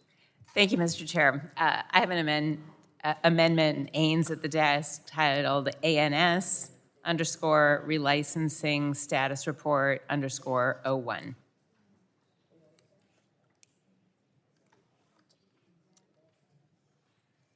The clerk will report. Amendment in the nature of a substitute to H.R. 3657, offered by Ms. Schreier. Strike all after the enacting clause and insert the following. Section 1, short title. This act may be cited as the Hydropower Licensing Transparency Act. Section 2, annual licensing status Without objection, report. the reading of the amendment is dispensed with, and the gentlelady is recognized for 5 minutes in support of her amendment. Thank you, Mr. Chairman. As a member of this committee from the Pacific Northwest, where hydropower makes up the majority of our energy mix, I am very proud to lead this effort to enhance transparency and help streamline the non-federal hydropower licensing process with my colleague from Idaho, Representative Fulcher. This bill will support the proper permitting of clean, abundant, affordable energy by allowing Congress, tribes, resource agencies, and ratepayers to better track the status of the licensing process for new and existing hydropower license applications. Every 30 to 50 years, hydropower dams must relicense their dams with the Federal Energy Regulatory Commission, or FERC, in order to continue operating a facility. And hydropower dams in my district are critical to keeping the lights on and the power flowing, and several, including the Rock Island Dam at Chelan County PUD, are due for relicensing at the end of 2028. Now, this relicensing process is typically very lengthy, in part for good reason. The public comment period needs to be robust for all parties to weigh in. Without that input, we risk potentially devastating environmental consequences on regional ecosystems. Now, with relicensing activities set to double in the coming decade and the process typically taking 7 to 10 years to complete, there are crucial reforms needed to cut red tape without compromising this careful consideration. Otherwise, we could risk not having affordable, accessible power when we need it. So this amendment that I'm introducing adds new licenses to the annual reporting, which are the most sensitive to licensing costs and delays. Existing projects have a revenue stream to pull from that allows the licensee to fund these processes, but new projects are completely sourced by developers.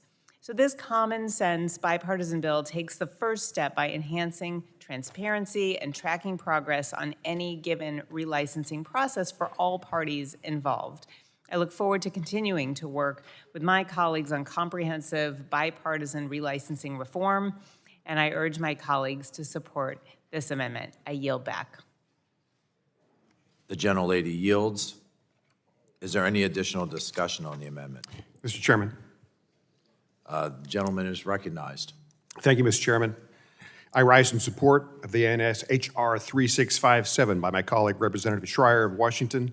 As stated, this bill requires the Federal Energy Regulatory Commission report annually on a progress it is making on getting hydropower facilities licensed and relicensed.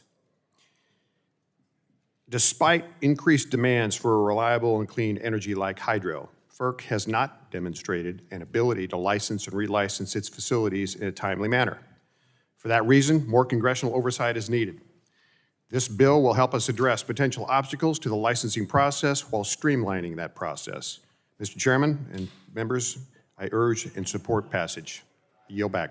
Gentleman yields. Is anyone additionally The gentlelady from Florida is recognized. Thank you, Mr. Chairman. Mr. Chairman, I have an amendment to the amendment in the nature of a substitute at the desk labeled FC_HR 3657_01. The clerk will report the amendment to the amendment. Would the gentlelady please repeat that? FC_HR 3657_01.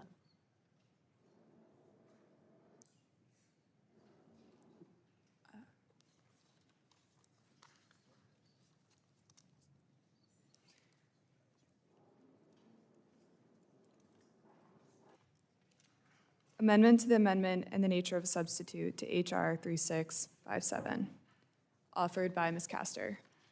Page 1, line 12, insert, and for each subsequent license. Without objection, the reading of the amendment is dispensed with, and the gentlelady is recognized for 5 minutes in support of the amendment to the amendment in the substitute.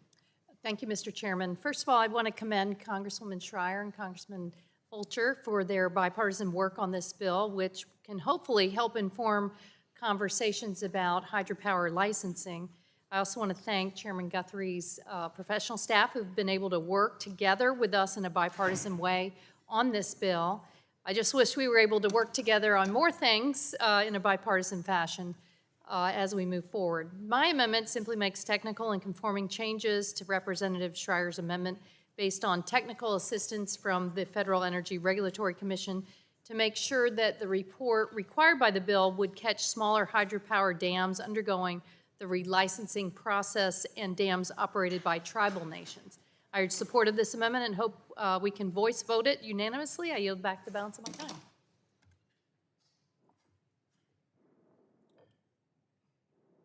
Is there any further discussion?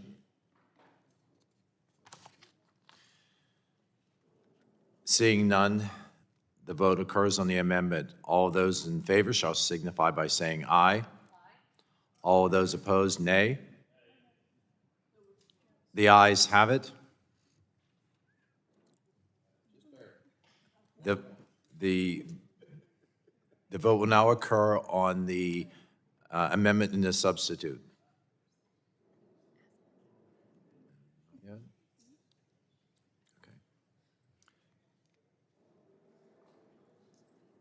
All those in favor of the amendment in the nature of the substitute will respond by saying aye.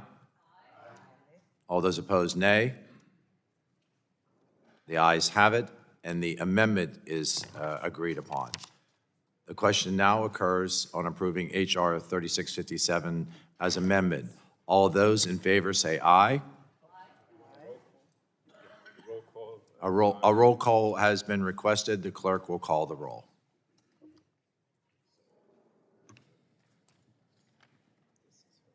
Mr. Latta. Mr. Latta votes aye. Mr. Griffith. Mr. Griffith votes aye. Mr. Bilirakis. Mr. Hudson. Mr. Carter. Mr. Carter votes aye. Mr. Palmer. Mr. Dunn. Mr. Dunn votes aye. Mr. Crenshaw.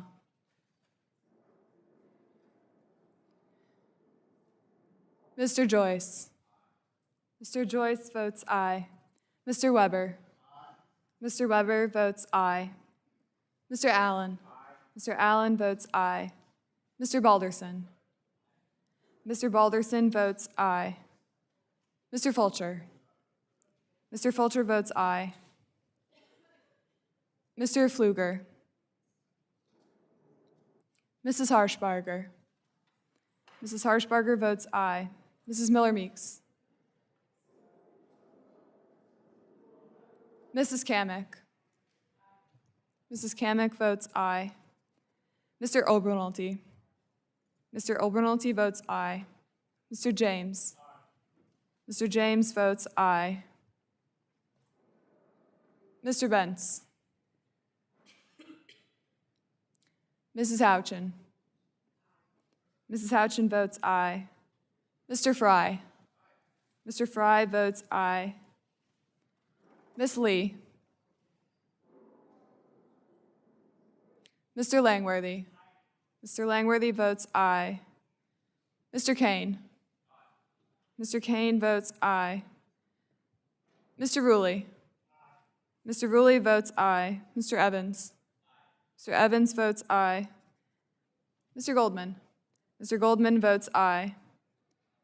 Mrs. Fedorchak. Mr. Pallone. Mr. Pallone votes aye. Mr. Gett. Mr. Gett votes aye. Ms. Schakowsky. Ms. Schakowsky votes aye. Ms. Matsui. Ms. Matsui votes aye. Ms. Castor. Ms. Castor votes aye. Mr. Tonko. Aye. Mr. Tonko votes aye. Ms. Clark. Aye. Ms. Clark votes aye. Mr. Ruiz. Mr. Ruiz votes aye. Mr. Peters. Mr. Peters votes aye. Mrs. Dingell. Mrs. Dingell votes aye. Mr. Veazey. Mr. Veazey votes aye. Ms. Kelly. Ms. Kelly votes aye. Ms. Buttigan. Ms. Buttigan votes aye. Mr. Soto. Mr. Soto votes aye. Ms. Schreier. Ms. Schreier votes aye. Ms. Trahan. Ms. Trahan votes aye. Ms. Fletcher. Ms. Fletcher votes aye. Ms. Ocasio-Cortez.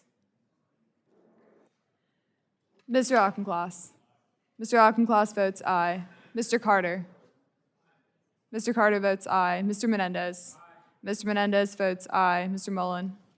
Mr. Mullen votes aye. Mr. Landsman. Mr. Landsman votes aye. Ms. McClellan. Ms. McClellan votes aye. Chairman Guthrie. Chairman Guthrie votes aye. How's Mr. Hudson recorded? Mr. Hudson is not recorded. Mr. Hudson votes aye. How's Ms. Fedorchak recorded? Ms. Fedorchak is not recorded. Ms. Fedorchak votes aye. How's Mr. Crenshaw recorded? Mr. Crenshaw is not recorded. Mr. Crenshaw votes aye. Does anyone else wish to be recorded? The clerk will report.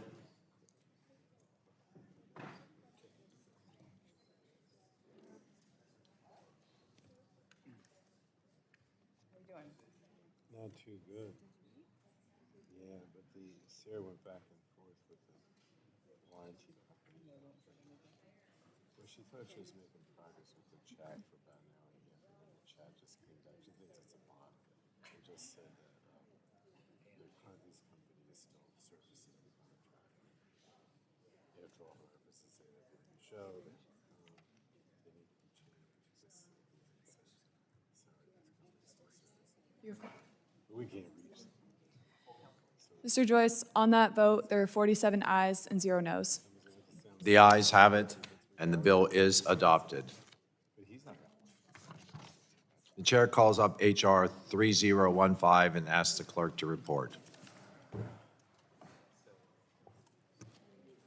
H.R. 3015, a bill to reestablish the National Coal Council and the Department of Energy to provide advice and recommendations to the Secretary of Energy on matters related to coal and the coal industry. and Without other objection, the first reading of the bill is dispensed with, and the bill will be open for amendment at any point so ordered. Does anyone seek to be recognized on the bill? Mr. Chairman, I move to strike the last word.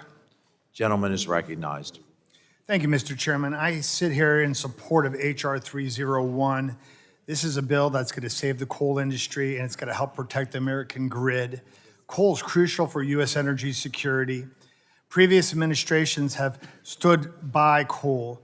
The previous administration, however, waged a war against coal, harming our grid and putting us at jeopardy, putting thousands of jobs at stake, raising energy costs for millions of Americans. We saw this in Ohio 6 with the closure of the Samus plant. We had 600 people go out of work. The grid was in jeopardy. Coal plants are affected by this last administration's move.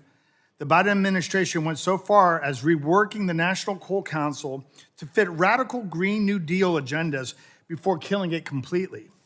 President Trump and the Department of Energy have called for the reestablishment of the National Coal Council to help unleash American energy. The DOE officially reestablished the National Coal Council on June 16th. But H.R. 3015 is needed to ensure that the National Coal Council is set into law.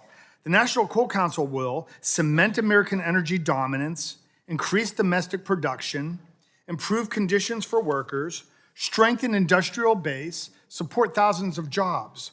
When all we have to do is when we look at the opposition party and we see a philosophical change where we're actually going to support countries like Russia and Germany and China and India, where they are building brand new coal plants every single month. And these coal plants are not to the EPA standards that we are used to in the United States of America.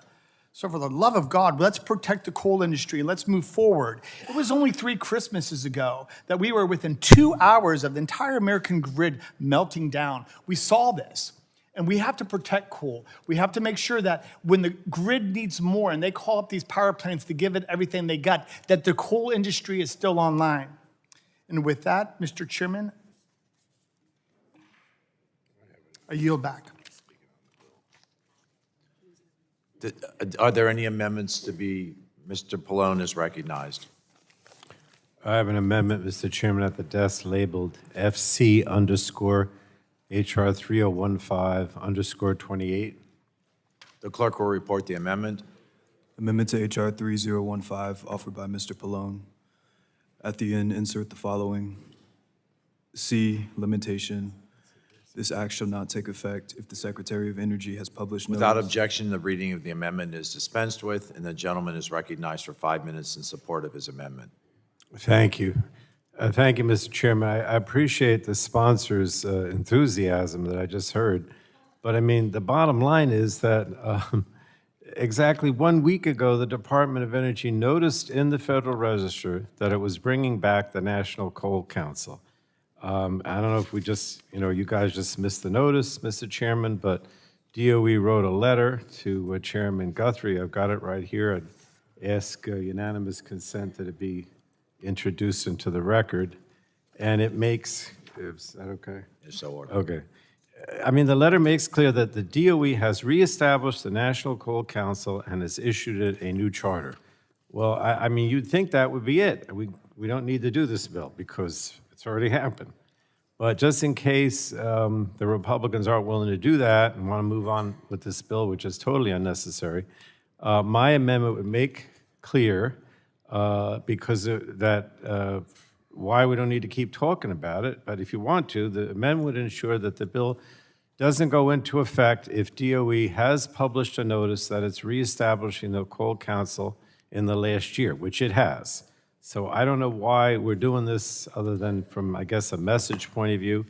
Now, if somebody's going to say that this bill is necessary so that a future president can't shut down the Coal Council in the future, I mean, the bill doesn't do that, but let's say they do. All advisory councils are subject to a 2-year lifespan. That's the law. So if you really wanted to make it beyond the 2 years, you would have to change the law to say that, these advisory councils are permanent. But right now, the bill accomplishes nothing because the Coal Council is back in. It's in for the rest of the 2-year term, and the gentleman's bill doesn't make it permanent. So I don't know why we're even doing the bill. But in any case, let me get to the larger point that I think it's kind of crazy that we're here talking about the National Coal Council during a week when grid operators up and down the East Coast are desperate for any source of electricity they can find. Marginal power prices reached well over $1,000 per megawatt hour multiple times yesterday in PJM, the power market that we're sitting in right now. And coincidentally, PJM has extraordinarily little solar energy on its grid, a vanishing small amount. Every power plant of any sort that could have been built would have been tremendously useful this week. But Republicans don't want to talk about how to connect more power plants to the grid. If they did, they would have marked up Ranking Member Castor's bill to speed the interconnection process. They just want to talk about expensive natural gas and coal plants. You know what else would have been useful? Offshore wind would have been very useful. But Republicans are dead set on banning it for reasons that even the Secretary of Energy struggled to defend when he was here 2 weeks ago. So our committee is in charge of energy policy, but Republicans are sitting here debating how to add more fossil fuels to the grid while our constituents and communities are overheating and struggling to cool their homes. And we should be talking about what we can do to bring any sort of relief for reliability and for affordability for our constituents. But instead, we're talking about bringing back the National Coal Council, which is already been brought back. I think it's absurd, and I hope everyone notices, what Republicans are prioritizing. And so I urge members to support my amendment, and I yield back, Mr. Chairman. Is there any additional discussion on the amendment? Mr. Chairman? Mr. Chairman, The gentleman from Ohio is recognized. Mr. Chairman, I seek to be recognized to strike the last word in opposition to this amendment. Gentleman is recognized. Thank you, Mr. Chairman. Let's start off, let's refer to my good friends at Greenpeace who adamantly are opposed to offshore windmills because they kill the whales. And also, the first day of President Biden's administration, he shut down one of the most crucial pipelines in the country. So there is a reason why we have to have things permanent into law. This amendment would essentially nullify the underlying legislation by stating it cannot go into effect if the DOE has reestablished a coal council within a year prior to the date of enactment, which the Trump DOE has done. My legislation makes the coal council permanent by removing a requirement that council recharters every 2 years. It rightfully codifies the council to provide long-term certainty and expertise to all administrations that come in the future.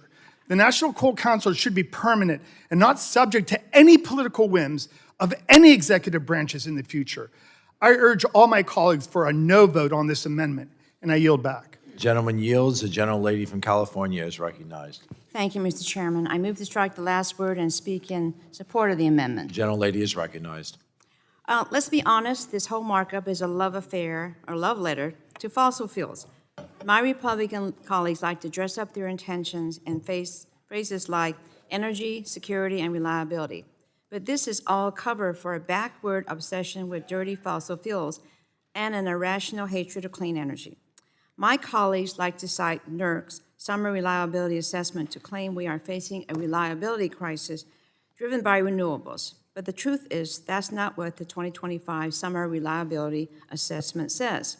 California leads the country in clean energy development, but NERC gives California high marks for having sufficient energy reserves. Rather, it's Texas, the Midwest, and the Plain States that are unprepared to meet the summer energy demand. In fact, NERC says batteries are saving Texas grid.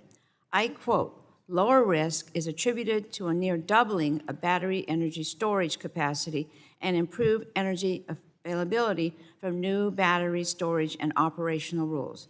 In fact, across the country, NERC expects new solar and battery resources additions to provide over 35 gigawatts in peak capacity this summer. Let that sink in. Solar and batteries are driving an increase in peak capacity of the grid.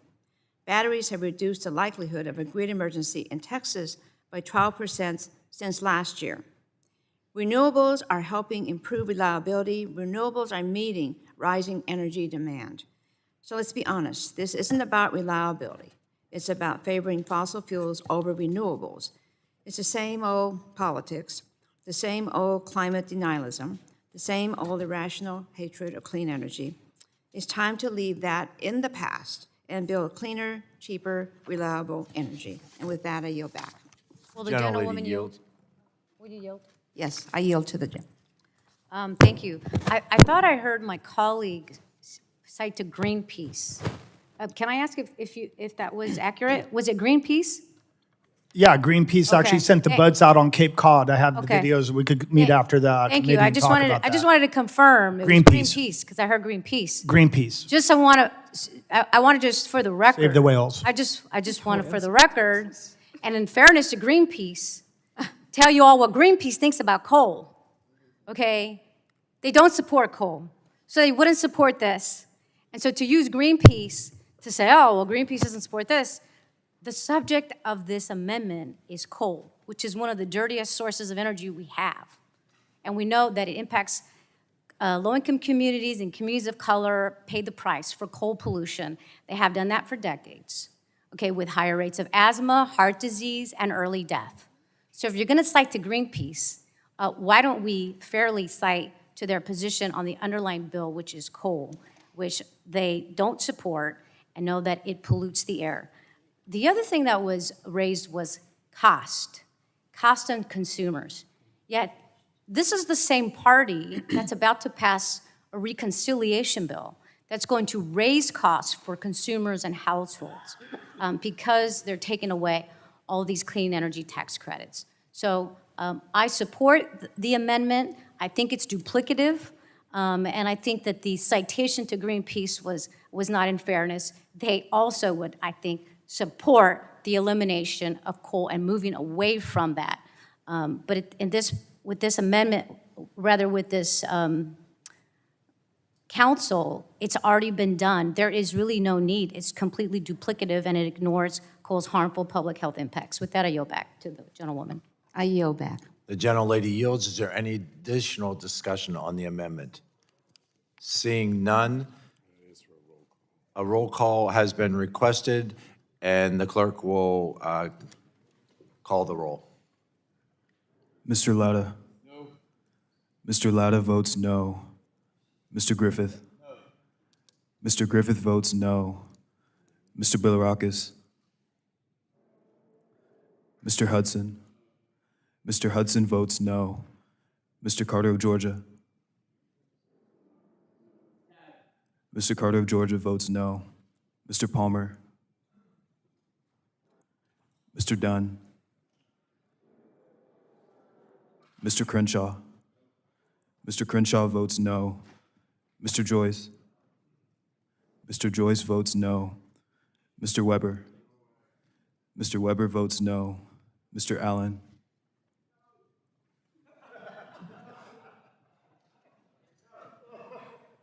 Mr. Allen votes no. Mr. Balderson? Mr. Balderson votes no. Mr. Fulcher? Mr. Pfluger? Mr. Pfluger votes no. Mrs. Harshbarger? Mrs. Harshbarger votes no.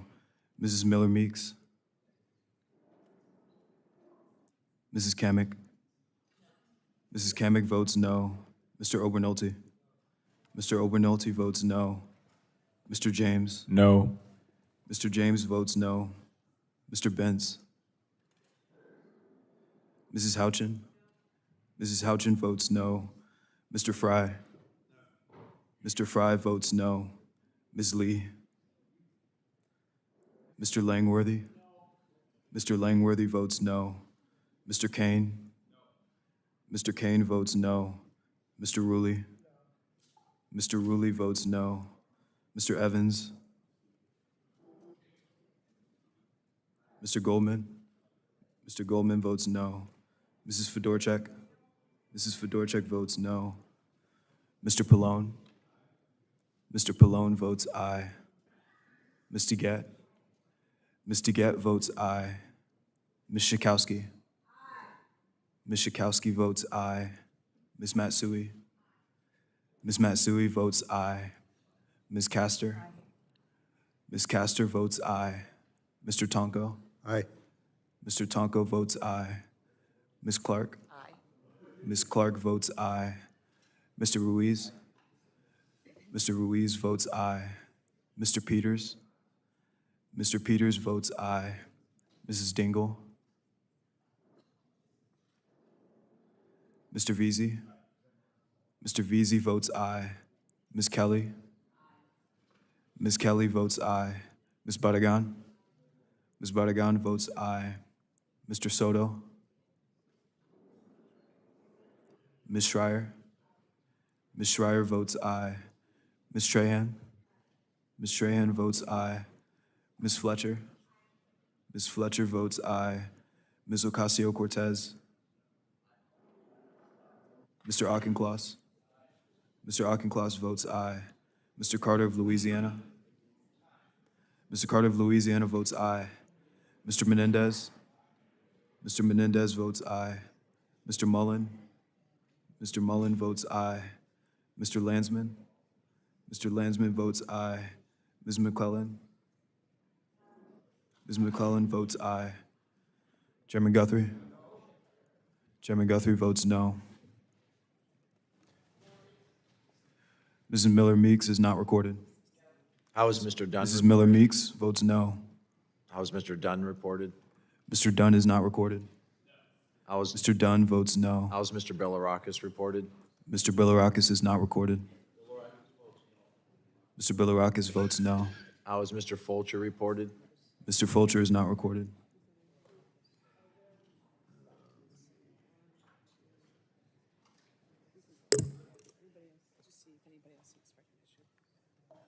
Does anyone else wish to be recognized? Mr. Carter? Mr. Carter of Georgia is recorded as no. The clerk will report the result.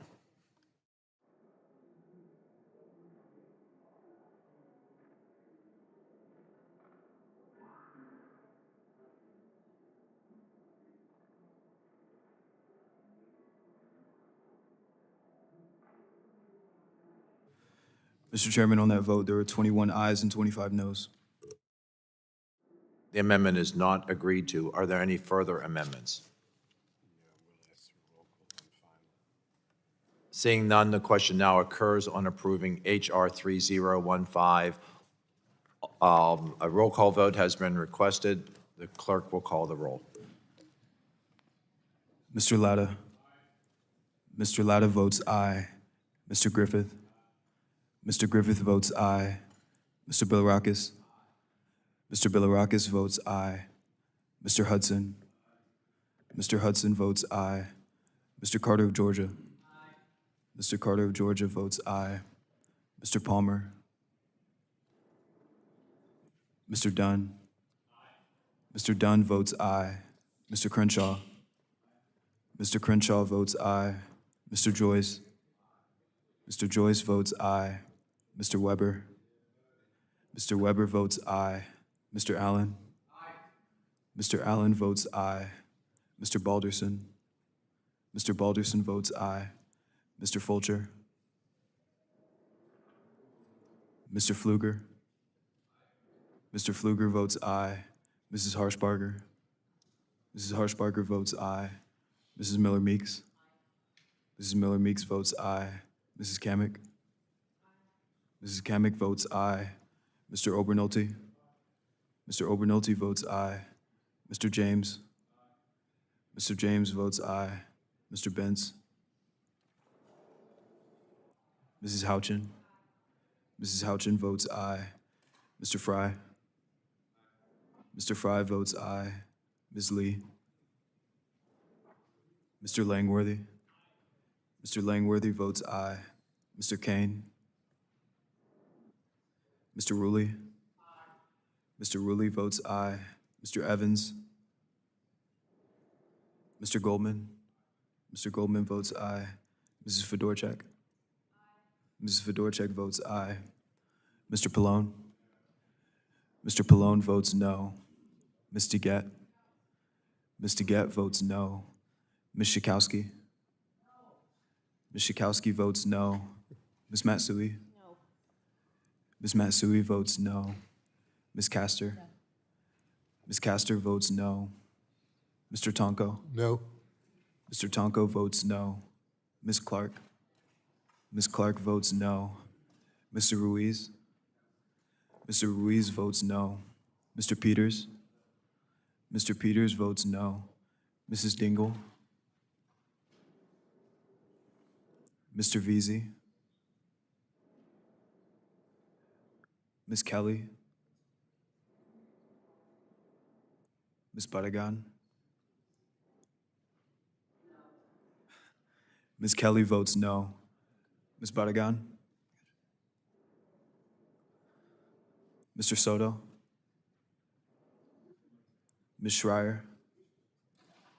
Ms. Schreier votes no. Ms. Trahan. Ms. Trahan votes no. Ms. Fletcher. Ms. Fletcher votes no. Ms. Ocasio-Cortez. Mr. Auchincloss. Mr. Auchincloss votes no. Mr. Carter of Louisiana. Mr. Carter of Louisiana votes no. Mr. Menendez. Mr. Menendez votes no. Mr. Mullen. Mr. Mullen votes no. Mr. Landsman. Mr. Landsman votes no. Ms. McClellan. Ms. McClellan votes no. Chairman Guthrie. Chairman Guthrie votes aye. Mr. Kane is not recorded. Mr. Kane votes aye. Does Mr. Veazey is not recorded. Mr. Veazey votes no. Does anyone else wish to be recorded? The clerk.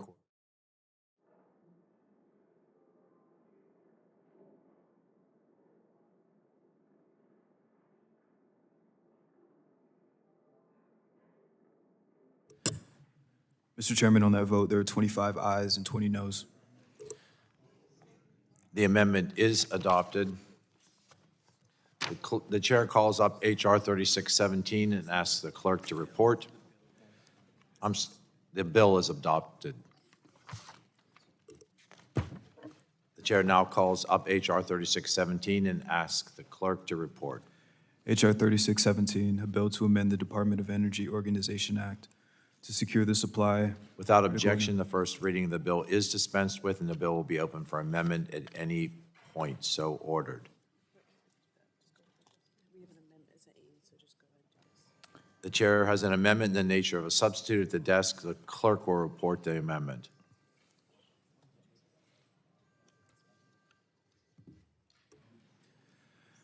Amendment in the nature of a substitute to H.R. 3617, offered by Mr. Joyce. Strike all after the enacting clause and insert the following.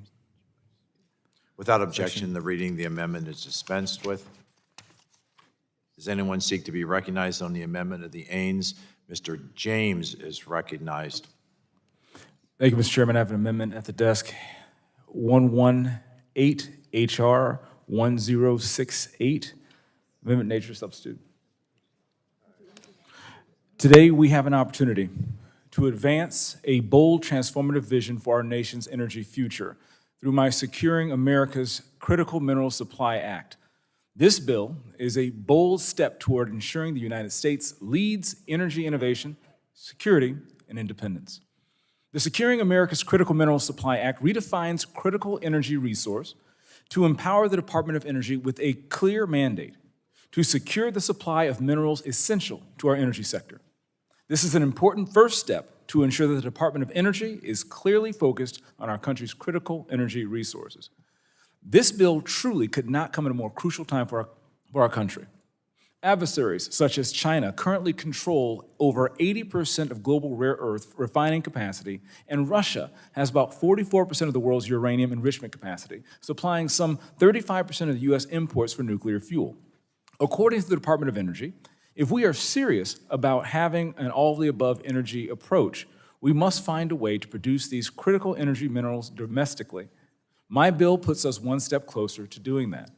My legislation directs the DOE to conduct ongoing assessments of supply chain vulnerabilities, develop strategies to strengthen domestic production, and invest in innovative technologies.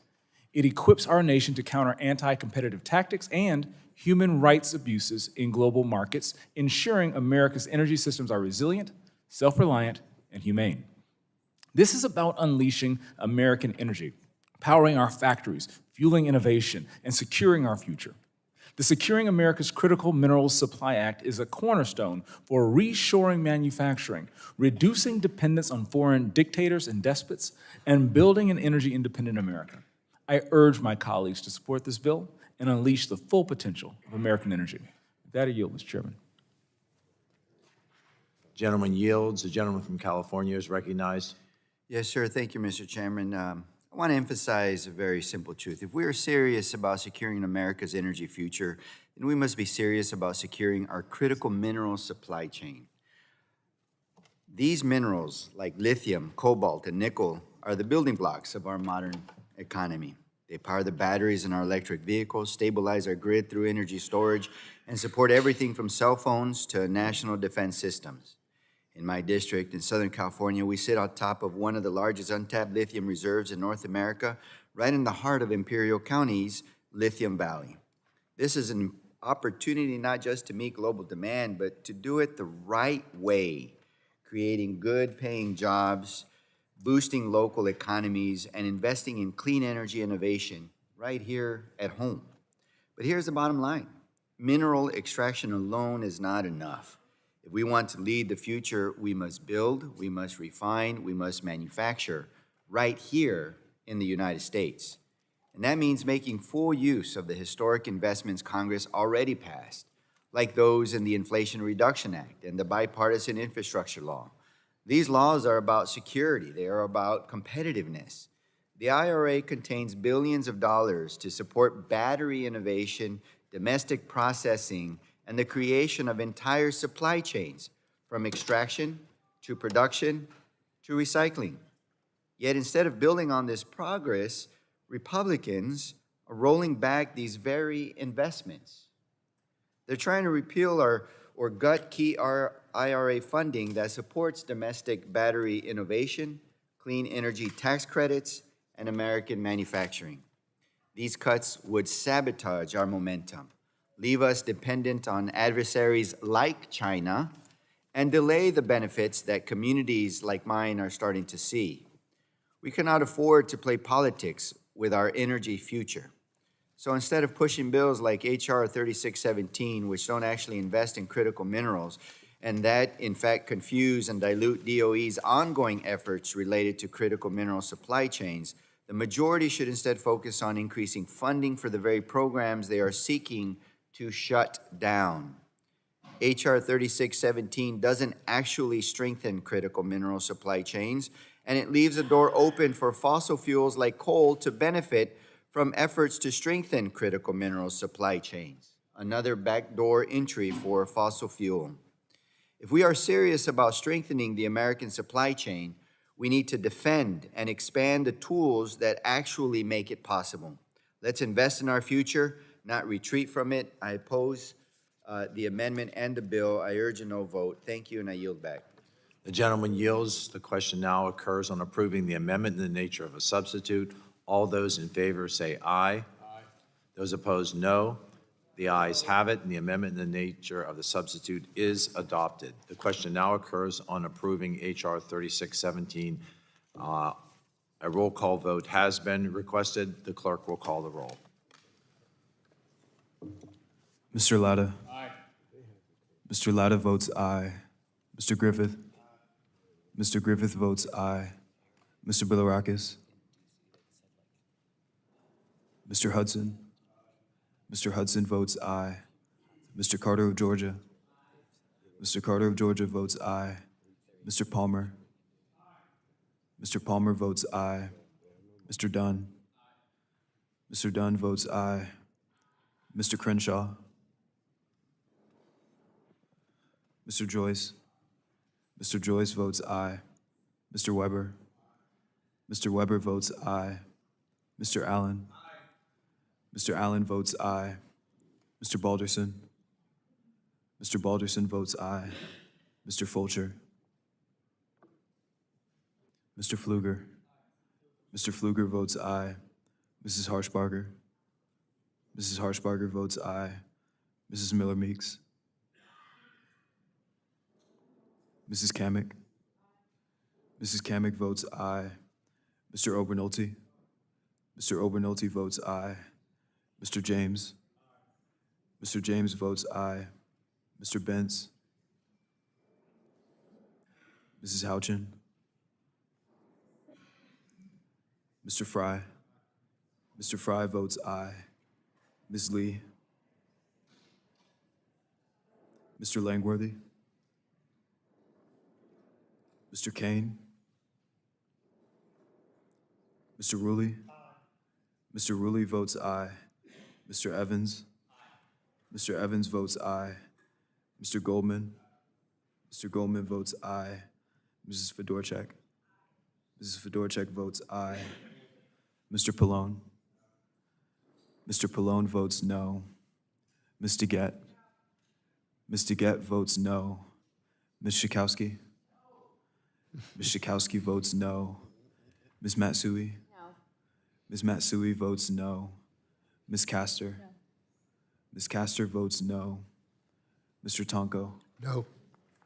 Mr. Tonko votes no. Ms. Clark.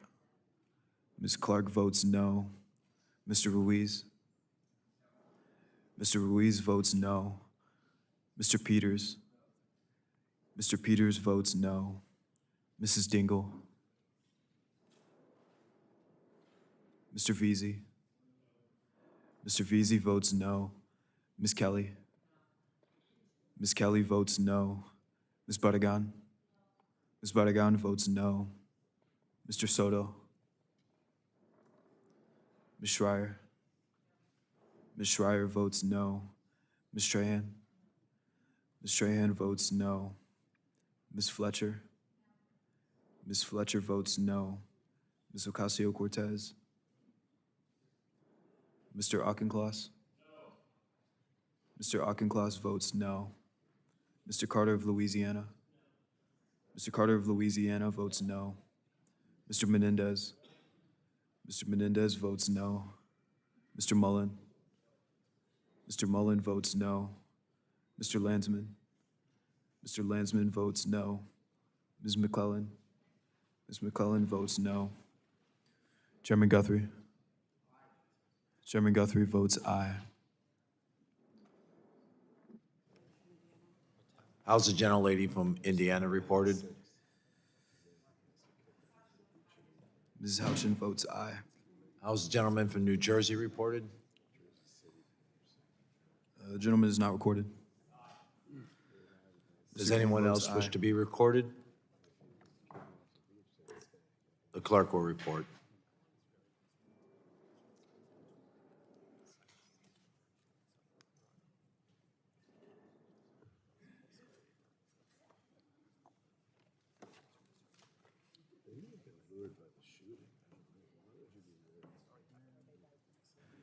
Mr. Chairman, on that vote, there were 23 ayes and 21 noes. The ayes have it, the bill is adopted. The chair calls up H.R. 30.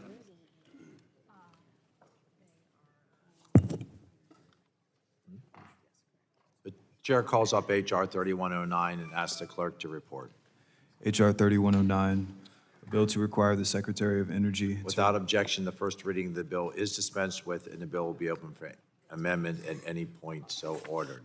Does anyone seek to be recognized on the bill? Chairman. The gentleman, for what purpose does the gentleman seek recognition?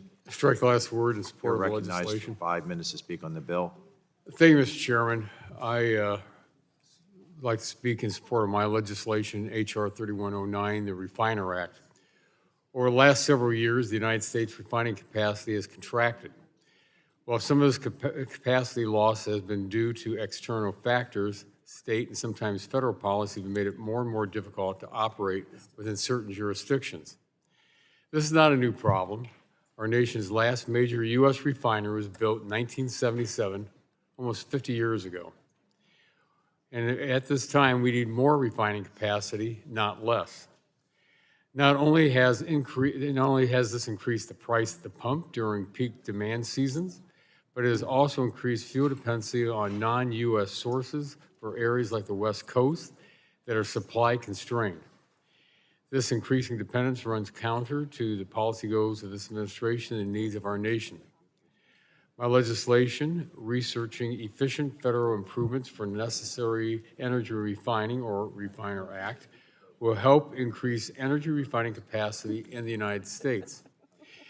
This very simple legislation requires the collection of critical information, including identifying factors leading to low refining capacity.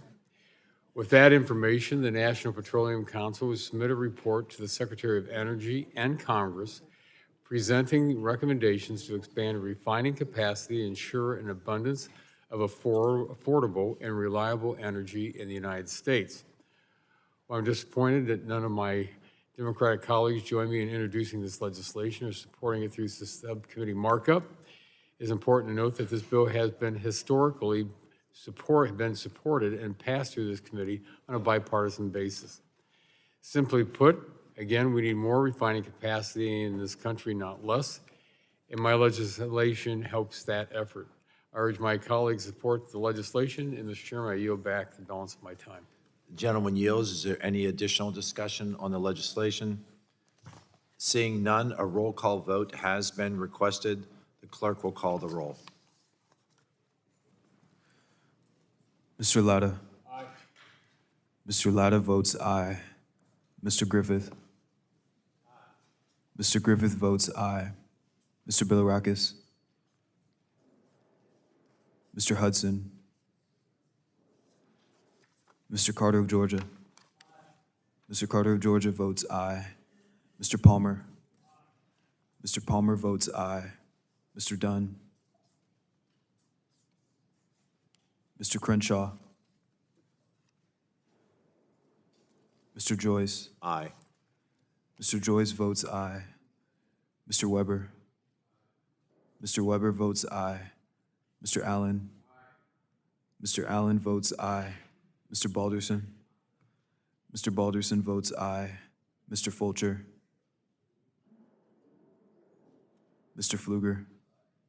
Mr. Pfluger votes aye. Mrs. Harshbarger. Mrs. Harshbarger votes aye. Mrs. Miller-Meeks. Mrs. Kamick. Mrs. Kamick votes aye. Mr. Obernolte. Mr. Obernolte votes aye. Mr. James.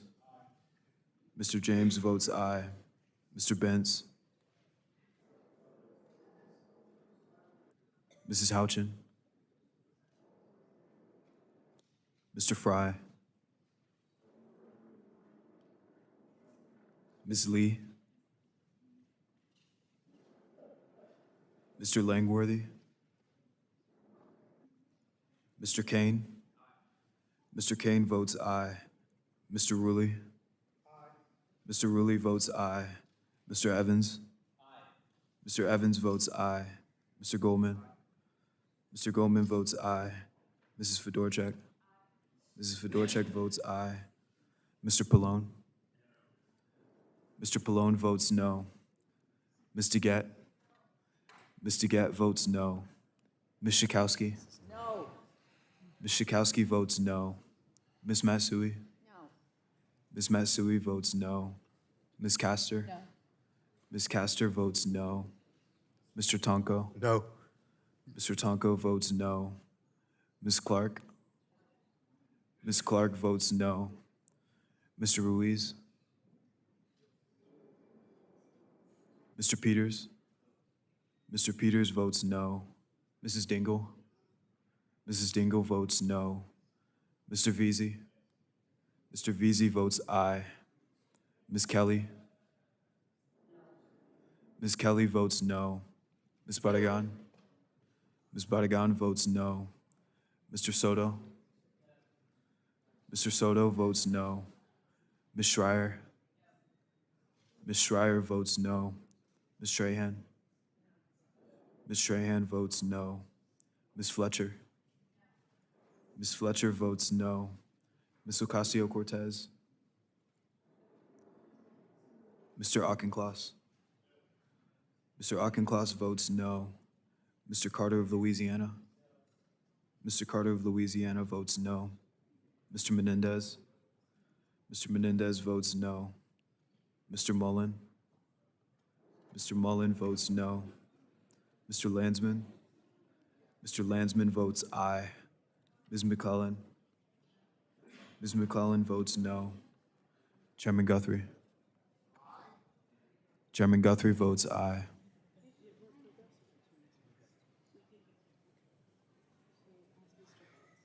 How is Mr. Bentz recorded? Mr. Bentz is not recorded. Mr. Bentz votes aye.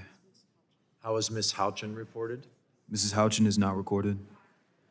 How Mrs. is Houchin Dr. votes Dunn aye. reported? Mr. Dunn votes aye. How is Mr. Langworthy reported? Mr. Langworthy is not recorded. How is Mr. Mr. Langworthy Hudson? votes aye. How is Mr. Hudson reported? Mr. Hudson is not recorded. Mr. Hudson votes aye.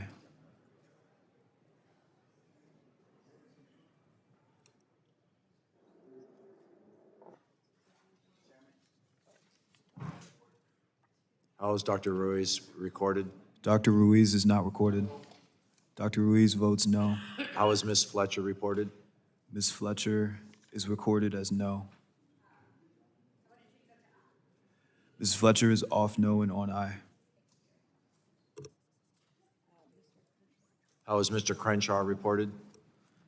Mr. Crenshaw is not recorded. Mr. Crenshaw votes aye. The clerk will report.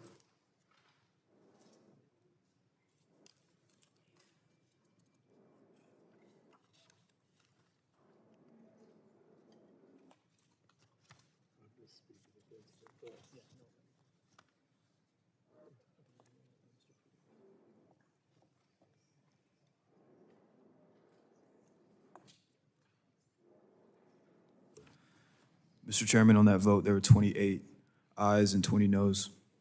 The ayes have it. The bill is adopted. The chair calls up committee print of H.R. 3062 and asks the clerk to report. Committee print of H.R.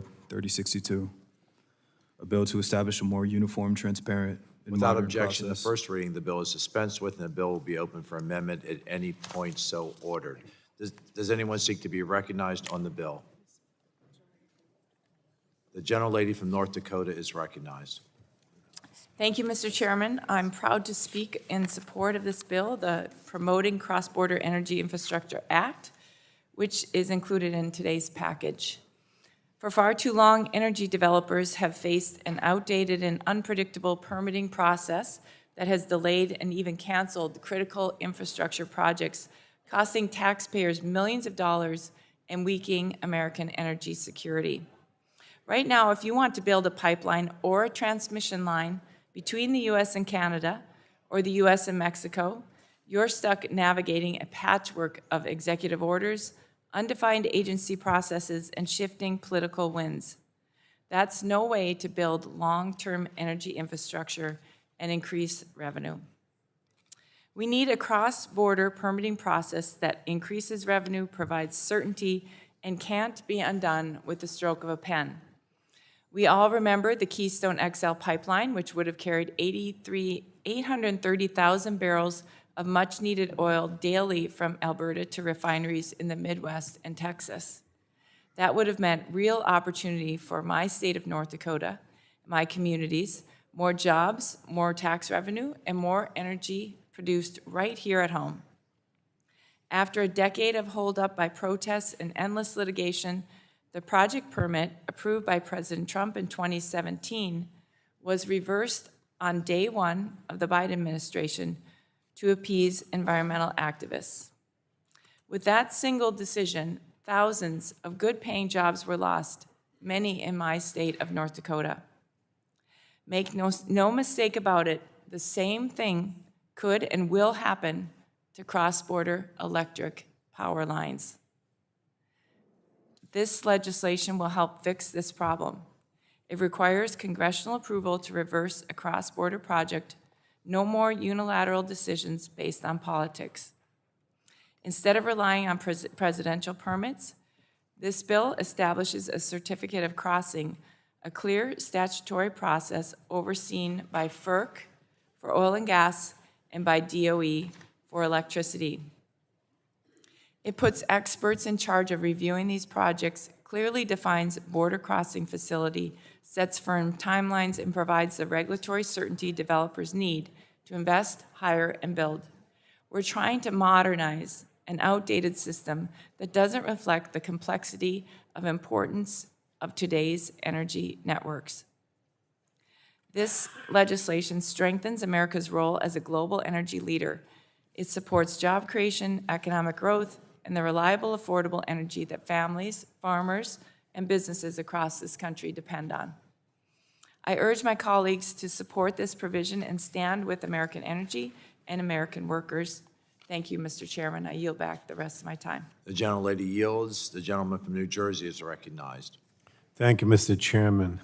I have to say this bill looks all too familiar to me, and that's not just because Republicans tried to include a pay-to-play permitting scheme based on this bill in their reconciliation package. And in this case, it didn't even make it past the House Rules Committee. It's not in the reconciliation. I'm also, I just also remember, because they included this in H.R. 1 last Congress, the Polluters Over People Act. But it's actually, the bill is actually over a decade old, and it's the fourth or fifth time it's made its way through this committee. We debated it way back in 2015 when Republicans were putting together an energy package to argue against President Obama's policies related to the Keystone pipeline. And this is what the bill is all about. It's about Keystone, not any current energy challenge or problems facing people today or this decade, but the Keystone pipeline that was abandoned 4 years ago. But for whatever reason, Republicans are obsessed with relitigating the past instead of focusing on the future or challenges about how to make the grid cleaner or more reliable or more affordable. They just want to argue Keystone some more. So, Mr. Chairman, I really am begging Republicans to focus on the importance of supporting all energy sources, not just fossil fuels, not to make people pay more to keep coal plants online or to send all our natural gas overseas, or to ignore state clean water rules for pipelines, or to get rid of tax credits that make energy affordable. But the problem seems to be that, you know, on the other side, the Republicans are out of ideas. This bill is basically the tired politics that we just can't seem to find our way out of, and I hope that moving forward, Republicans can actually talk about some new ideas to address our current energy challenges, because there are a lot. You know, part of those challenges, or a big part of it, is trying to make it easier for Americans to afford their energy. But I just don't see that happening today, certainly not with this bill. I yield back, Mr. Chairman. The gentleman yields. The gentleman from Texas is recognized. Thank you, Mr. Chairman. I want to associate myself with the words from the gentlelady from North Dakota. Most people may or may not be aware of that, but the Keystone Pipeline would have come into my district. They're on the Gulf Coast of Texas. We're set up to handle heavy crude, all kinds of crude, really. For those of you who don't know, the Keystone Pipeline carries 830,000 barrels of product a day. That's a day. Now, you want to keep from polluting. They like the rhetoric of polluters over people. Well, it's about time that their rhetoric was more reasonable than unreasonable, because that's just not the case. This means good energy for Texas. It means good energy for the United States. It means jobs. It means the price of oil would be relatively stable. For those of you who don't know, the average 18-wheeler carries about 7,000 gallons of product each tank load. So if you do the math and you consider with 42-gallon barrels of oil, that equals about 167 barrels in one tanker per day. So when you've got 18-wheelers on the highway carrying 158 barrels per trip, that's 5,253 18-wheelers on the highway every day. You want to talk about putting polluters over people? This is a great way to do it. The pipeline is the most efficient way to move this product. Again, it means American energy. It means American jobs. It means stability in the marketplace. This Keystone Pipeline is a must. It is a good project. It is a good bill. I compliment the lady from North Dakota, and just simply say, Mr. Chairman, that this is something that we should have done way back when, and we ought to be set to do it now. Otherwise, we would have a lot of 18-wheelers on the highway, not just to mention putting out diesel exhaust, sometimes causing wrecks, sometimes not. Sometimes people just get in their way. But the point of the matter is, that was a good project. It was reasonable, it was cost-effective, and it was much needed, and yet the left killed it with their rhetoric over reasonableness. I yield back. Gentleman yields back. The chairman asks Mr. Peters from California. Mr. Thank you, Peters recognized for 5 minutes to speak on the bill. Thank you, Mr. Chair. Move to strike the last word. I really appreciate Representative Fedorchak for sponsoring this bill and introducing it, and for the energy and reliability experience she brings to the committee. We had a chance to chat person to person recently, and I'm grateful for her offering a bill that mentions transmission and grid infrastructure. The Promoting Cross-Border Energy Infrastructure Act takes some steps to depoliticize the permitting process for cross-border infrastructure of all kinds, whether it's transmission or pipelines, and provides specific deadlines for agencies to meet when issuing permits, which is the kind of thing I think we should all support. And while much of this is something that I could see as part of a bipartisan energy and permitting package, I'm not going to support it on its own today. And I just want to say, I say this to the chairman, I just haven't seen the committee show a willingness yet to actually engage in a bipartisan way on actual solutions to the energy issues we're facing when it comes to transmission and the grid. We had a lot of bills here. I think only one was a Democratic bill. I'm in the minority. I'm not expecting 2/3 of them or half of them, but Maybe a third of them could be some of our ideas we could get some discussion on. But more important, we're facing this undeniable increase in demand. We got to figure out what the toolbox is, and we just need to do this together. And Mr. Chairman, I'd like you to call us together to talk about actually solving this problem in a comprehensive way. I think that would be useful. I think you have a bunch of willing partners here. And in our hearing with Secretary Wright, you indicated your interest in doing bipartisan packages. And we're just not seeing that yet. I know we're still early in the term, and I hope we can get there. And I hope to work with Representative Fedorchak, again, a great addition to the committee, Ranking Member Pallone, Ms. Castor, Mr. Guthrie, and Chair Latta on a bipartisan path forward on these issues. We're just not there yet. I hope we get there, and I yield back. Well, gentlemen, yield. Gentlemen, yield. Thanks, there were some efforts to work together, I'll say.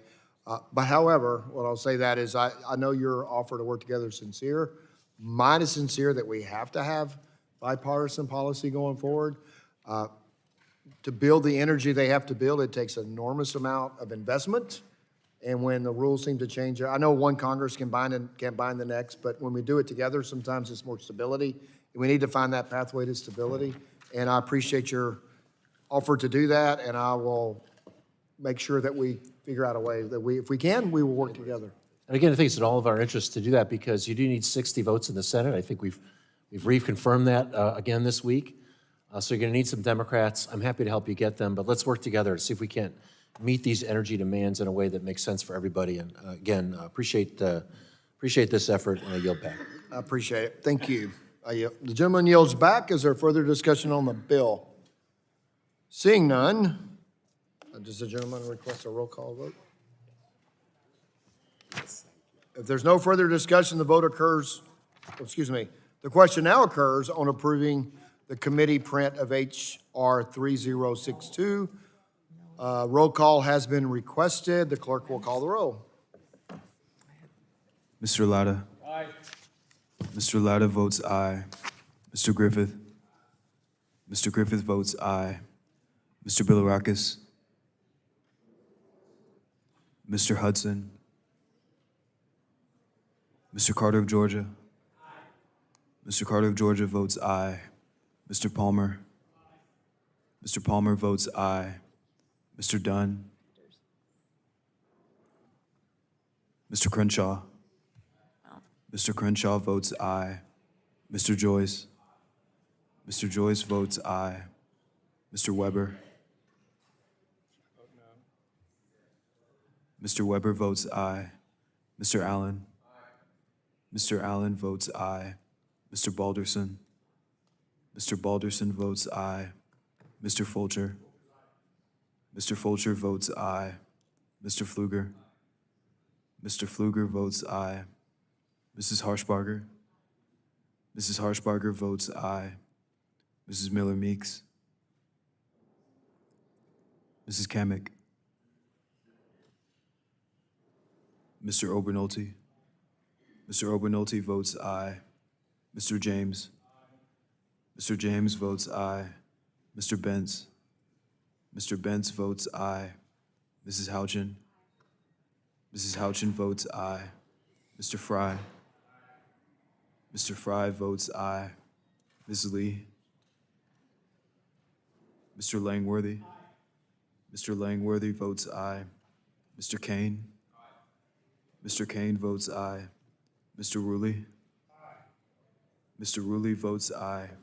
Mr. Evans. Mr. Evans votes aye. Mr. Goldman. Aye. Mr. Goldman votes aye. Mrs. Fedorchak. Aye. Mrs. Fedorchak votes aye. Mr. Pallone. Mr. Pallone votes no. Ms. DeGette. Ms. DeGette votes no. Ms. Schakowsky. No. Ms. Schakowsky votes no. Ms. Matsui. No. Ms. Matsui votes no. Ms. Castor. Ms. Castor votes no. Mr. Tonko. No. Mr. Tonko votes no. Ms. Clark. Ms. Clark votes no. Mr. Ruiz. Mr. Ruiz votes no. Mr. Peters. Mr. Peters votes no. Mrs. Dingell. Mrs. Dingell votes no. Mr. Veazey? Mr. Veazey votes no. Ms. Kelly? Ms. Kelly votes no. Ms. Barragan? Mr. Soto? Mr. Soto votes no. Ms. Barragan? Ms. Barragan votes no. Ms. Schreier? Ms. Schreier votes no. Ms. Strahan? Ms. Strahan votes no. Ms. Fletcher? Ms. Fletcher votes no. Ms. Ocasio-Cortez? Mr. Auchincloss? Mr. Auchincloss votes no. Mr. Carter of Louisiana? Mr. Carter of Louisiana votes no. Mr. Menendez? Mr. Menendez votes no. Mr. Mullen? Mr. Mullen votes no. Mr. Landsman? Mr. Landsman votes no. Ms. McClellan? Ms. McClellan votes no. Chairman Guthrie? Chairman Guthrie votes aye. Anyone think Dr. Dunn? Mr. Dunn is not recorded. Mr. Hudson? Mr. Dunn votes aye. Mr. Hudson? Mr. Hudson votes aye. Dr. Miller Meeks? Dr. Miller Meeks is not recorded. Dr. Miller Meeks votes aye. Anyone on the Democrat side? Ms. Kamick? Mrs. Kamick is not recorded. Mrs. Kamick. Mrs. Kamick votes aye. Good job running. Any others presenting for entering the roll call? Seeing none, the clerk will report.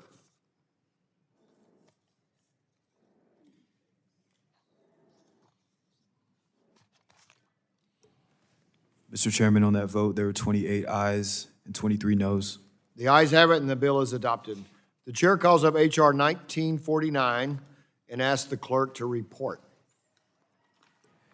H.R. 1949, a bill to repeal restrictions. Without objection, the first reading of the bill is dispensed with, and the bill will be open for amendment at any point.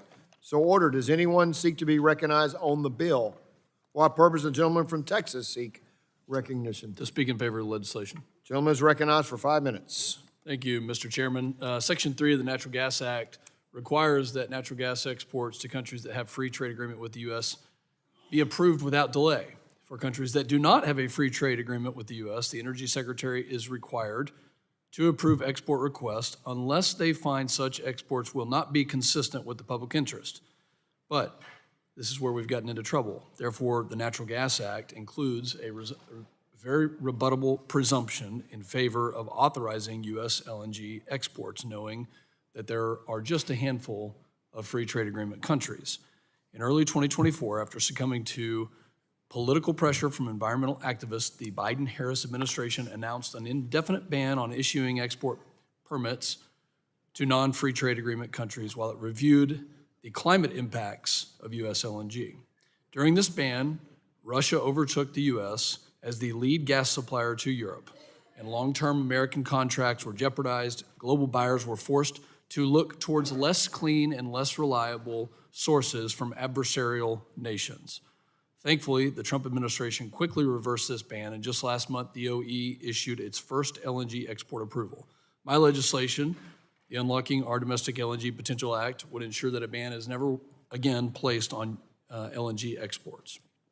By removing DOE from the process, export restrictions would be repealed and LNG exports would have equal treatment with other commodities already in place and other issues that we have already faced.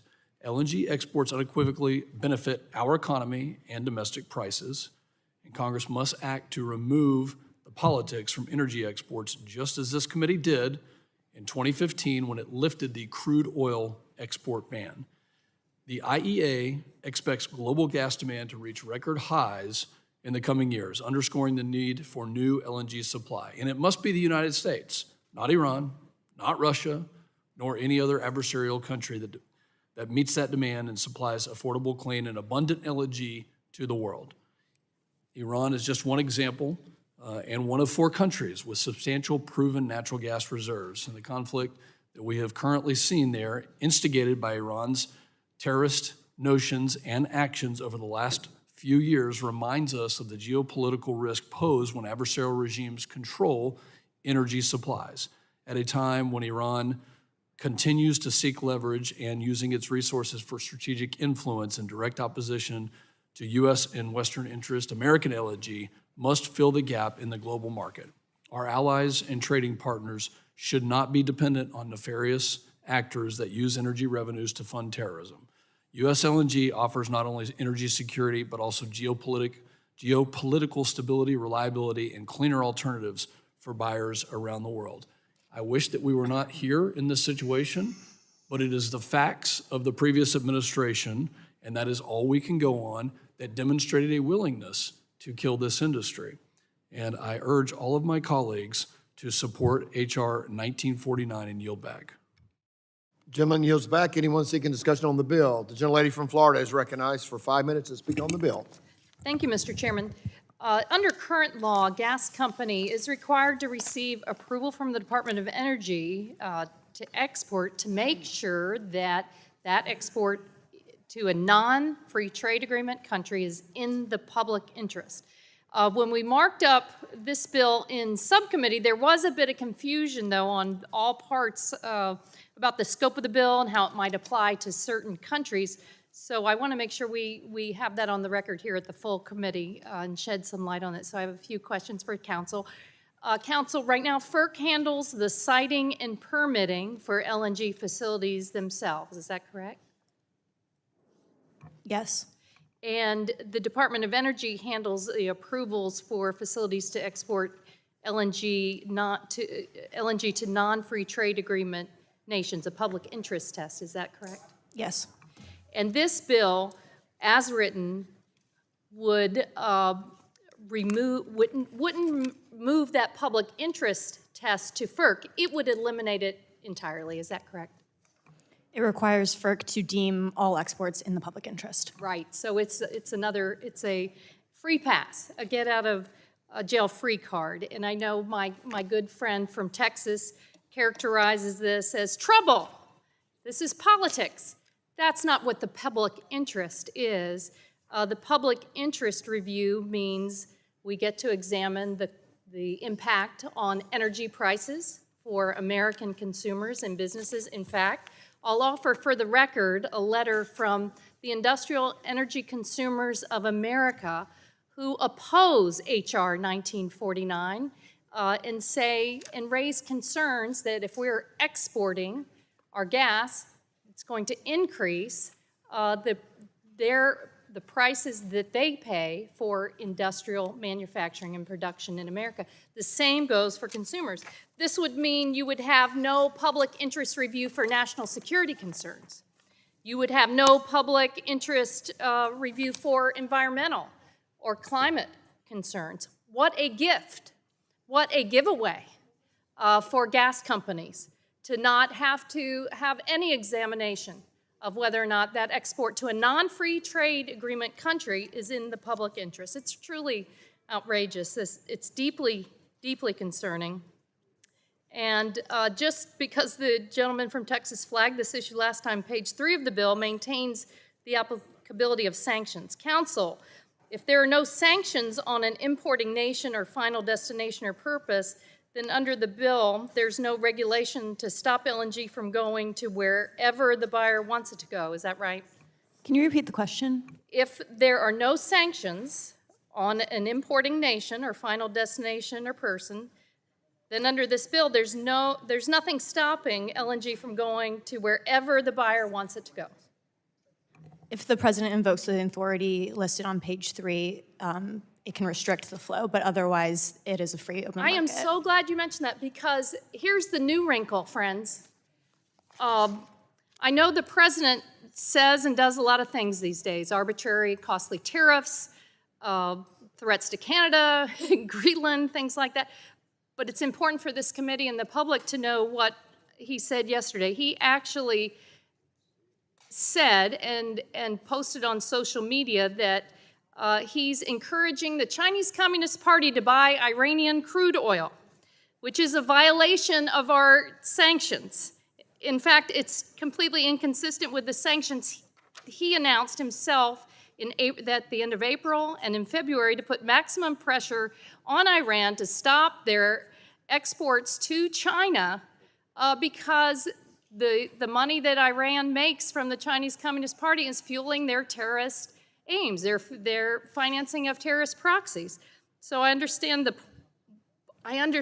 I frankly don't understand where this administration is going when it comes to policy. It's important to have a public interest test, especially with a president who is acting so arbitrarily and is taking a 180-degree turn from what he just announced a couple of months ago.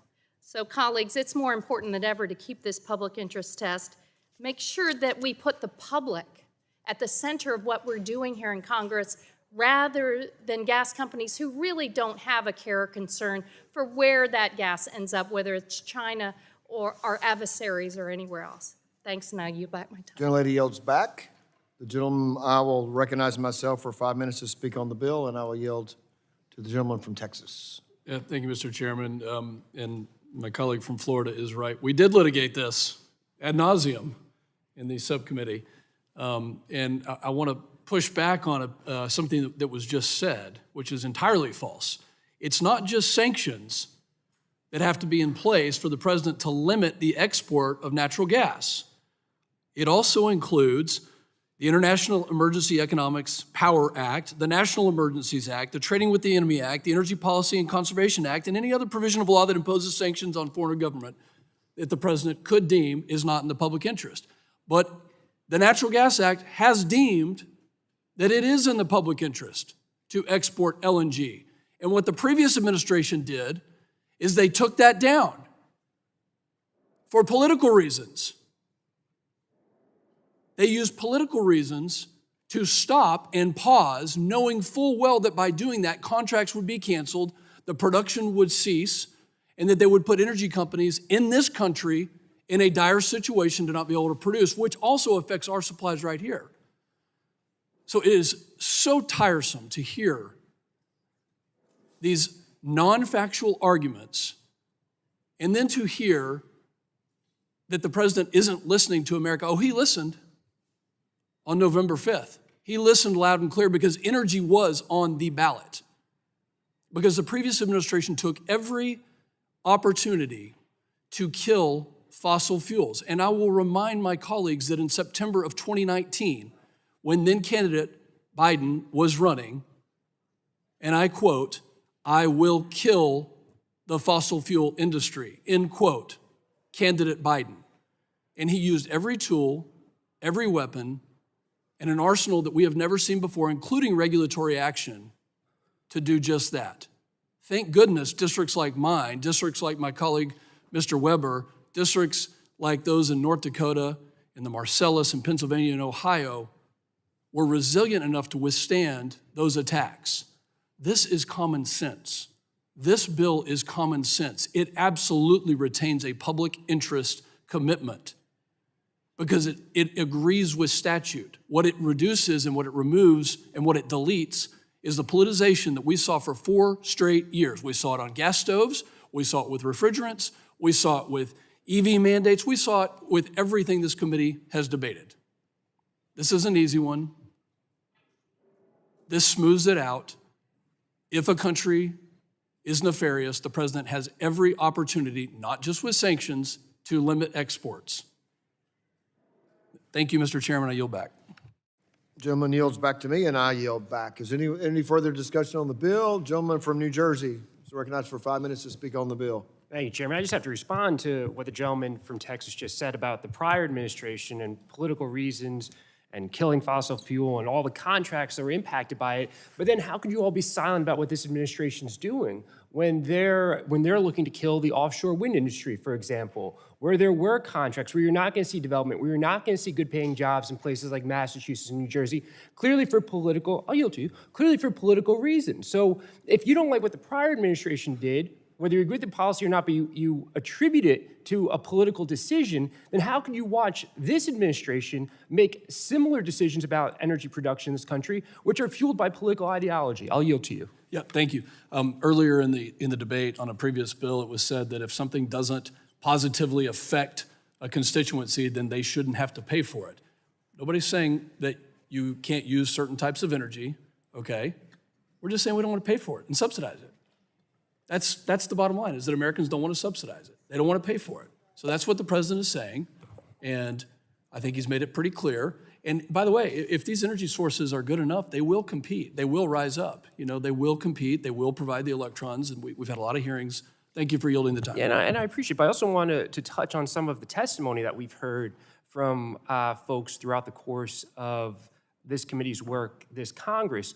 We've had a Secretary of Energy who does not acknowledge even the term renewable energy. We've had folks from the administration who literally could not acknowledge that renewable energy helps with our energy production in this country. That is a political determination that is not based in fact, because we've seen it in Texas, right? One of the largest producers of renewable energy through wind and solar. We know that that's driven down the cost for users and consumers in Texas, right? But this administration, and they've sat here, right, can't even say the words. That is a political decision that is not based in data or what is good for this country. So I have to reassert my point that this administration is making political decisions, trying to give one last-ditch effort to old energy production legacy sources and penalizing those that the previous administration had tried to uplift.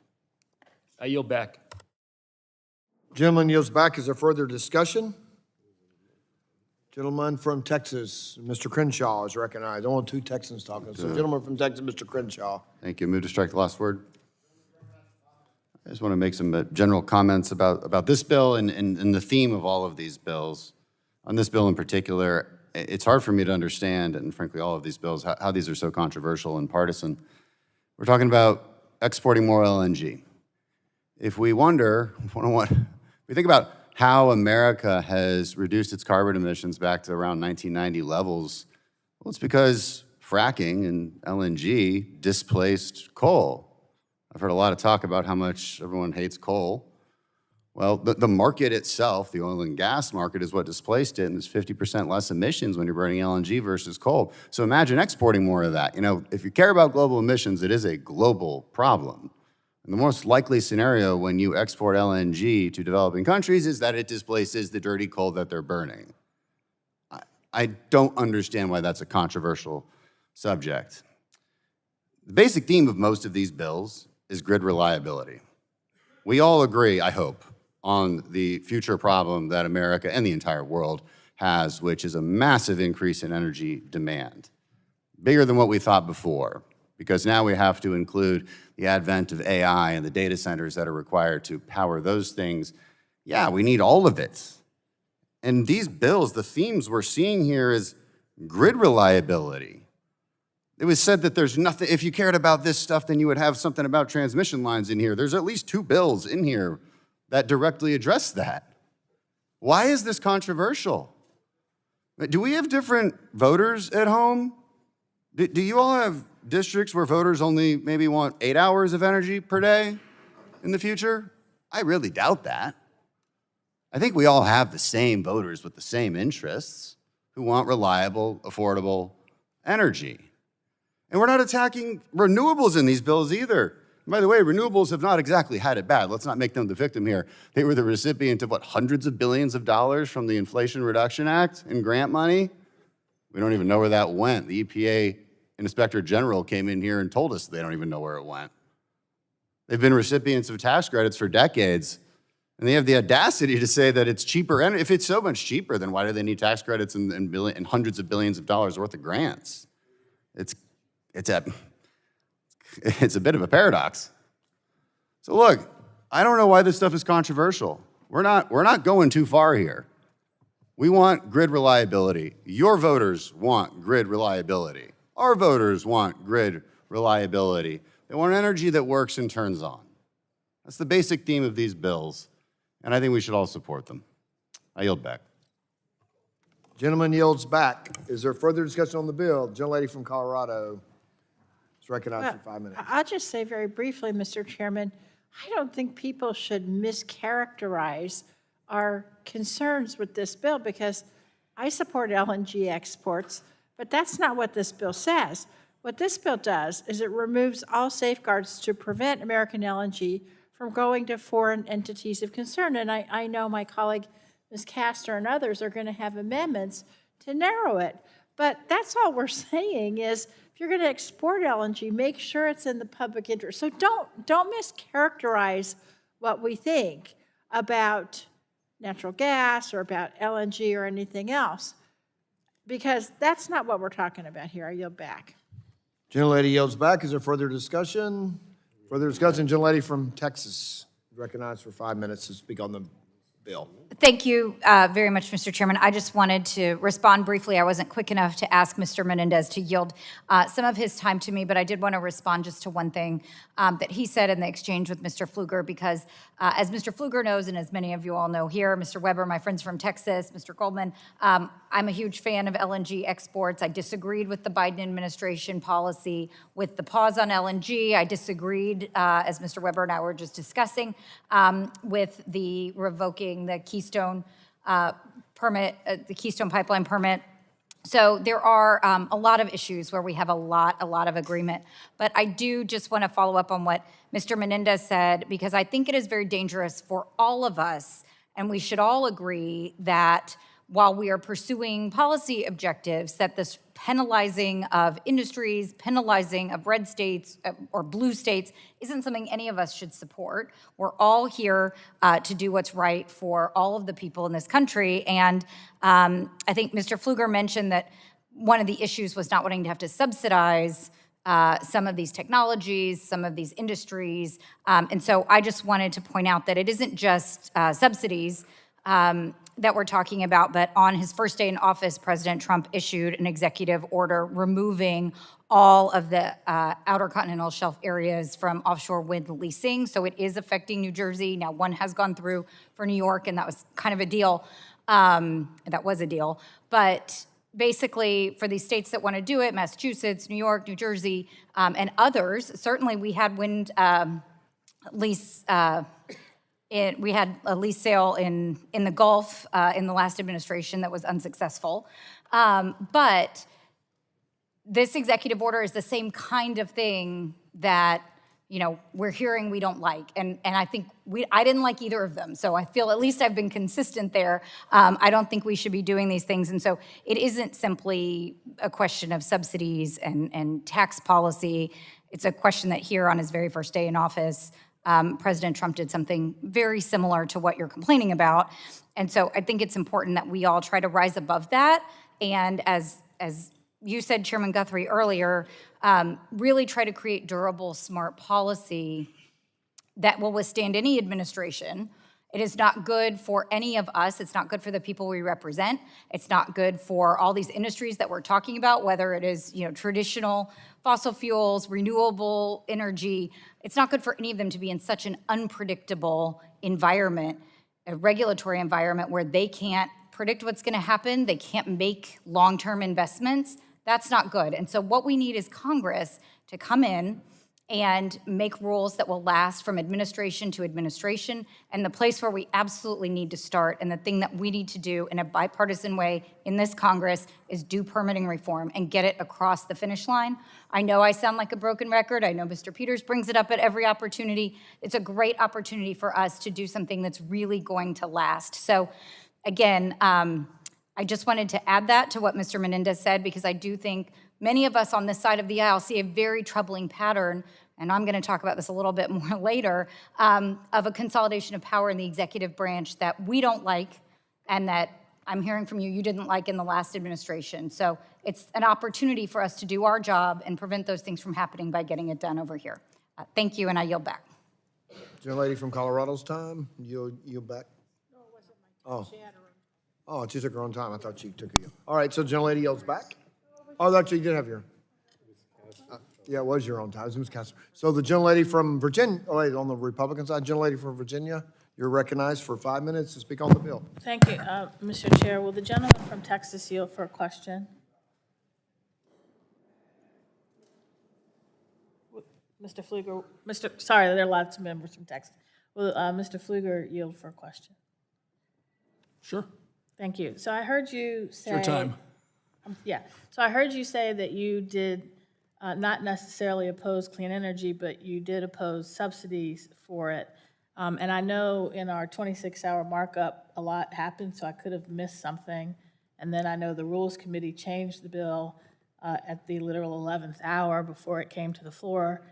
Can you identify any of the subsidies or tax breaks for the fossil fuels that were included in the rescission bill? Any that are dissimilar from every other manufacturing segment of our country? No. Okay, None that are special in any characteristic, not a single characteristic that look or resemble anything that other manufacturing in our country, because it is manufacturing, does not get. No, I cannot. Okay, and is it the gentleman's position that the manufacturing of clean energy is different from any other manufacturing? It's my opinion that energy, regardless of how it is produced, should stand on its own, that it should be a marketplace and based on the ability to provide primary sources of energy, which we know there are reliable and non-reliable sources, and we've heard that testimony. So my position is that we should treat these types of energy for what they are and look at the math and the science and the physics of how effective and energy density would be the single metric that I would use to have that conversation, which probably exceeds a 5-minute conversation, but thank you. Probably so, and I thank the gentleman for that. I just wanted to make sure I understood your position, but it seems to me that Congress overtakes the market all the time when it wants to invest in different types of energy generation to pick winners and losers that the market would not support all the time.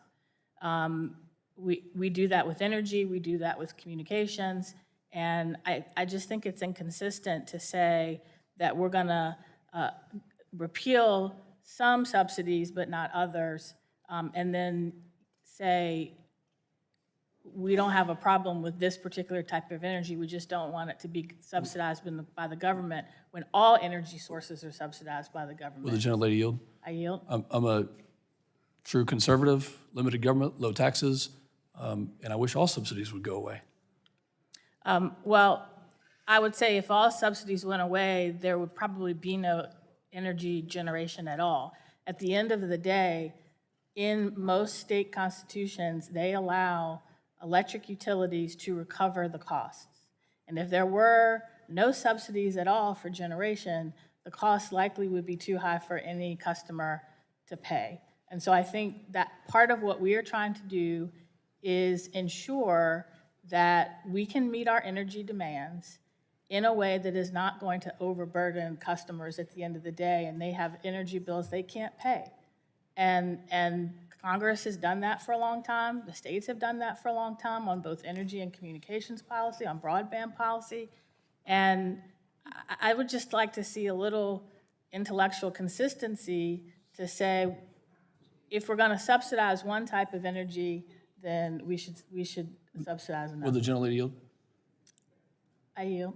Okay, since you asked me a question on the front end, don't believe me. I mean, I think the 7 independent service providers, operators that came in and testified in front of this committee pointed to one source and one source only as the most efficient, reliable, and low-cost source, and that was LNG, besides nuclear, which we agree on. But I'd love to place a friendly wager and invite you to come to my district and see the math and the science behind it, because I think that actually that natural gas, without any subsidy whatsoever, not a single dollar, penny, or any subsidy, would 100% above and beyond any other source provide that low-cost, reliable, affordable solution. Not to say that we can't use the other ones, because I think we can, but they have been propped up for a long time. But we also heard all of these witnesses say we need an all-of-the-above energy approach. And we need an all-of-the-above energy approach that also recognizes that there are clean energy sources, like solar, that are currently the cheapest, cleanest, and most reliable under certain circumstances. And again, my point only is that you all seem to be picking and choosing which subsidies you like and which ones you don't based on which energy sources you prefer. And my only point is that if we're going to have a true all of the above approach, then we need to look at the, I'm over time, so I'll yield it back, but I think you get my point.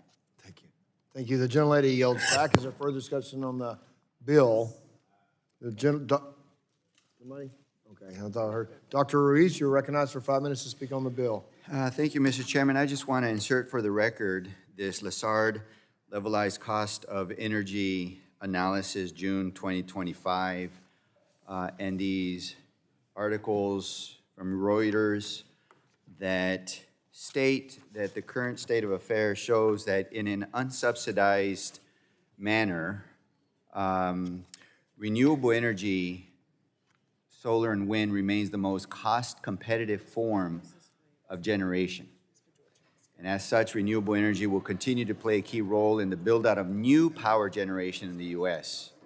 This is particularly true in the current high-power demand environment where renewables stand out as both the lowest cost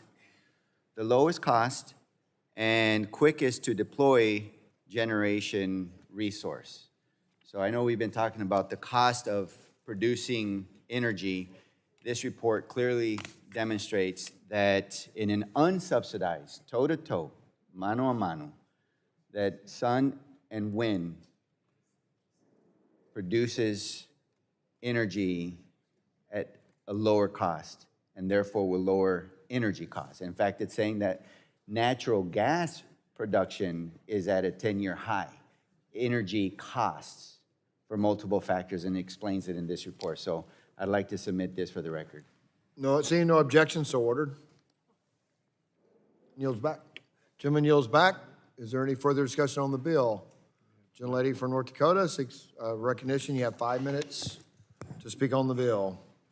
Thank you, Mr.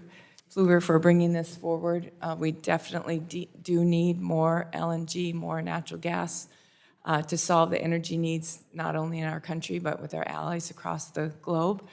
And I will say, to the point of the playing field and levelizing the playing field, if whatever resource is the cheapest and has the attributes that the power grid needs, those will come forward. And so if it is true that wind and solar are the lowest cost without subsidies, and we remove the subsidies, it should be no problem. We should have tons more wind and solar if it can compete on a level playing field. There's been 32 years of subsidies for those resources. They're swamping our grid with and the interconnection queue.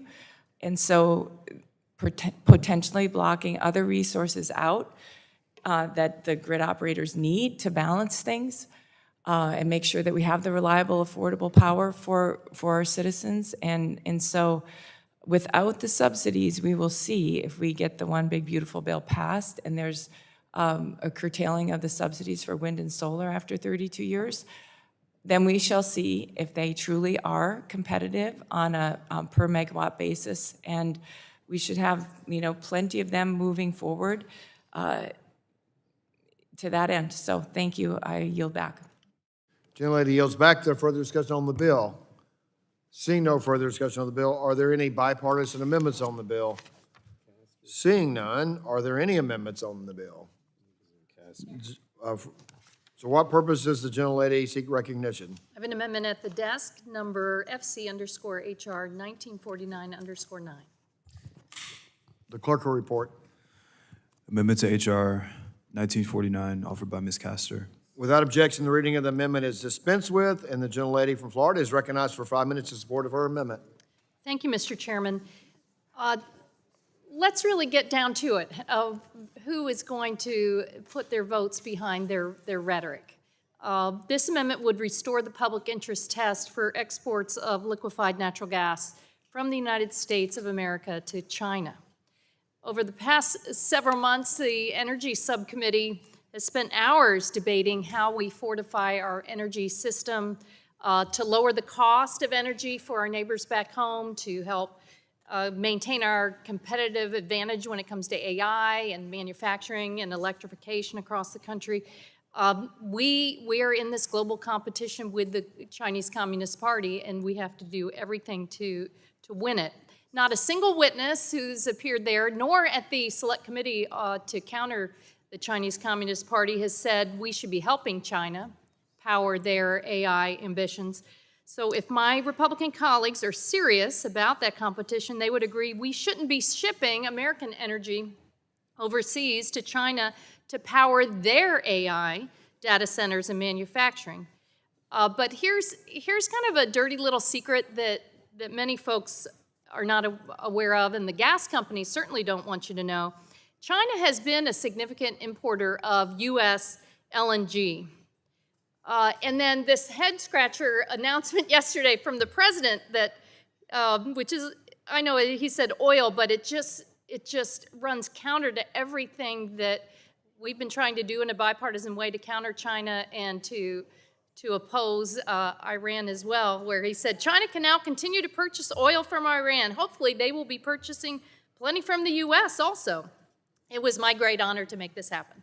I mean, it's just, I can't understate what a 180-degree turn this is. China has many, they've really tried to secure many long-term LNG contracts with U.S.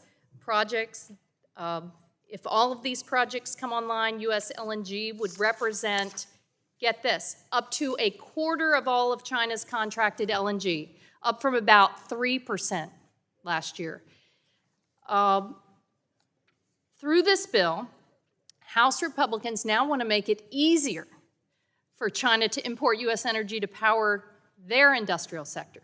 They also want to cede the next generation of energy technologies to China, as evidenced by the gutting of the clean energy tax credits in their big ugly bill they passed in the dark of night. So again, colleagues, your rhetoric, record should match your rhetoric when it comes to China. You complained, as rightfully so, to Chinese forced labor, massive subsidies, their intellectual property theft. And then on the other hand, you want to allow amounts of U.S. resources to power Chinese factories? I mean, it just doesn't make sense. If this stands, then those products will now be made, if it just runs counter to everything that we've been working for. Don't just take it from me, however. I mentioned this earlier, but I want to read a little bit. The industrial energy consumers of America, America's manufacturers, they oppose this. They say, as manufacturers who compete with China and are price sensitive, Chinese company LNG contracts represent 36.8% of U.S. LNG operating capacity. We believe that U.S. consumers should be a priority over LNG customers, but LNG contracts flip the priority. They are asking Congress to protect U.S. consumers and economy, not prioritize the profits of the LNG companies. Some things are more important than in America than the profit, the bottom line for the gas companies and their lobbyists. That's why we fight for a public interest test, to make sure that public interest comes before the polluter's interest. They are asking that we oppose this bill and urge DOE to implement a policy to insulate U.S. consumers from the impacts of LNG exports. So here's what we need to do. We need to adopt this amendment. We need to defeat this bill to make sure that the public interest comes first. Public interest test is necessary. If we don't adopt this amendment and this bill is signed into law, they'll be completely gone. All of these considerations. Again, a gift to China at a time where the president has taken a chainsaw to medical innovation and our scientific enterprise, allowing the clean energy economy to be stolen away just when we were getting going with a manufacturing boom and job creation across the country. Many of those jobs and factories in my colleagues' districts. If you believe what we've heard this Congress about the importance of energy to China's AI ambitions, unless you adopt this amendment, and begin to advocate for a sane America First, a true America First policy, you're going to be giving it all away. And we're going to keep reminding you of it every hearing that we have, that you've sided with Chinese industrialization, the Chinese Communist Party, over the best interests, the public interests of the United States of America. I urge my colleagues to support the amendment and yield back. Gentlelady yields back. Is there any further discussion on the bill? Or the amendment on the amendment? Gentleman from Texas is recognized for 5 minutes to speak on the amendment. Thank you, Mr. Chairman. My remarks will be short. They will mirror the sentiment of many Americans, in fact, I would say most Americans, that they're tired of Congress stumbling and bumbling. They're tired of the politicization. They're tired of all of this. Let's not confuse the public interest with the political interest, which is what we're hearing. I obviously oppose this amendment, and for the record, to make it clear, the public interest test is still alive and well in Chapter 3 of the Natural Gas Act. It is alive and well. The president has every authority. In fact, this administration has restricted shipments of ethane to countries like China this year. So when you look at the facts, it's still alive and well. The executive branch still has the opportunity to deem whether or not it is in the public interest. I oppose this amendment. Let's move at the speed of commerce. Let's get away from the political interest, and I yield back. Gentleman yields back. Is there further discussion on the amendment? Seeing none, the vote occurs on the amendment. A roll call has been requested, and the clerk will call the roll. Mr. Latta. Mr. Griffith. Mr. Griffith votes no. Mr. Bilirakis. Mr. Hudson. Mr. Hudson votes no. Mr. Carter of Georgia.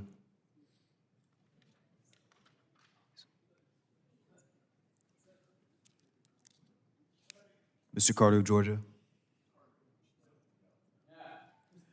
Mr. Carter votes no. Mr. Palmer. Mr. Palmer votes no. Mr. Dunn. Mr. Crenshaw. Mr. Crenshaw votes no. Mr. Joyce. Mr. Joyce votes no. Mr. Weber. Mr. Weber votes no. Mr. Allen. Mr. Balderson. Mr. Fulcher. Mr. Fulcher votes no. Mr. Pfluger. Mr. Pfluger votes no. Mrs. Harshbarger.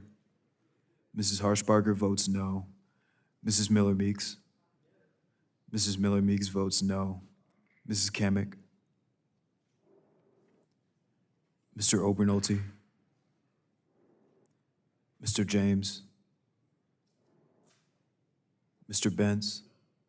Mr. Bentz votes no. Mrs. Houchin. Mrs. Houchin votes no. Mr. Fry. Ms. Lee.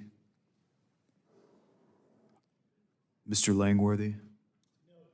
Mr. Langworthy votes no. Mr. Kane. Mr. Kane votes no. Mr. Rulli. Mr. Evans. Mr. Evans votes no. Mr. Goldman. Mr. Goldman votes no. Mrs. Fedorchak. Mrs. Fedorchak votes no. Mr. Pallone. Mr. Pallone votes aye. Ms. DeGette. Ms. DeGette votes aye. Ms. Schakowsky. Aye. Ms. Schakowsky votes aye. Ms. Matsui. Aye. Ms. Matsui votes aye. Ms. Castor. Aye. Ms. Castor votes aye. Mr. Tonko. Aye. Mr. Tonko votes aye. Ms. Clark. Ms. Clark votes aye. Mr. Ruiz. Mr. Ruiz votes aye. Mr. Peters. Mr. Peters votes aye. Mrs. Dingell. Mrs. Dingell votes aye. Mr. Veazey. Mr. Veazey votes aye. Ms. Kelly. Ms. Kelly votes aye. Ms. Barragan. Ms. Barragan votes aye. Mr. Soto. Mr. Soto votes aye. Ms. Schreier. Ms. Schreier votes aye. Ms. Strahan. Ms. Strahan votes aye. Ms. Fletcher? Ms. Fletcher votes aye. Ms. Ocasio-Cortez? Mr. Auchincloss? Mr. Auchincloss votes aye. Mr. Carter of Louisiana? Mr. Carter of Louisiana votes aye. Mr. Menendez? Mr. Menendez votes aye. Mr. Mullen? Mr. Mullen votes aye. Mr. Landsman? Mr. Landsman votes aye. Ms. McClellan? Ms. McClellan votes aye. Chairman Guthrie? No. Chairman Guthrie votes no. Mr. Latta? Mr. Latta is not recorded. Mr. Latta votes no. Dr. Dunn? Mr. Dunn votes no. Mr. Fry? Mr. Fry votes no. Ms. Kamek? Mrs. Kamek? Mrs. Kamek is not recorded. Mrs. Mr. Kamek Balderson? votes no. Mr. Balderson is not recorded. Mr. Balderson votes no. Anyone? Oh, Mr. Overnolte? Mr. Overnolte is not recorded. Mr. Overnolte James? votes aye. Excuse me.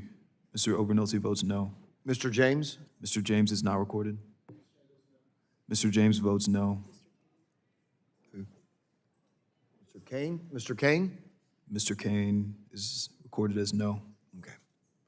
Anyone on the Democrat side? The clerk will report.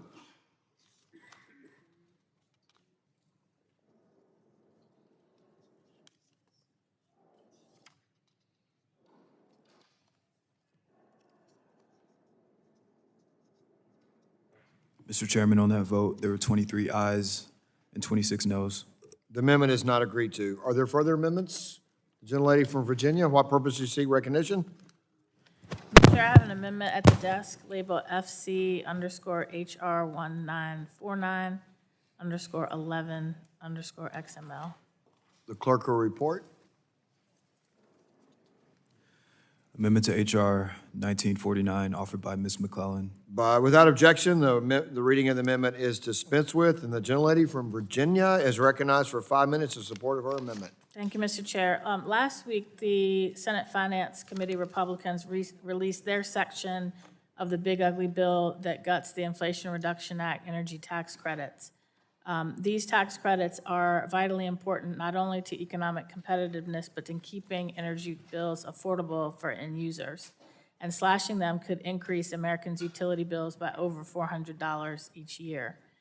The Senate version of that section creates an unfair cliff that only applies to wind and solar energy, undercutting Republican claims to support an all-of-the-above energy strategy. It imposes restrictions on power plants receiving tax credits that target embedded materials that come from foreign entities of concern, which are mainly China, but also a few other countries. And the Senate bill phases in supply chain restrictions, mandating that certain percentages of materials cannot be tied in any way to a country like China, down to every bolt and screw. Many experts have pointed out that the language is sloppy and unclear, either by design or by mistake. And in practice, it could be impossible for projects to demonstrate compliance with the restrictions, even if every critical component were made in America. And yet, the Senate Republicans think that that type of restriction is a good idea. Now, I'm not opposed to scrutinizing where we source components for energy infrastructure, but any restrictions need to be applied fairly and consistently, and what's good for the goose is good for the gander.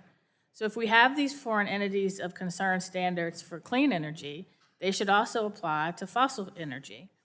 Currently, the U.S. relies much more on fossil energy than clean energy, and so Republicans should be even more worried about China and other nations of concern being involved in the supply chain for the fossil energy infrastructure.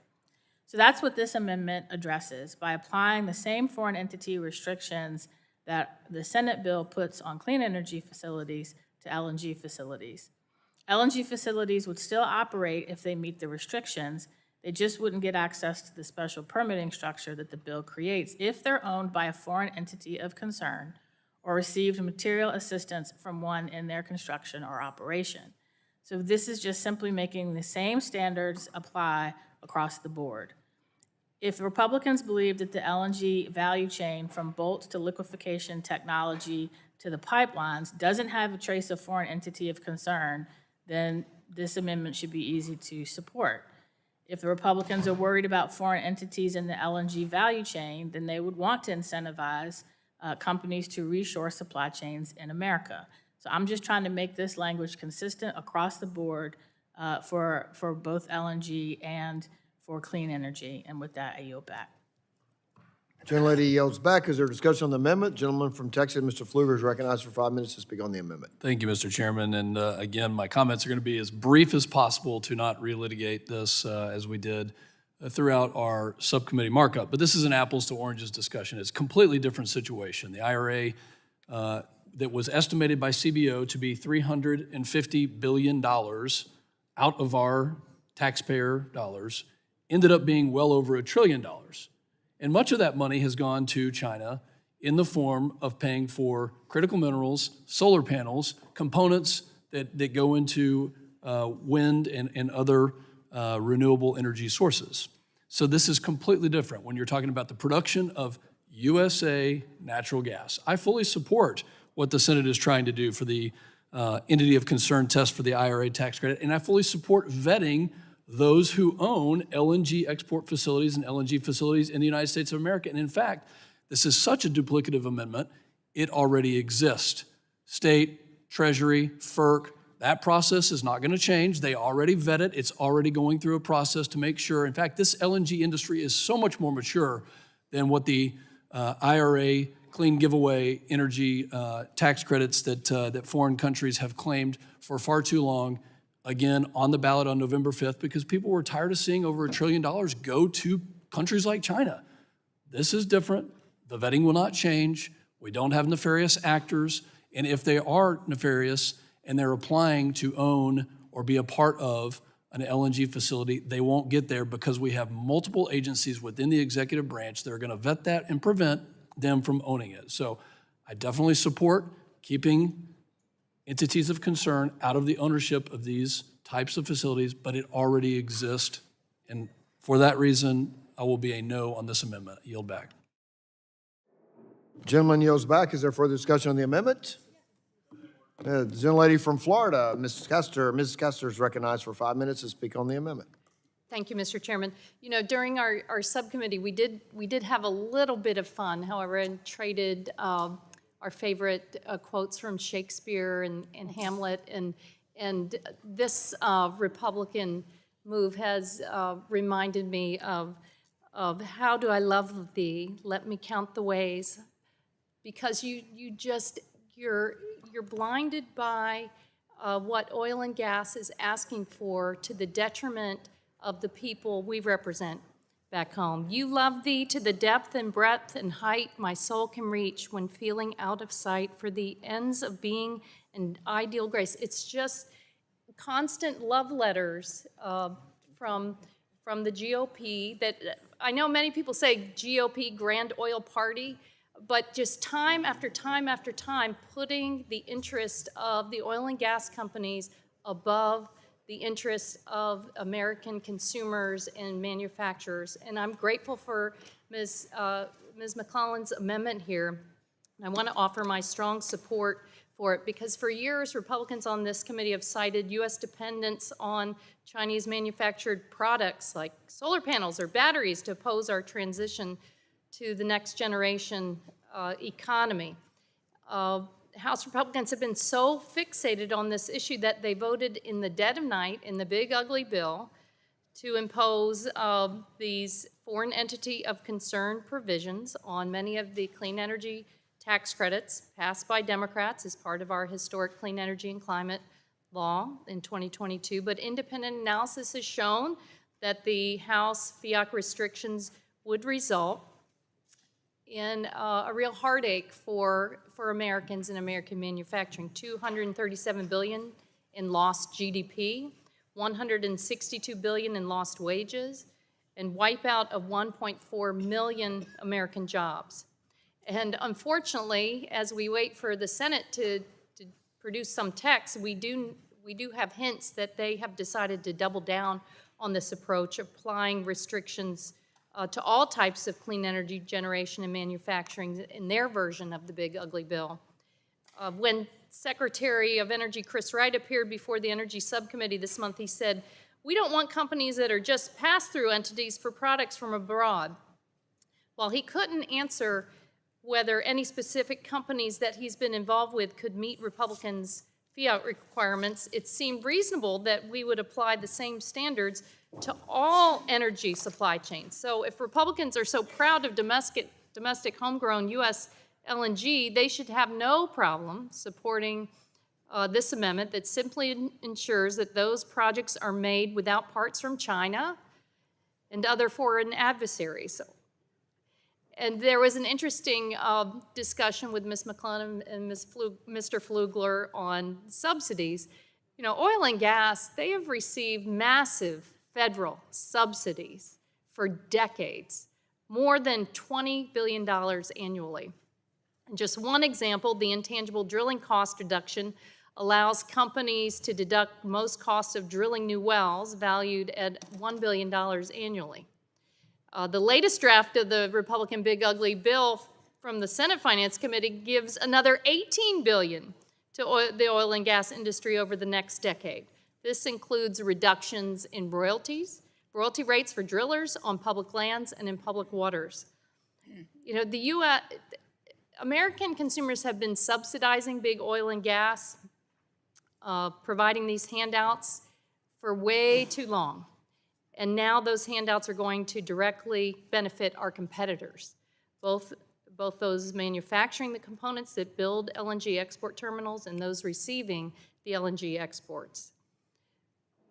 If my Republican colleagues really want to secure American energy and protect our national security, they would have no problem using the foreign entity restrictions that they wrote here.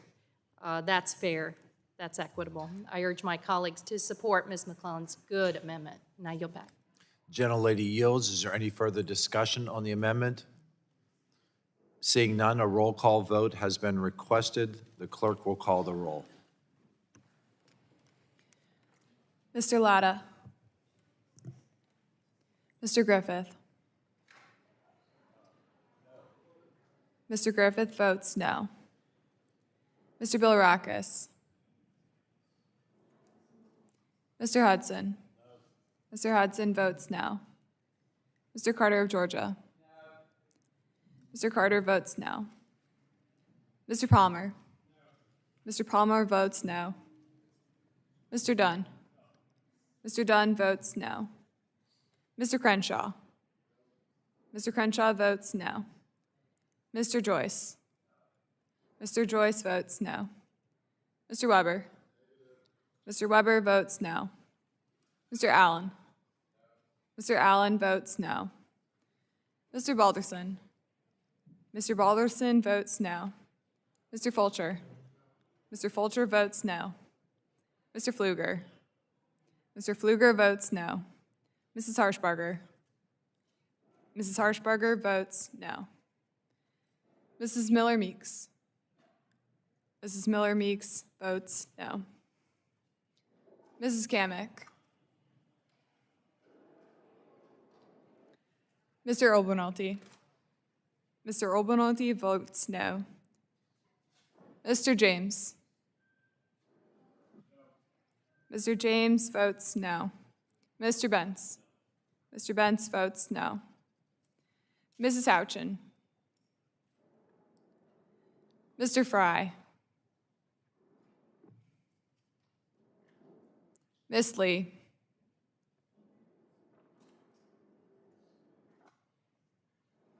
Mr. Langworthy.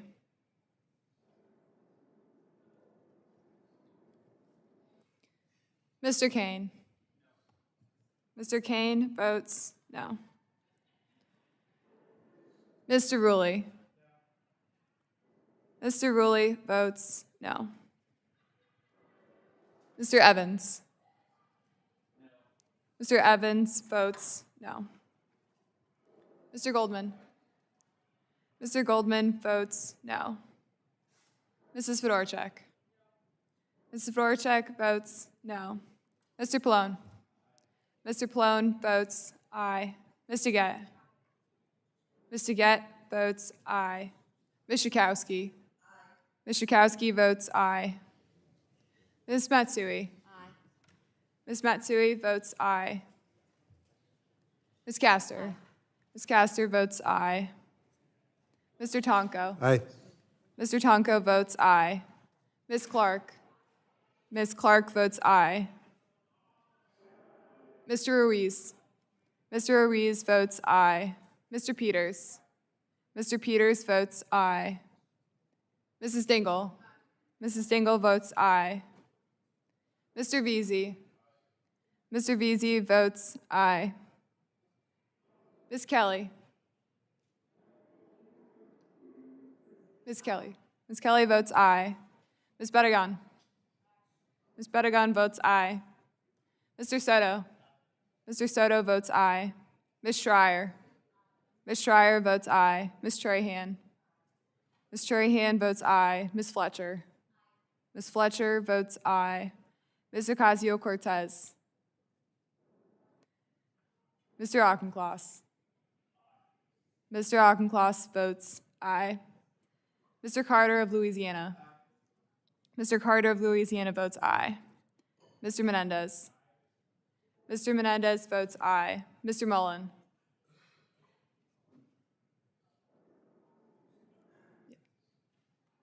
Mr. Mullen votes aye. Mr. Landsman? Mr. Landsman votes aye. Ms. McClellan? Ms. McClellan votes aye. Chairman Guthrie? Chairman Guthrie votes no. Mr. Latta is not recorded. Mr. Latta votes no. How is Ms. Kamick reported? Mrs. Kamick is not recorded. Mrs. Kamick votes no. Does anyone else wish to be recorded? The clerk will report the results.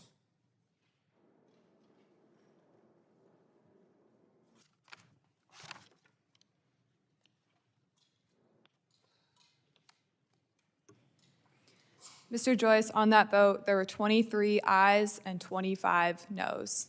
The amendment is not agreed to. Are there any further amendments? Seeing none, the question now occurs on approving H.R. 1949, and a roll call vote has been requested. The clerk will call the roll. Mr. Latta? Mr. Latta votes aye. Mr. Griffith? Mr. Griffith votes aye. Mr. Bilirakis? Mr. Hudson? Mr. Hudson votes aye. Mr. Carter of Georgia? Mr. Carter of Georgia votes aye. Mr. Palmer? Mr. Palmer votes aye. Mr. Dunn? Mr. Dunn votes aye. Mr. Crenshaw? Mr. Crenshaw votes aye. Mr. Joyce? Mr. Joyce votes aye. Mr. Weber? Mr. Weber votes aye. Mr. Allen? Mr. Allen votes aye. Mr. Balderson? Mr. Balderson votes aye. Mr. Fulcher? Mr. Fulcher votes aye. Mr. Pfluger? Mr. Pfluger votes aye. Mrs. Harshbarger? Mrs. Miller-Meeks? Mrs. Miller-Meeks votes aye. Mrs. Kamick? Mr. Obernolte? Mr. Obernolte votes aye. Mr. James? Mr. James votes aye. Mr. Bentz? Mr. Bentz votes aye. Mrs. Houchin? Mr. Fry? Mr. Fry votes aye. Miss Lee? Mr. Langworthy? Mr. Kane? Mr. Kane votes aye. Mr. Ruley? Mr. Ruley votes aye. Mr. Evans? Mr. Evans votes aye. Mr. Goldman? Mr. Goldman votes aye. Mrs. Fedorchak. Mrs. Fedorchak votes aye. Mr. Pallone. Mr. Pallone votes no. Ms. DeGette. Ms. DeGette votes no. Ms. Schakowsky. Ms. Schakowsky votes no. Ms. Matsui. No. Ms. Matsui votes no. Ms. Castor. Ms. Castor votes no. Mr. Tonko. No. Mr. Tonko votes no. Ms. Clark. Ms. Clark votes no. Mr. Ruiz. Mr. Ruiz votes no. Mr. Peters. Mr. Peters votes no. Mrs. Dingell. Mrs. Dingell votes no. Mr. Veazey. Mr. Veazey votes no. Ms. Kelly. Ms. Kelly votes no. Ms. Bedegan. Ms. Bedegan votes no. Mr. Soto. Mr. Soto votes no. Ms. Schreier. Ms. Trahan. Ms. Trahan votes no. Ms. Fletcher. Ms. Fletcher votes no. Ms. Ocasio-Cortez. Mr. Auchincloss. Mr. Auchincloss votes no. Mr. Carter of Louisiana. Mr. Carter of Louisiana votes no. Mr. Menendez. Mr. Menendez votes no. Mr. Mullen. Mr. Mullen votes no. Mr. Landsman. Mr. Landsman votes no. Ms. McClellan. Ms. McClellan votes no. Chairman Guthrie.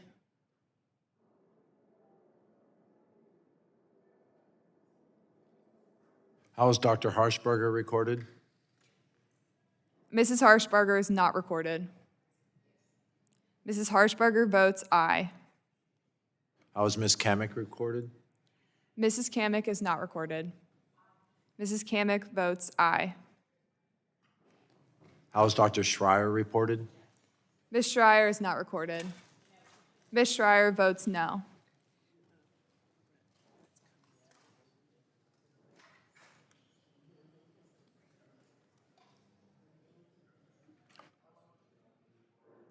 Mr. Guthrie is not recorded. Mr. Guthrie votes aye. How is Mr. Palmer recorded? Mr. Palmer is recorded as aye. The clerk will report the roll.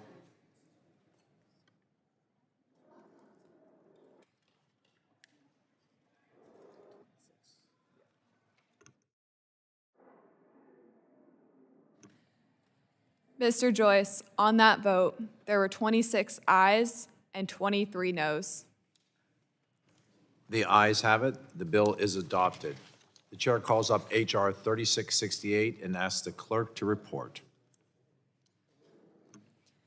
H.R. 3668, a bill to promote interagency coordination for reviewing Without certain... objection, the first reading of the bill is dispensed with, and the bill will be open for amendment at any point so ordered. Does anyone wish to be recognized to speak on the bill? The gentleman from North Carolina is recognized. Thank you, Mr. Chairman. H.R. 3668, the Improving Interagency Coordination for Pipeline Reviews Act. This bill would make much-needed reforms to the permitting of interstate natural gas pipelines. Development of interstate pipelines currently faces unnecessary and significant regulatory and statutory hurdles. In fact, only 5 petroleum liquid pipelines were completed in 2024, with the only interstate pipeline being a refined product pipeline.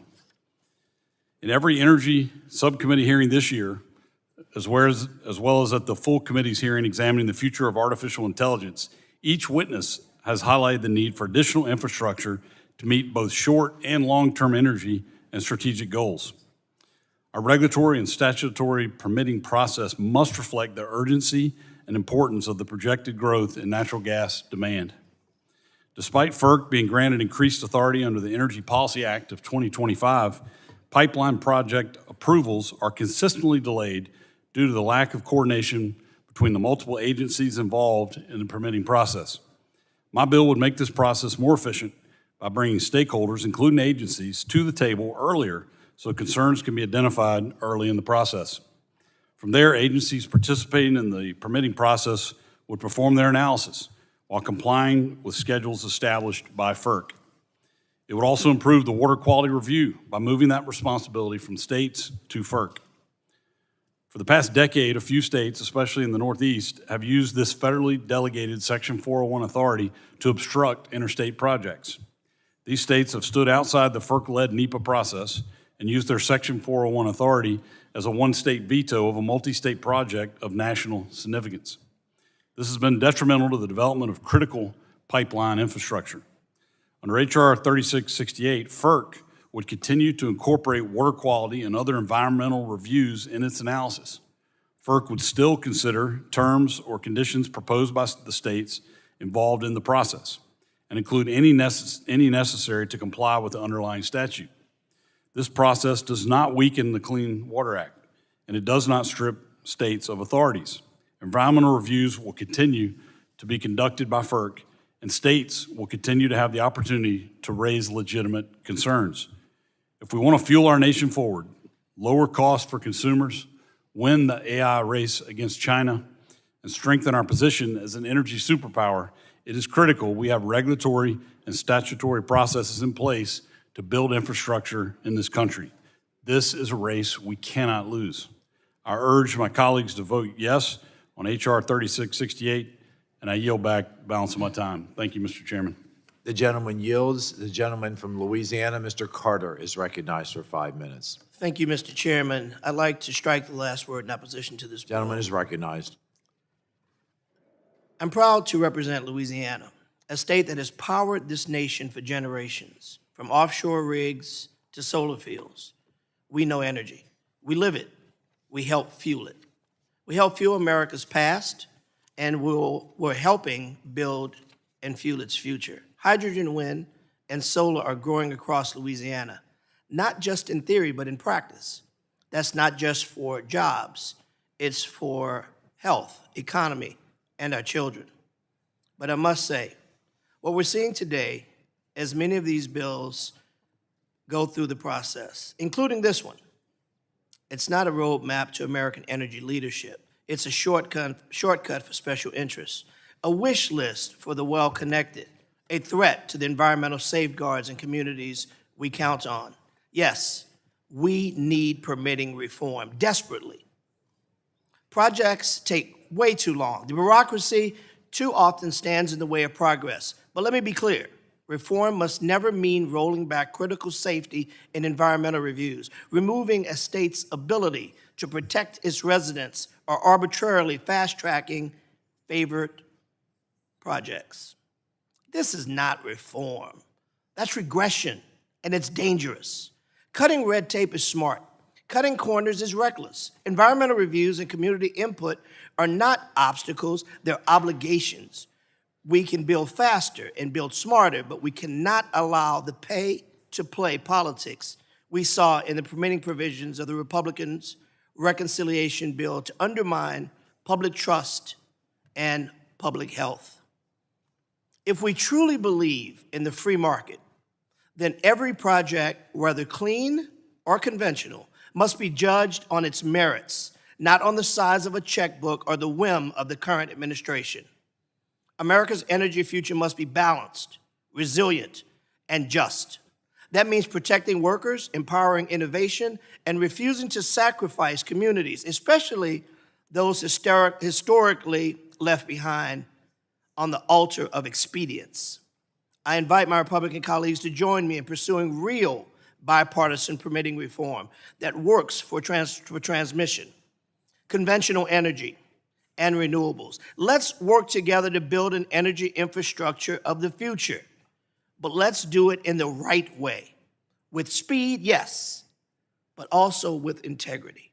Taking in mind that communities that have been historically left behind are ones that don't always get the opportunity to have a seat at the table. Well, guess what? We are their people at the table fighting for them, fighting for those communities that have been marginalized, that cannot afford to let a big checkbook bypass security measures, that cannot let a big checkbook ignore the safety valves that so many of these communities depend on. Yes, we want to expedite programs, projects, and permits, but we cannot sacrifice safety. We cannot sacrifice what's important to making sure that all of those boxes are checked We can do them quickly, we can do them efficiently, we can get rid of the bureaucracy, but we cannot shortchange the American people on safety. I yield. The gentleman yields. For what purpose does the gentlelady from Texas seek recognition? Thank you, Mr. Chairman. I have an amendment at the desk. The clerk will report the amendment. Would the gentlelady please specify the amendment?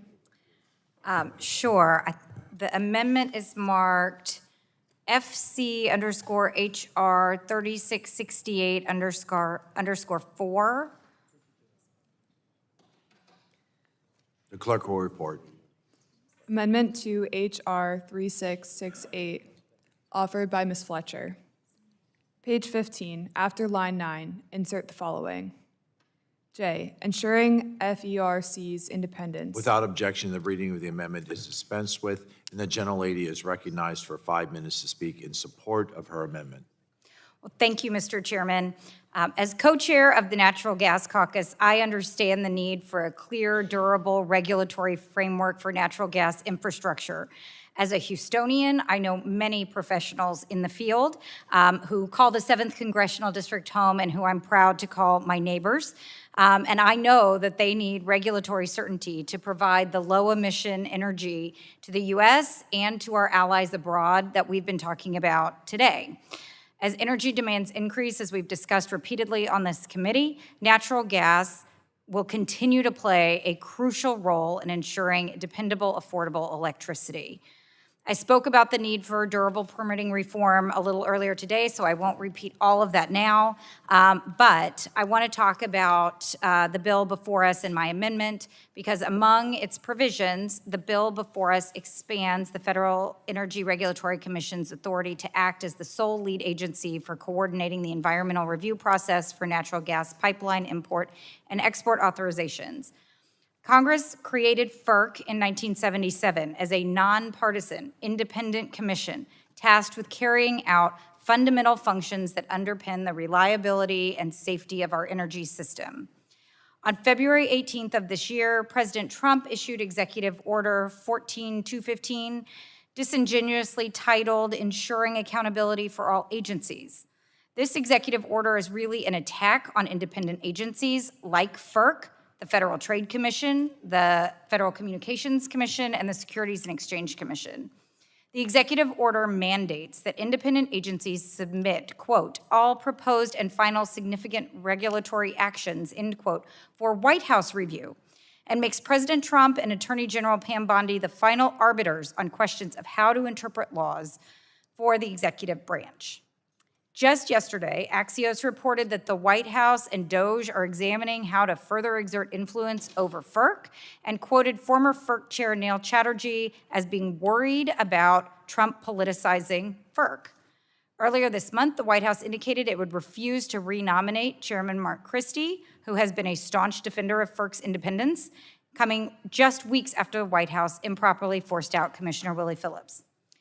We can't allow political influence to degrade FERC's operations at this critical moment for our energy security. If adopted, my amendment would prevent this legislation from going into effect until President Trump rescinds his executive order taking power from independent agencies. Subjecting FERC to political interference from President Trump or any other president severely damages their ability to protect ratepayers and to ensure that we can meet growing energy demand. Several FERC commissioners have spoken out about the dangers of this executive order, including former Commissioner Nora Meade Brownwell, who President Bush appointed, who said, and I'm quoting, "This administration seems to be putting itself in the place of laws passed by Congress and precedents set by the courts establishing FERC independence. That's unhealthy, unwarranted, and unprecedented, and it will lead to a great degree of uncertainty and bad decisions."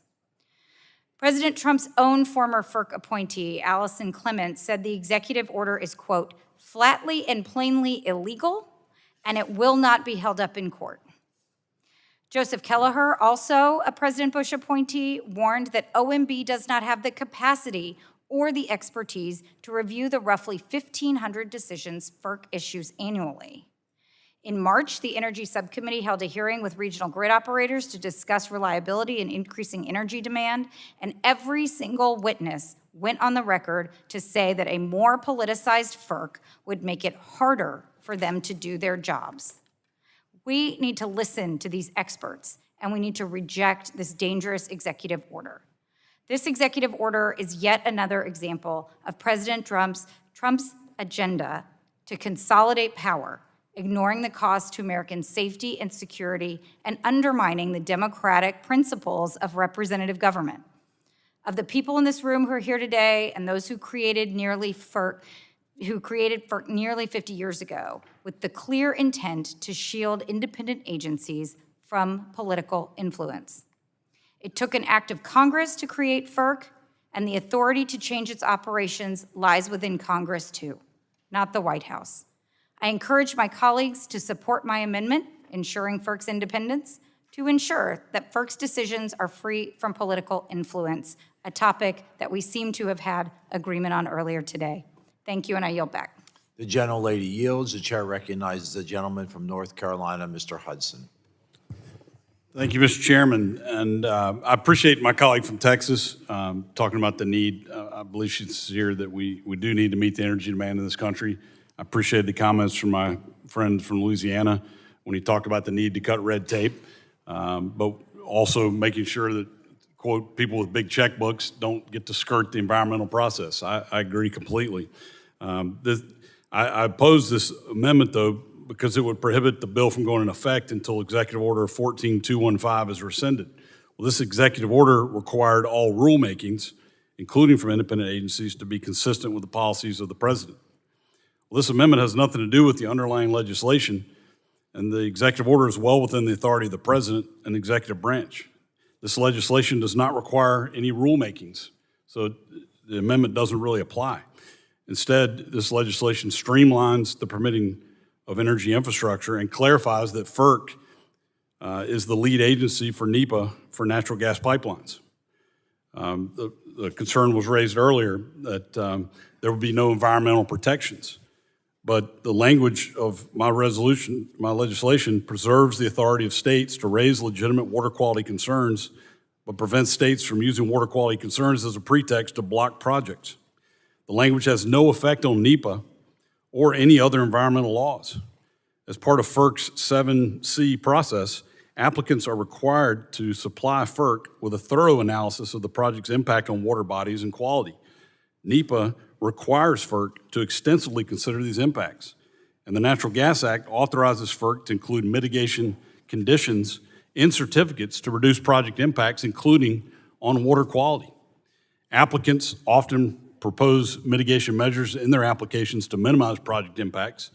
FERC analyzes water quality impacts as part of the NEPA process, imposes mitigation measures as necessary, and is able to adequately respond to those concerns as part of the Natural Gas Act and NEPA review process.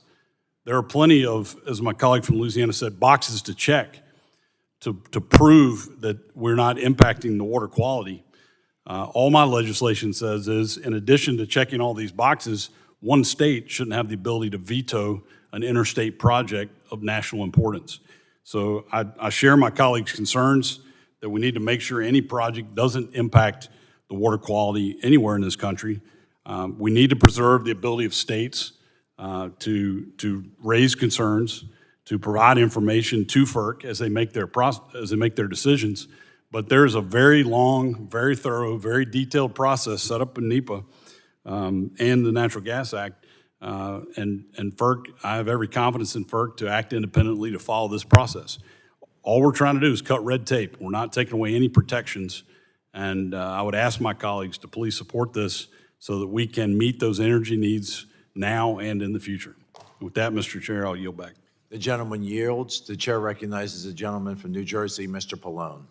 Thank you. I have to disagree with the gentleman from North Carolina, though, and support Representative Fletcher's amendment. Look, what your legislation does, Mr. Hudson, is to expand FERC's authority to act as the sole lead agency for coordinating environmental review.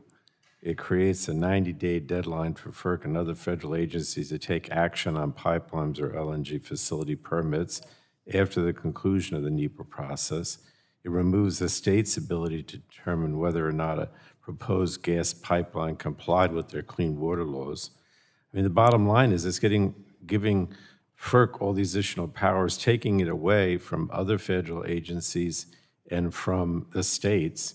And the point, I think, of the gentlewoman from Texas's amendment is that if you buy into this idea under the president's executive order that he has all the power to make all these decisions, then there's no independence on FERC's part to carry out what the gentleman from North Carolina's legislation seeks to accomplish. And that, to me, is a very dangerous thing. I think that look, I couldn't agree more with the point that the gentleman from Texas is making. This committee has to have a broad discussion about the White House's attack on these independent regulatory agencies.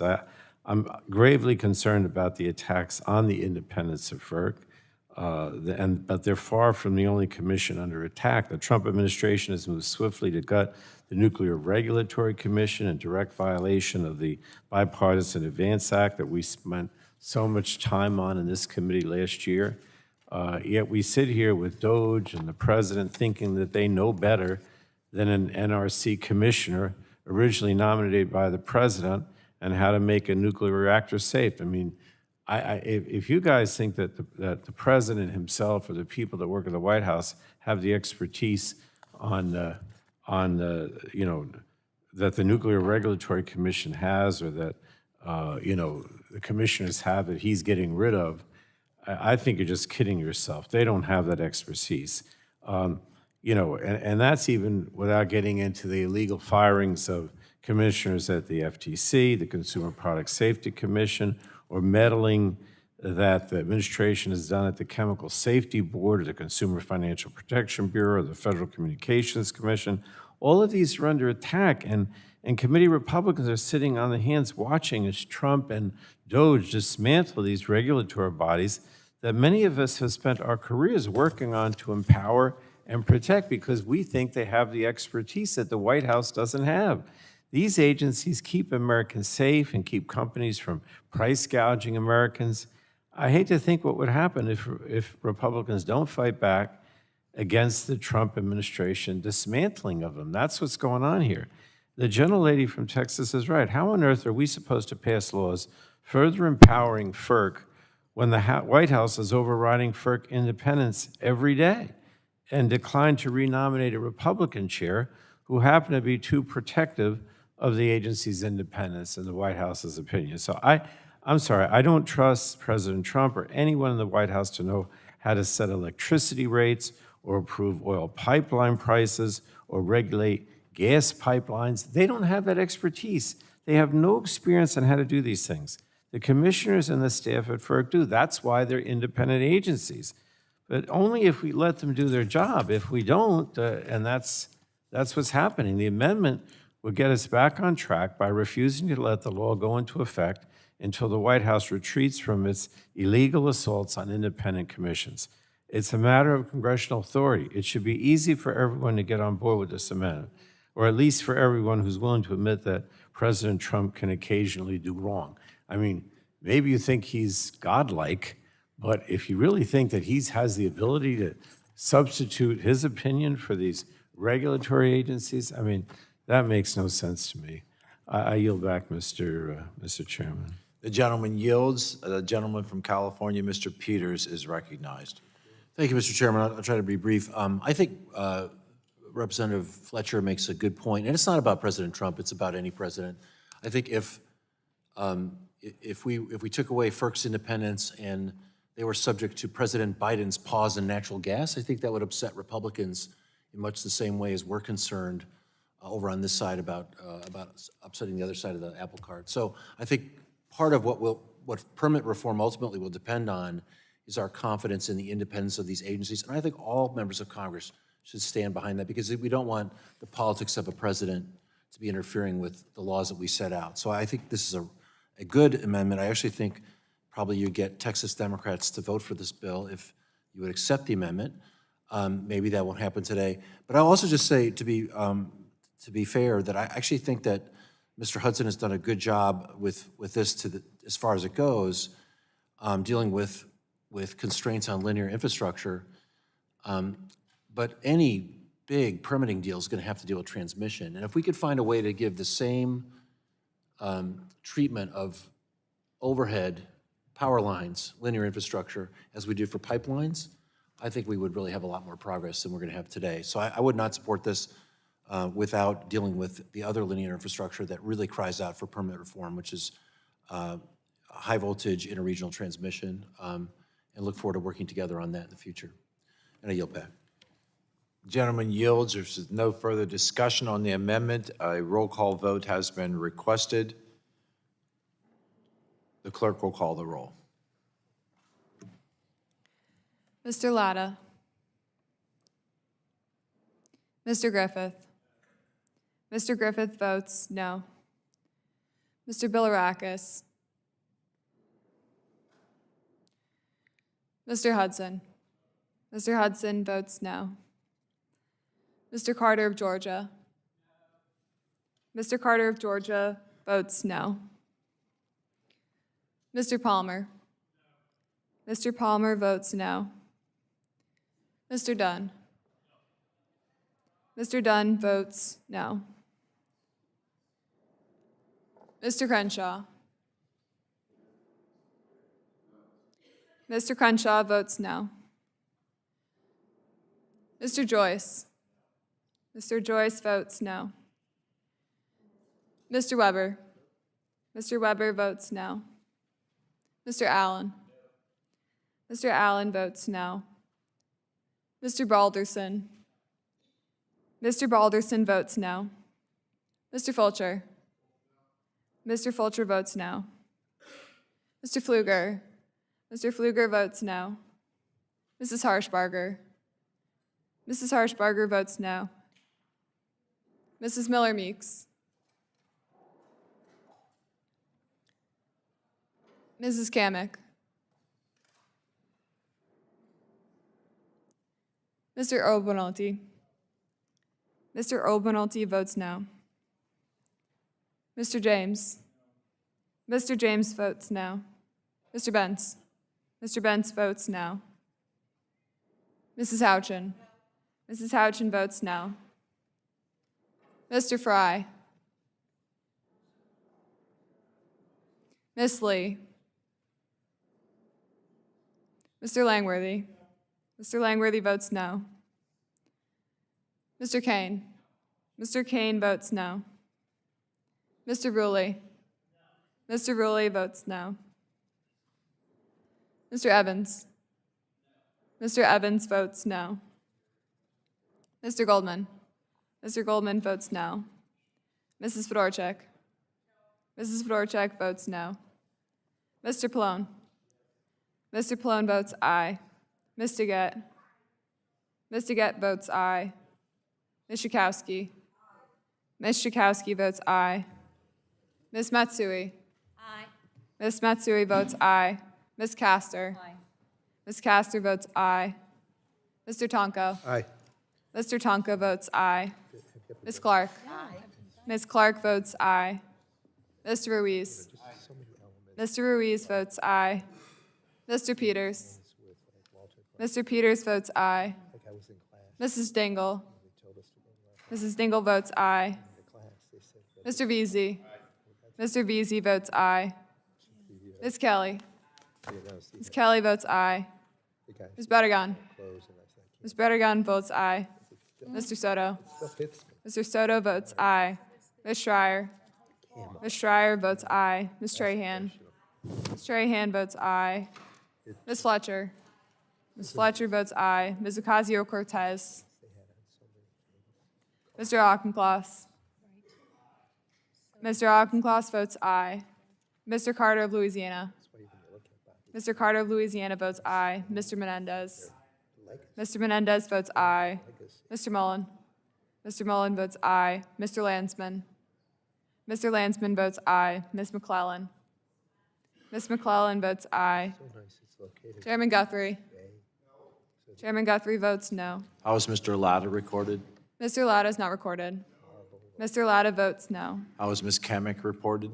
Mrs. Kamick is not recorded. Mrs. Kamick votes no. Does anyone else wish to be recorded?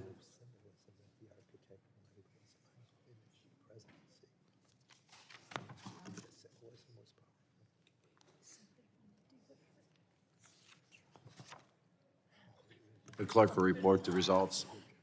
Mr. Joyce, on that vote, there were 23 ayes and 26 noes.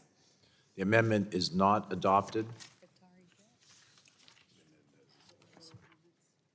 Are there any other amendments? The gentleman from New Jersey, Mr. Menendez, is recognized. Mr. Chairman, I have an amendment at the desk labeled FC_HR 3668_18. The clerk will report the amendment. Amendment to H.R. 3668, offered by Mr. Menendez. Page 15, after line 9, insert the following. J, ensuring pipeline security. Without objection, the reading of the amendment is dispensed with, and the gentleman is recognized for 5 minutes in support of his amendment. Thank you. Mr. Chairman, we've heard a lot about gas pipelines this Congress, how Republicans think we need to build more of them, how they and the administration want to override states' rights to apply their own clean water laws to the pipelines, and how they think companies should be able to pay $10 million to automatically have their pipeline permits approved. But what we haven't heard about is safety. I'm frankly shocked that, especially given that Congress is nearly 2 years past due on reauthorizing the pipeline safety activities of the Pipeline and Hazardous Materials Safety Administration, or PHMSA, and that's crazy to me, and it's concerning. We are 2 years overdue on reauthorizing pipeline safety, and Republicans are just talking about adding more pipelines rather than anything relating to those pipelines' safety. And unfortunately, there's a lot to talk about. Federal enforcement of pipeline safety fell to record lows in the first months of the Trump administration. For the first time in PHMSA's history, in March, it initiated 0 enforcement actions. 0, none. And I don't think any of us here believe that's because there is nothing to enforce. It's because the Trump administration is once again turning a blind eye to any bad behavior by fossil fuel companies. And in case any of my Republican colleagues doubt those stats, I'd like to insert an article into the record discussing them, titled "Pipeline Enforcement Plunges in Trump's First Months." Without objection. Thank you. And it gets worse. DOJ forced out the top career pipeline safety official and hasn't given any public indication of how many other PHMSA employees they forced out, all while the Senate has taken 0 action on the proposed PHMSA head's nomination. Last January, the Biden administration submitted a final rule for a leak detection regulation required by the last reauthorization legislation, a law that President Trump himself signed. But on his very first day in office, Trump told the Federal Register not to publish the rule, and it's been in limbo ever since. And our pipelines aren't getting any safer.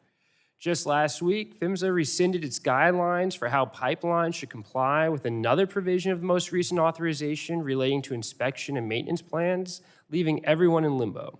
The Trump administration is simply committed to not complying with the law on pipeline safety, and this committee apparently has 0 interest in holding him to account. And this is a serious issue and has real impacts on all of our communities.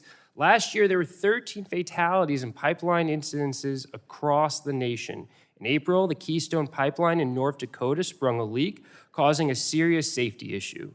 5 years ago, a rupture in a carbon dioxide pipeline in Mississippi sent 45 people to the hospital. And just to give that additional color, before everybody gets to turn their head to the issue, I want to read from this article that describes that incident in Mississippi. An individual's first thought was a pipeline explosion. He didn't know what was filling the air, but he called his mom, Thelma Brown, to warn her to get inside. He told her he was coming. Brown gathered her young grandchildren and great-grandchildren she was watching, took them into her back bedroom, and got them under the quilt with them, and waited. Quote, "They didn't come," Brown says. 10 minutes. I knew they would have been here in 5 minutes, but they didn't come. Little did she know her sons and nephew were just down the road in the Cadillac, unconscious, victims of a mass poisoning from a carbon dioxide pipeline rupture. As the carbon dioxide moved through the rural community, more than 200 people evacuated, and at least 45 people were hospitalized. Cars stopped working, hobbling emergency response. People lay on the ground, shaking and unable to breathe. First responders didn't know what was going on. Quote, "It looked like you were going through the zombie apocalypse," end quote. Needless to say, we've got to get this right.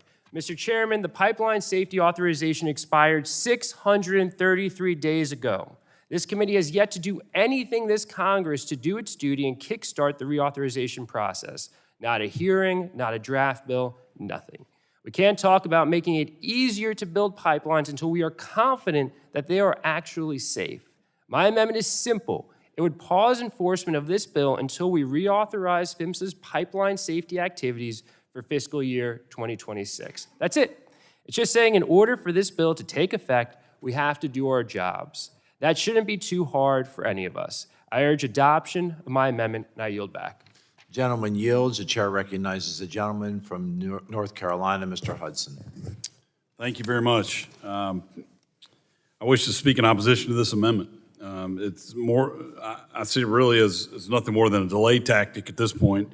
It would prevent H.R. 3668 from taking effect until Congress reauthorizes PHMSA safety activities. Listen, I'm glad to see my Democrat colleagues' change of heart on PHMSA reauthorization, because last Congress, none of my colleagues supported, on the other side of the aisle, voted for our legislation to reauthorize PHMSA. But if my colleagues are willing to work with me, I would love to work towards a bipartisan PHMSA reauthorization to make sure that we keep our nation's pipeline infrastructure updated and safe. It's past time, and I ask my colleagues, please, let's come together. Let's try to do this in a bipartisan way.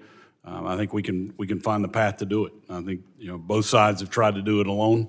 The other side in 2020, we tried last year. Let's try something new and let's work together. I'd invite my colleague who offered the amendment. I'd love to begin discussions with you and see if we can come to some common ground. I agree with you. Pipeline safety is vitally important, and I think there's some important work to be done in this reauthorization. I think it'd be great if we could do it together. But I urge my colleagues to vote a no on this amendment, because this is not the right place to have this played out. But I look forward to having discussions in the future and yield back. Thank you. The gentleman yields. The chair recognizes the gentlelady from California, Ms. Matsui. Thank you very much, Mr. Chairman. I move to strike the last word and speak in support of this amendment. The gentlelady is recognized. It is important that we talk about the consequences of this bill for everyday people. This bill strips states of their authority under the Clean Water Act to stop projects that harm water quality. That puts my constituents and communities across the country at serious risk. This is about clean water, one of the most important foundations of public health. Yesterday, with the limited time he would give us, Secretary Kennedy sat there and told us environmental factors impact health. And my Republican colleagues agreed with him, but your actions don't match your words. The Secretary's own MAHA report identified the aggregation of environmental chemicals as a driver of chronic diseases and obesity, particularly among children. Then the NIH terminated grants for public drinking water contaminants and infant health, pesticide exposure and child respiratory health, exposure to metals and metal mixtures on late life cognitive health, and more. And here you are pushing a bill that guts the Clean Water Act, doubling down on a strategy that will make kids sick. Sadly, this is nothing new, and it's an astounding hypocrisy. In California, we understand just how essential clean water is. It fuels our communities, powers our economy, and grows the fresh produce that ends up on the kitchen tables across the country. Clean water is not something we take for granted. We spent decades managing our water responsibly, and we're not about to let Republicans undermine that. I urge my colleagues to stop undermining public health protections and oppose this bill, and I yield back the balance of my time. Gentlelady yields. If there is no further discussion, the vote occurs on the amendment. A roll call vote has been requested. The clerk will call the roll. Mr. Latta. Mr. Griffith. Mr. Bilirakis.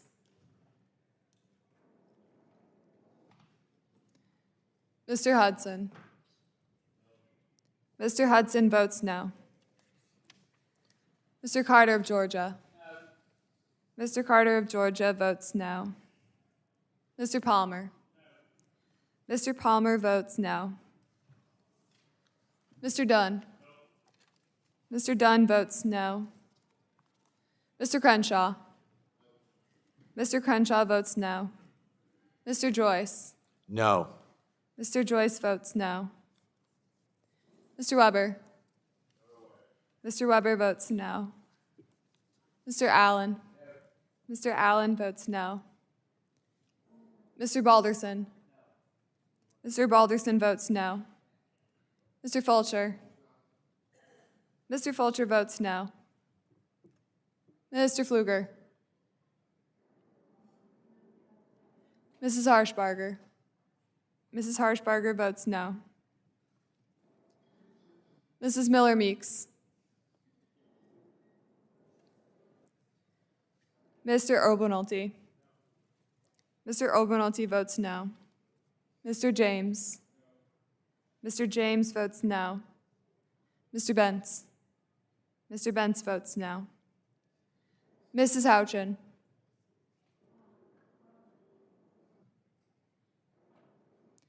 Mr. Fry.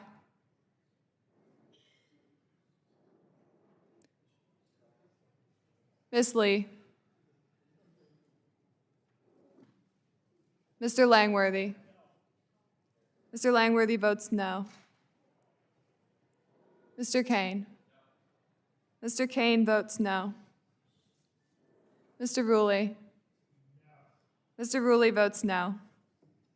Mr. Evans. Mr. Evans votes no. Mr. Goldman. Mr. Goldman votes no. Mrs. Fedorchak. Mrs. Fedorchak votes no. Mr. Pallone. Aye. Mr. Pallone votes aye. Ms. DeGette. Aye. Ms. DeGette votes aye. Ms. Schakowsky. Aye. Ms. Schakowsky votes aye. Ms. Matsui. Aye. Ms. Matsui votes aye. Ms. Castor. Aye. Ms. Castor votes aye. Mr. Tonko. Aye. Mr. Tonko votes aye. Ms. Clark. Ms. Clark votes aye. Mr. Ruiz. Mr. Ruiz votes aye. Mr. Peters. Mr. Peters votes aye. Mrs. Dingell. Mrs. Dingell votes aye. Mr. Veazey. Mr. Veazey votes aye. Ms. Kelly. Ms. Kelly votes aye. Ms. Bedigan. Ms. Bedigan votes aye. Mr. Soto. Mr. Soto votes aye. Ms. Schreier. Ms. Schreier votes aye. Ms. Trahan. Ms. Trahan votes aye. Ms. Fletcher. Ms. Fletcher votes aye. Ms. Ocasio-Cortez. Mr. Auchincloss. Mr. Auchincloss votes aye. Mr. Carter of Louisiana. Mr. Carter of Louisiana votes aye. Mr. Menendez. Mr. Menendez votes aye. Mr. Mullen. Mr. Mullen votes aye. Mr. Landsman. Mr. Landsman votes aye. Ms. McClellan. Ms. McClellan votes aye. Chairman Guthrie. Chairman Guthrie votes no. How's Mr. Latta recorded? Mr. Latta is not recorded. No. Mr. Latta votes no. How's Mr. Griffith recorded? Mr. Griffith is not recorded. How's Mr. Pfluger reported? Mr. Griffith votes no. Mr. Pfluger is not recorded. Mr. How is Pfluger Ms. votes Houchin no. recorded? Mrs. Houchin is not recorded. Mrs. Houchin votes no. Does anyone else wish to be recorded? The clerk will call the roll. Will report the roll.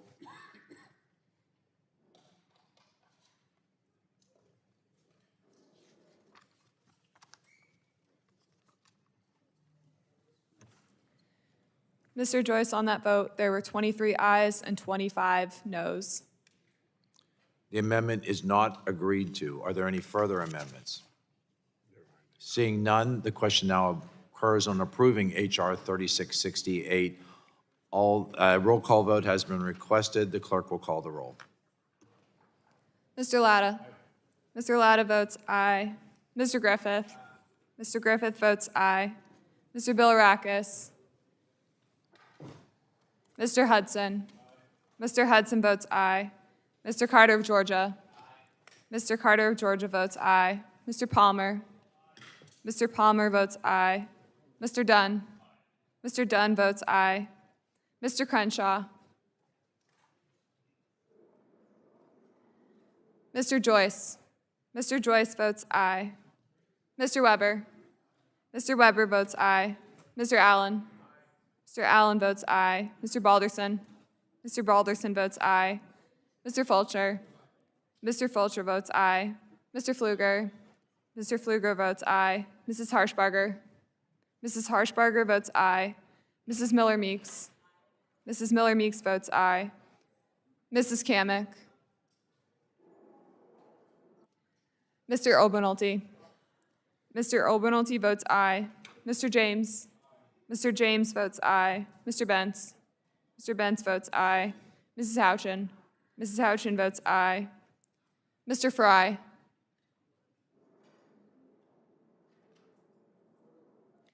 Ms. Lee. Mr. Langworthy. Mr. Langworthy votes aye.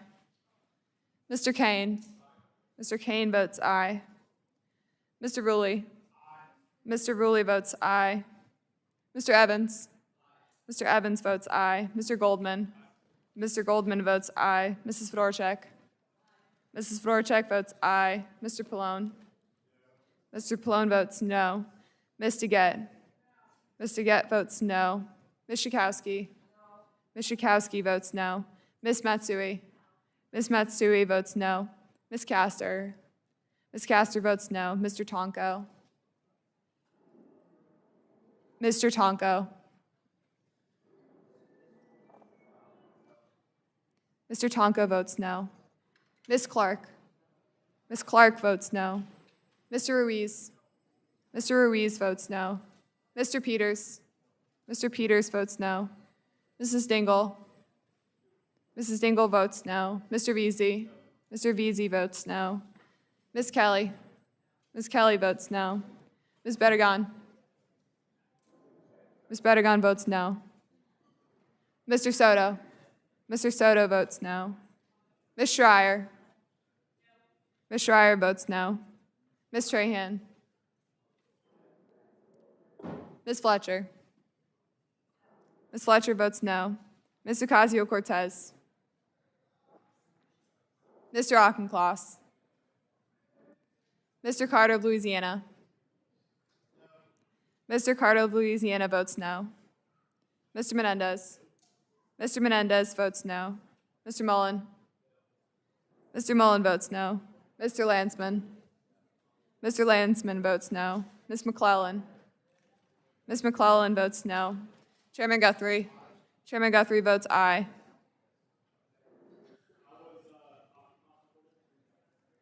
Mr. Auchincloss not recorded.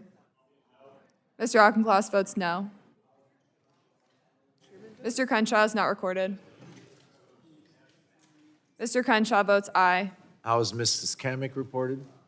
Mrs. Kamick is not recorded. Mrs. Kamick votes aye. How is Ms. Trahan reported? Ms. Trahan is not recorded. Ms. Trahan votes no.